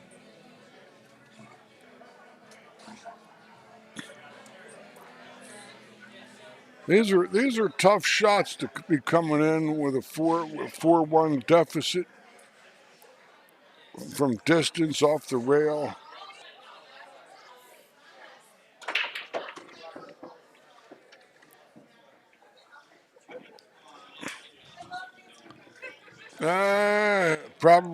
He's probably on the water pipe there. The hookah. He might have a shot.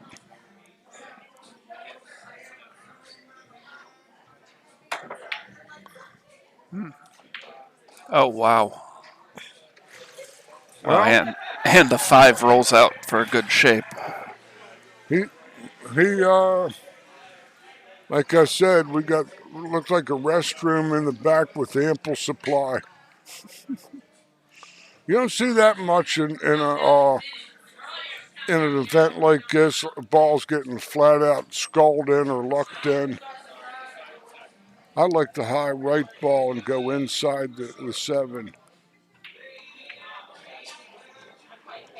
See, that's the worst that can happen to you is you run into the ball, and then you're still as good as gold.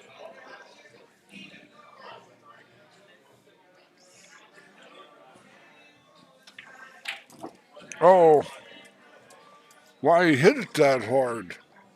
I don't even know why he drew it. I thought he was going to roll forward. Or just stick there and just take it. Or stick, but... Uh-oh. You know what I say? Yeah.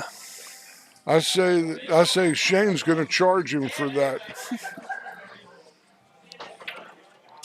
Because he's the left-hander on this jump, and this is to the his correct side. I got him at 60-40 to make the ball.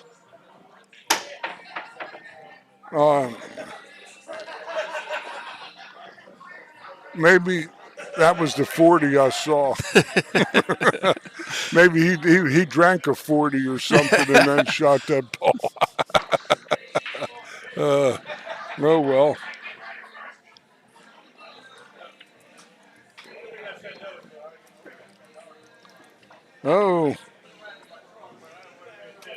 This shot here is, as the old saying goes, will put hair on your chest. Yep. He's got a little bit of a left to right look on this ball too, so he either's got to fire it with the high left.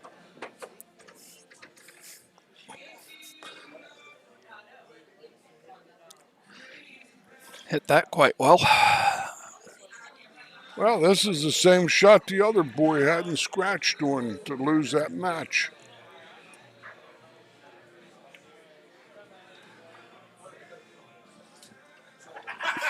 Well,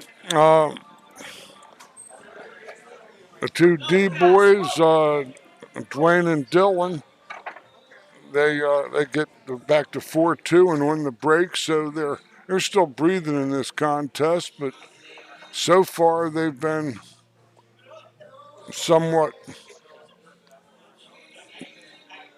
I can't say outclassed, but they've been outstalled for sure.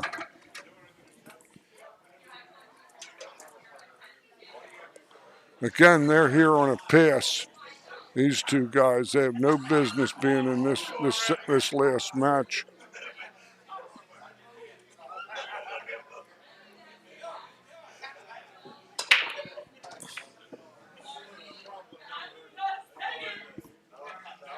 But I can be critical. I'm in the bleachers. I know how hard it is to make that last ball to move up $400, especially maybe if you're not exactly rolling in the dough.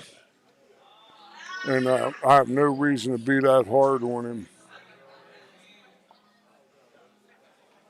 But the way he slapped at it and all looked like you put somebody from the Bowery up there at the table to shoot the ball. It was a whiskey stroke. And that was unlike any of the deliveries I saw the young man make. So I got to think something else too for both these boys. The two D's. They're both out of condition. This boy. Yeah. He's young and he can maybe be able to get through 10 hours of this, but somewhere along the line, he's going to have to do some shedding. Otherwise, he might have a short life.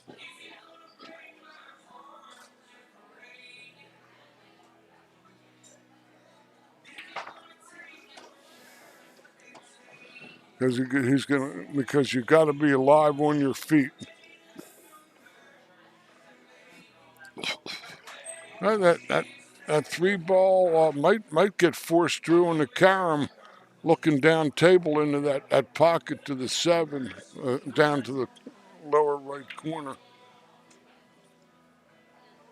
Oh, he sold out big time. Maybe not. It's tight. But that was part of the reason I had to stop. I was crippled. I had no legs left. I had both my hips done. Oh.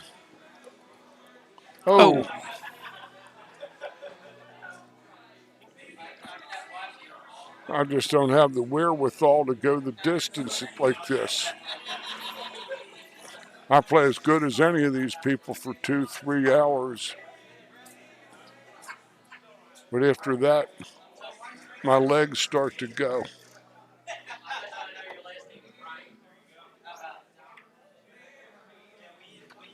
Oh, looks like we're going to have an interesting match here.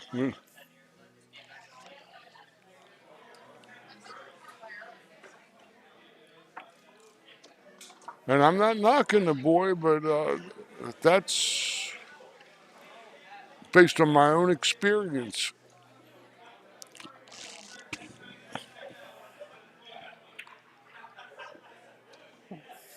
The only time I wasn't like a little overweight. Was in the mid 1980s, late 1980s, and I played my very best then. But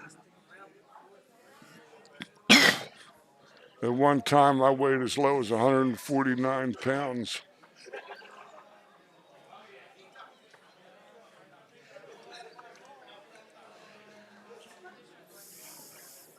Good shot. Good tender inside touch there. No. Try it again. 4 games to 3. Tweedledee.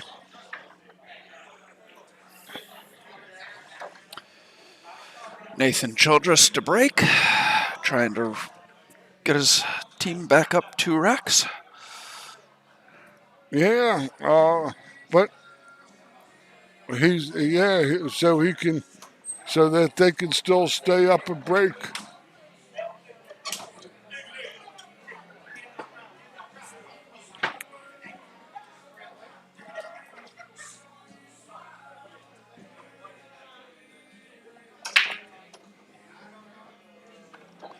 Eight, 1. What's that? A 4 ball. He's got 4 balls in on the break and has no shot other than a safety. He might be able to spin this ball in. Tried to bank it.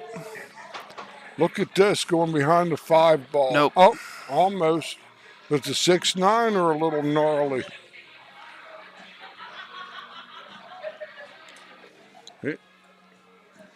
He didn't shy about banking those balls. No, not at all. He had that on track too. It wasn't like a wild, undisciplined effort, because it surely wasn't.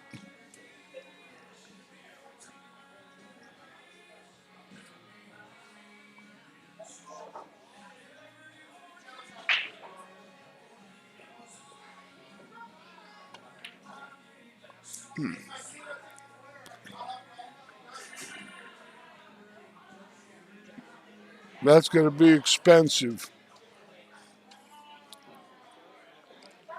He's got to play the 6 from the rail side.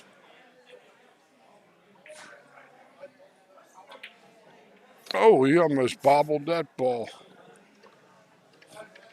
I'd like to see a little bit of the high right ball and sweep to the cushion so he can come across the face of the 6 and not touch the 9. Yeah. But he's on a little off angle to do that. That was a little, this is safe behind the 7. This is the 3 rail shot with about a half ball hit. Coming right, see what he just did.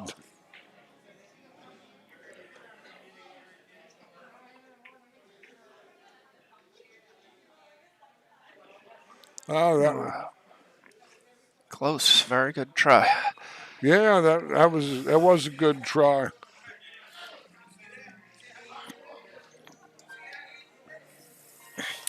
This might be safe back behind the 9. He has no real play at this ball. Is he banking this ball? He's mad. He's going to sell out the paycheck here. Ah, could be a carom. Yep.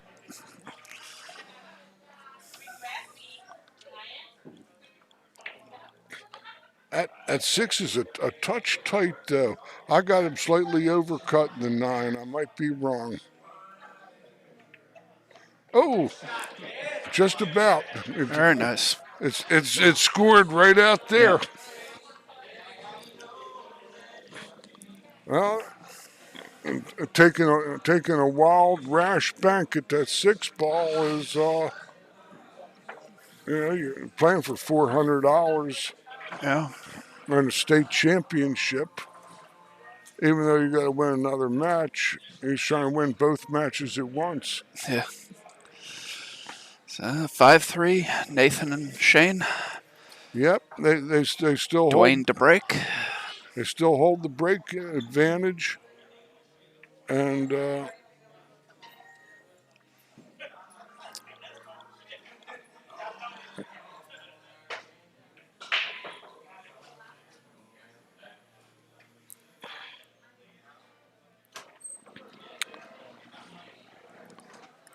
I can say the players haven't been struggling to get the balls racked good on this table for the most part. You see, we've been sitting here. I got here at about 11:30 today. Yeah.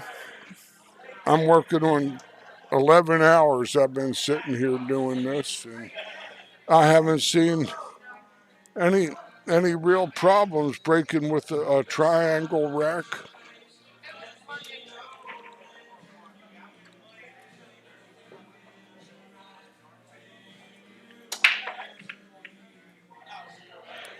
Oh, the deuce! Oh, the 4 goes in the side. The three's a carom, and he should have a shot on the 1 after the carom.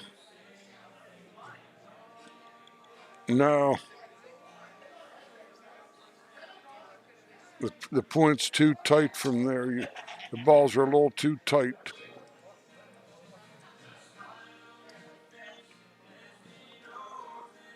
The 1 went clean, but he didn't get around the 8. No, he's got the 2 in the corner, so I didn't need to get around the 8. Oh, well, I guess his time is growing short for me. I used to have 20/20 vision. I had it when I walked in here today. Must have lost a couple points sitting here for 11 hours. What kind of shape was that he was playing? Never mind. Quote the Jorge. Meanwhile, though, this is the wrong angle. He's going to have to reach for this ball big time. That's the trouble. Even on a short box, he's going to have to stand and stretch. He might be thinking he's giving his man a carom, but I think the ball's short. Nah. It'll double kiss him past the 6 too. I believe it will. Depends on whether it just never touched it. Oh, that was so ugly it defied description. All tap-ins to put Shane and Nathan on the hill. Okay, that's between passable and fair.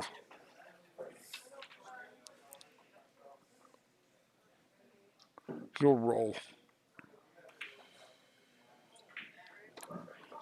Very nice. Corner pocket.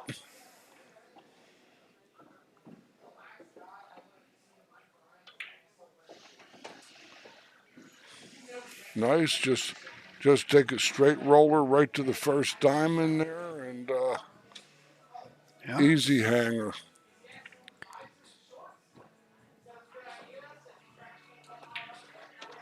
I don't understand this. What kind Neither of do shot's I. that? I don't know. I thought he could just slow roll it. Or not even slow roll it, just roll it. I think they're trying to torture these guys.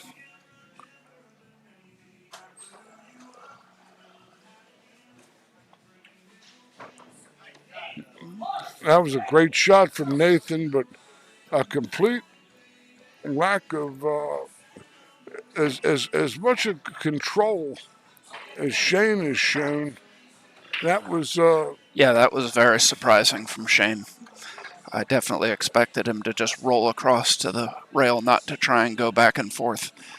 that's like going to Hong Kong and only being able to get pepperoni pizza. That's how out of character all that was. So, be Shane's break here. Shane and Nathan are on the hill. They are in the hot seat, so if they win this set, the tournament is over, and they will be the champions. Some balls went in on the break. The one is playable. The four is on the cushion. Up table.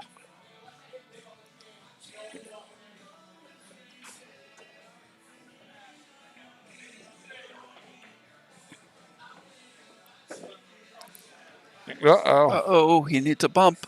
Oh, he didn't get it. That isn't all that bad. In fact, I got him at even money to kick in this four ball.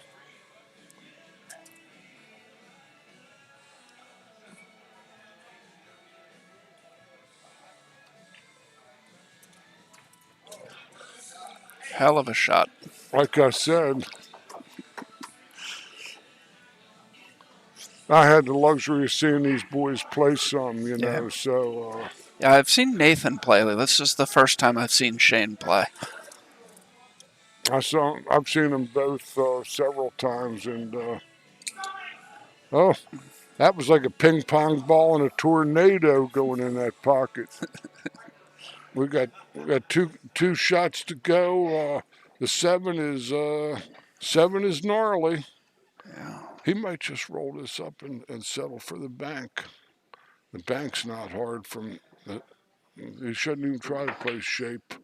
That was a full shot.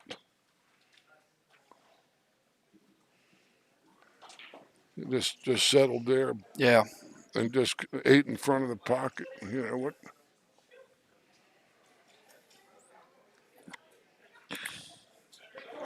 Maybe they want to torture him some more.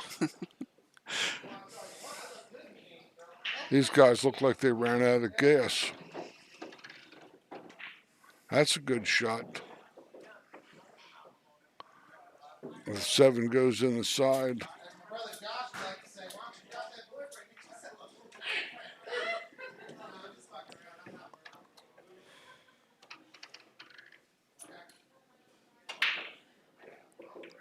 3 rails. Oh, kill shot. Good shot.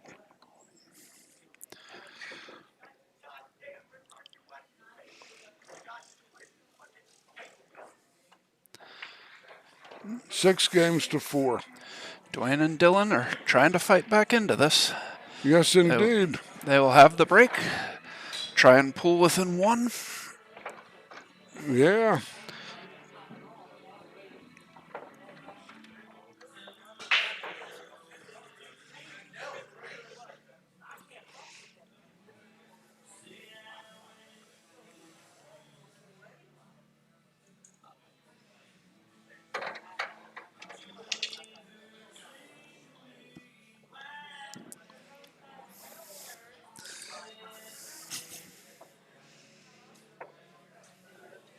Game number 11 is 6 games to 4 in an interesting match that had a couple twists to it. Oh, look at this. He broke in 3 balls and has a phalanx of the 8-9-2 right down in a line. He needs to follow in the 2.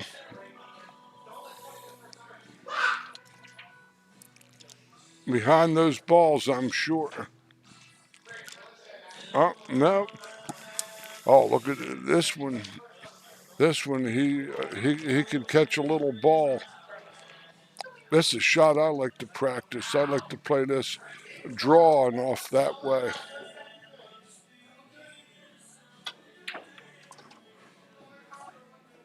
He lucked that ball in. Yeah.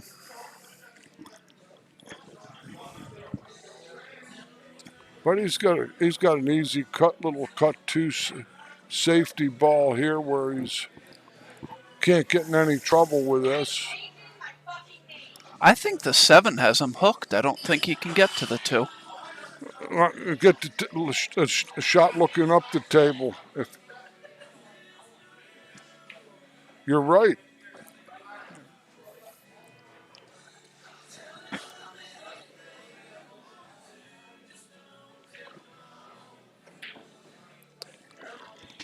He's coming in right at the first diamond almost, between the first and second diamond. Except his left-hand part of the cue ball is a little hidden from him. Good hit, but he's going to lose his toy in the pocket, and we're going to might go to 6-5 here. Yeah. And these little twists of fate are keeping me out of getting to my nice warm bed. But I've already used up 2 deodorant sticks in this tournament. No, I don't want to have to go to Rite Aid and re-up for another one, you know. I only use 1 or 2 deodorant sticks a year, you know, and I've done 2 of them in one tournament. Because I've been absent from like 9 months from the booth.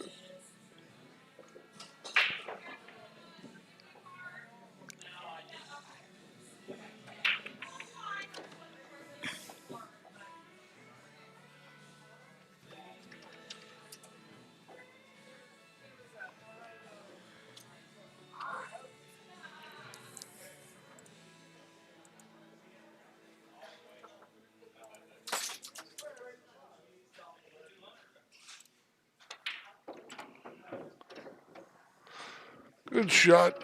That's all you want to do.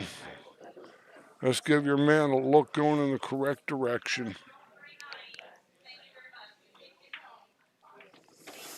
Almost got the Sharknado going there. 6-5. Very interesting. This is potentially their last break of the tournament, they hope. Yes, it is. Definitely their last break of this set. Right. See, he's got silicone on his shirt. I always, Dave Bowman, he was an old pro player from Virginia Beach. Big, tall guy, one of the better tall players that ever lived. I was playing him in a tournament in Harrisonburg, Virginia, about 35 years ago. And Dave brought this towel with him, and he wanted me to wipe the balls every time I racked him. And I told him, I said, Dave, I said, you don't have a shot in the universe of that happening. He says, I'll wipe them for you. And I said, I don't know what's on that towel, Dave. It could be something that you, he's got the edge of it, I believe. Yes, I think you're right. And so Dave starts to put the towel in the ball box, you know, where balls come out and ball return. And that's kind of a loose shot there. He's going to cut the ball into the 4 and come all the way up table and hide him behind all these balls. Oh. That was a faux pas. These boys are in business. And so Dave wins the game. And I'm up at the ball box, and I grab the towel, I look at it, and I toss it up in the air. It lands on the ground, and I do the Mexican hat dance on it. And I said, Dave, this towel's dirty. And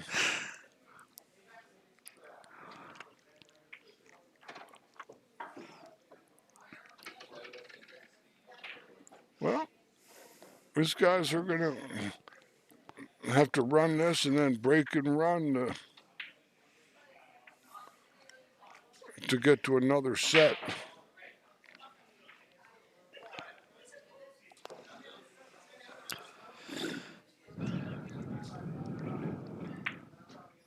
Oh, that's grody.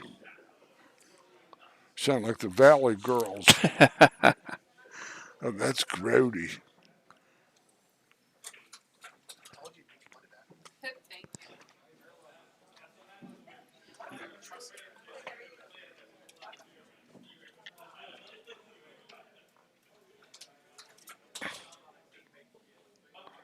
The 5-8 combo is a sellout shot. He's going up table.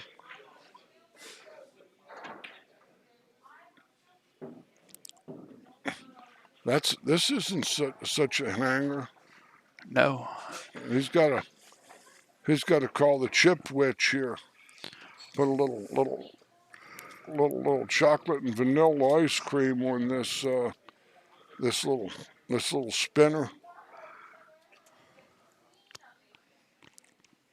Right guys at the table to shoot it though.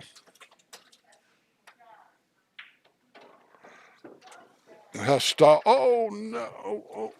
Oh, he got in the gap. Wow. He's gonna get to the cash. He's at the cash now. All he's got to do is get to the 7 ball in the side pocket. Right, go a little past the 9.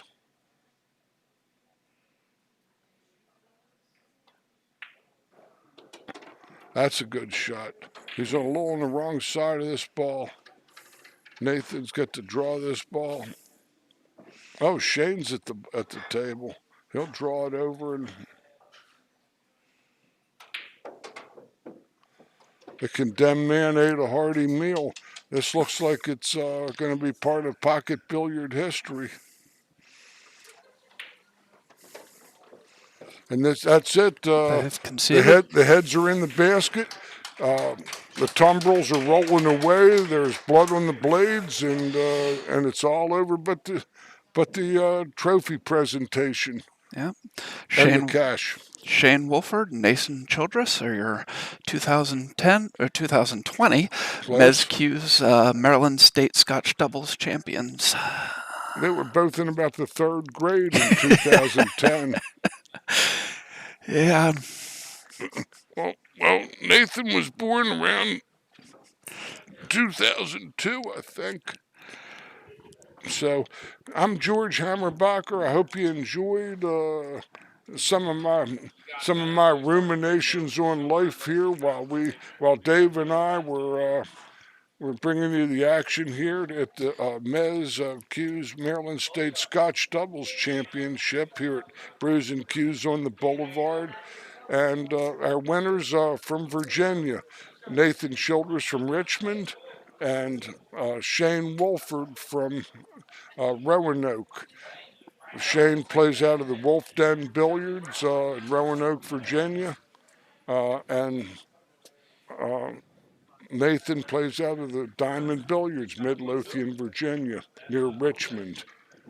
Know them both. They're fine young men, and they're excellent receivers of this first title. So take care, folks. Glad we had some fun and maybe a couple laughs. And if I was too corny, don't tell me on the chat, please. Let me operate on false ego some more. Take care now.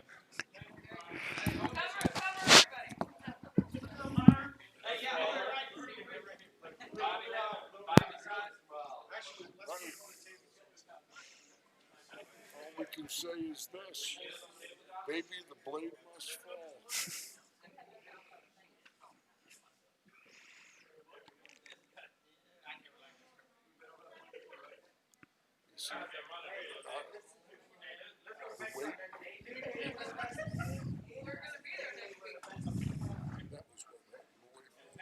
Yeah.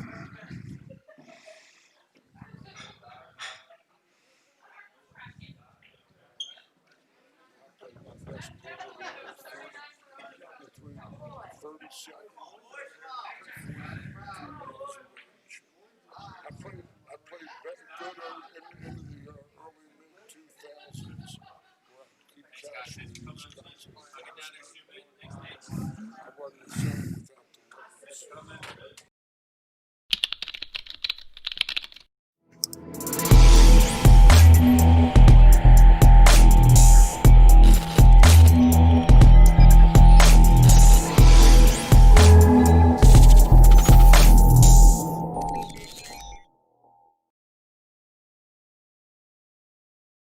He's done that to me. I mean, I put it out the very first year. I put it out the same. I put it out first every year in January. We put it out. We do it Black Friday, and then that Saturday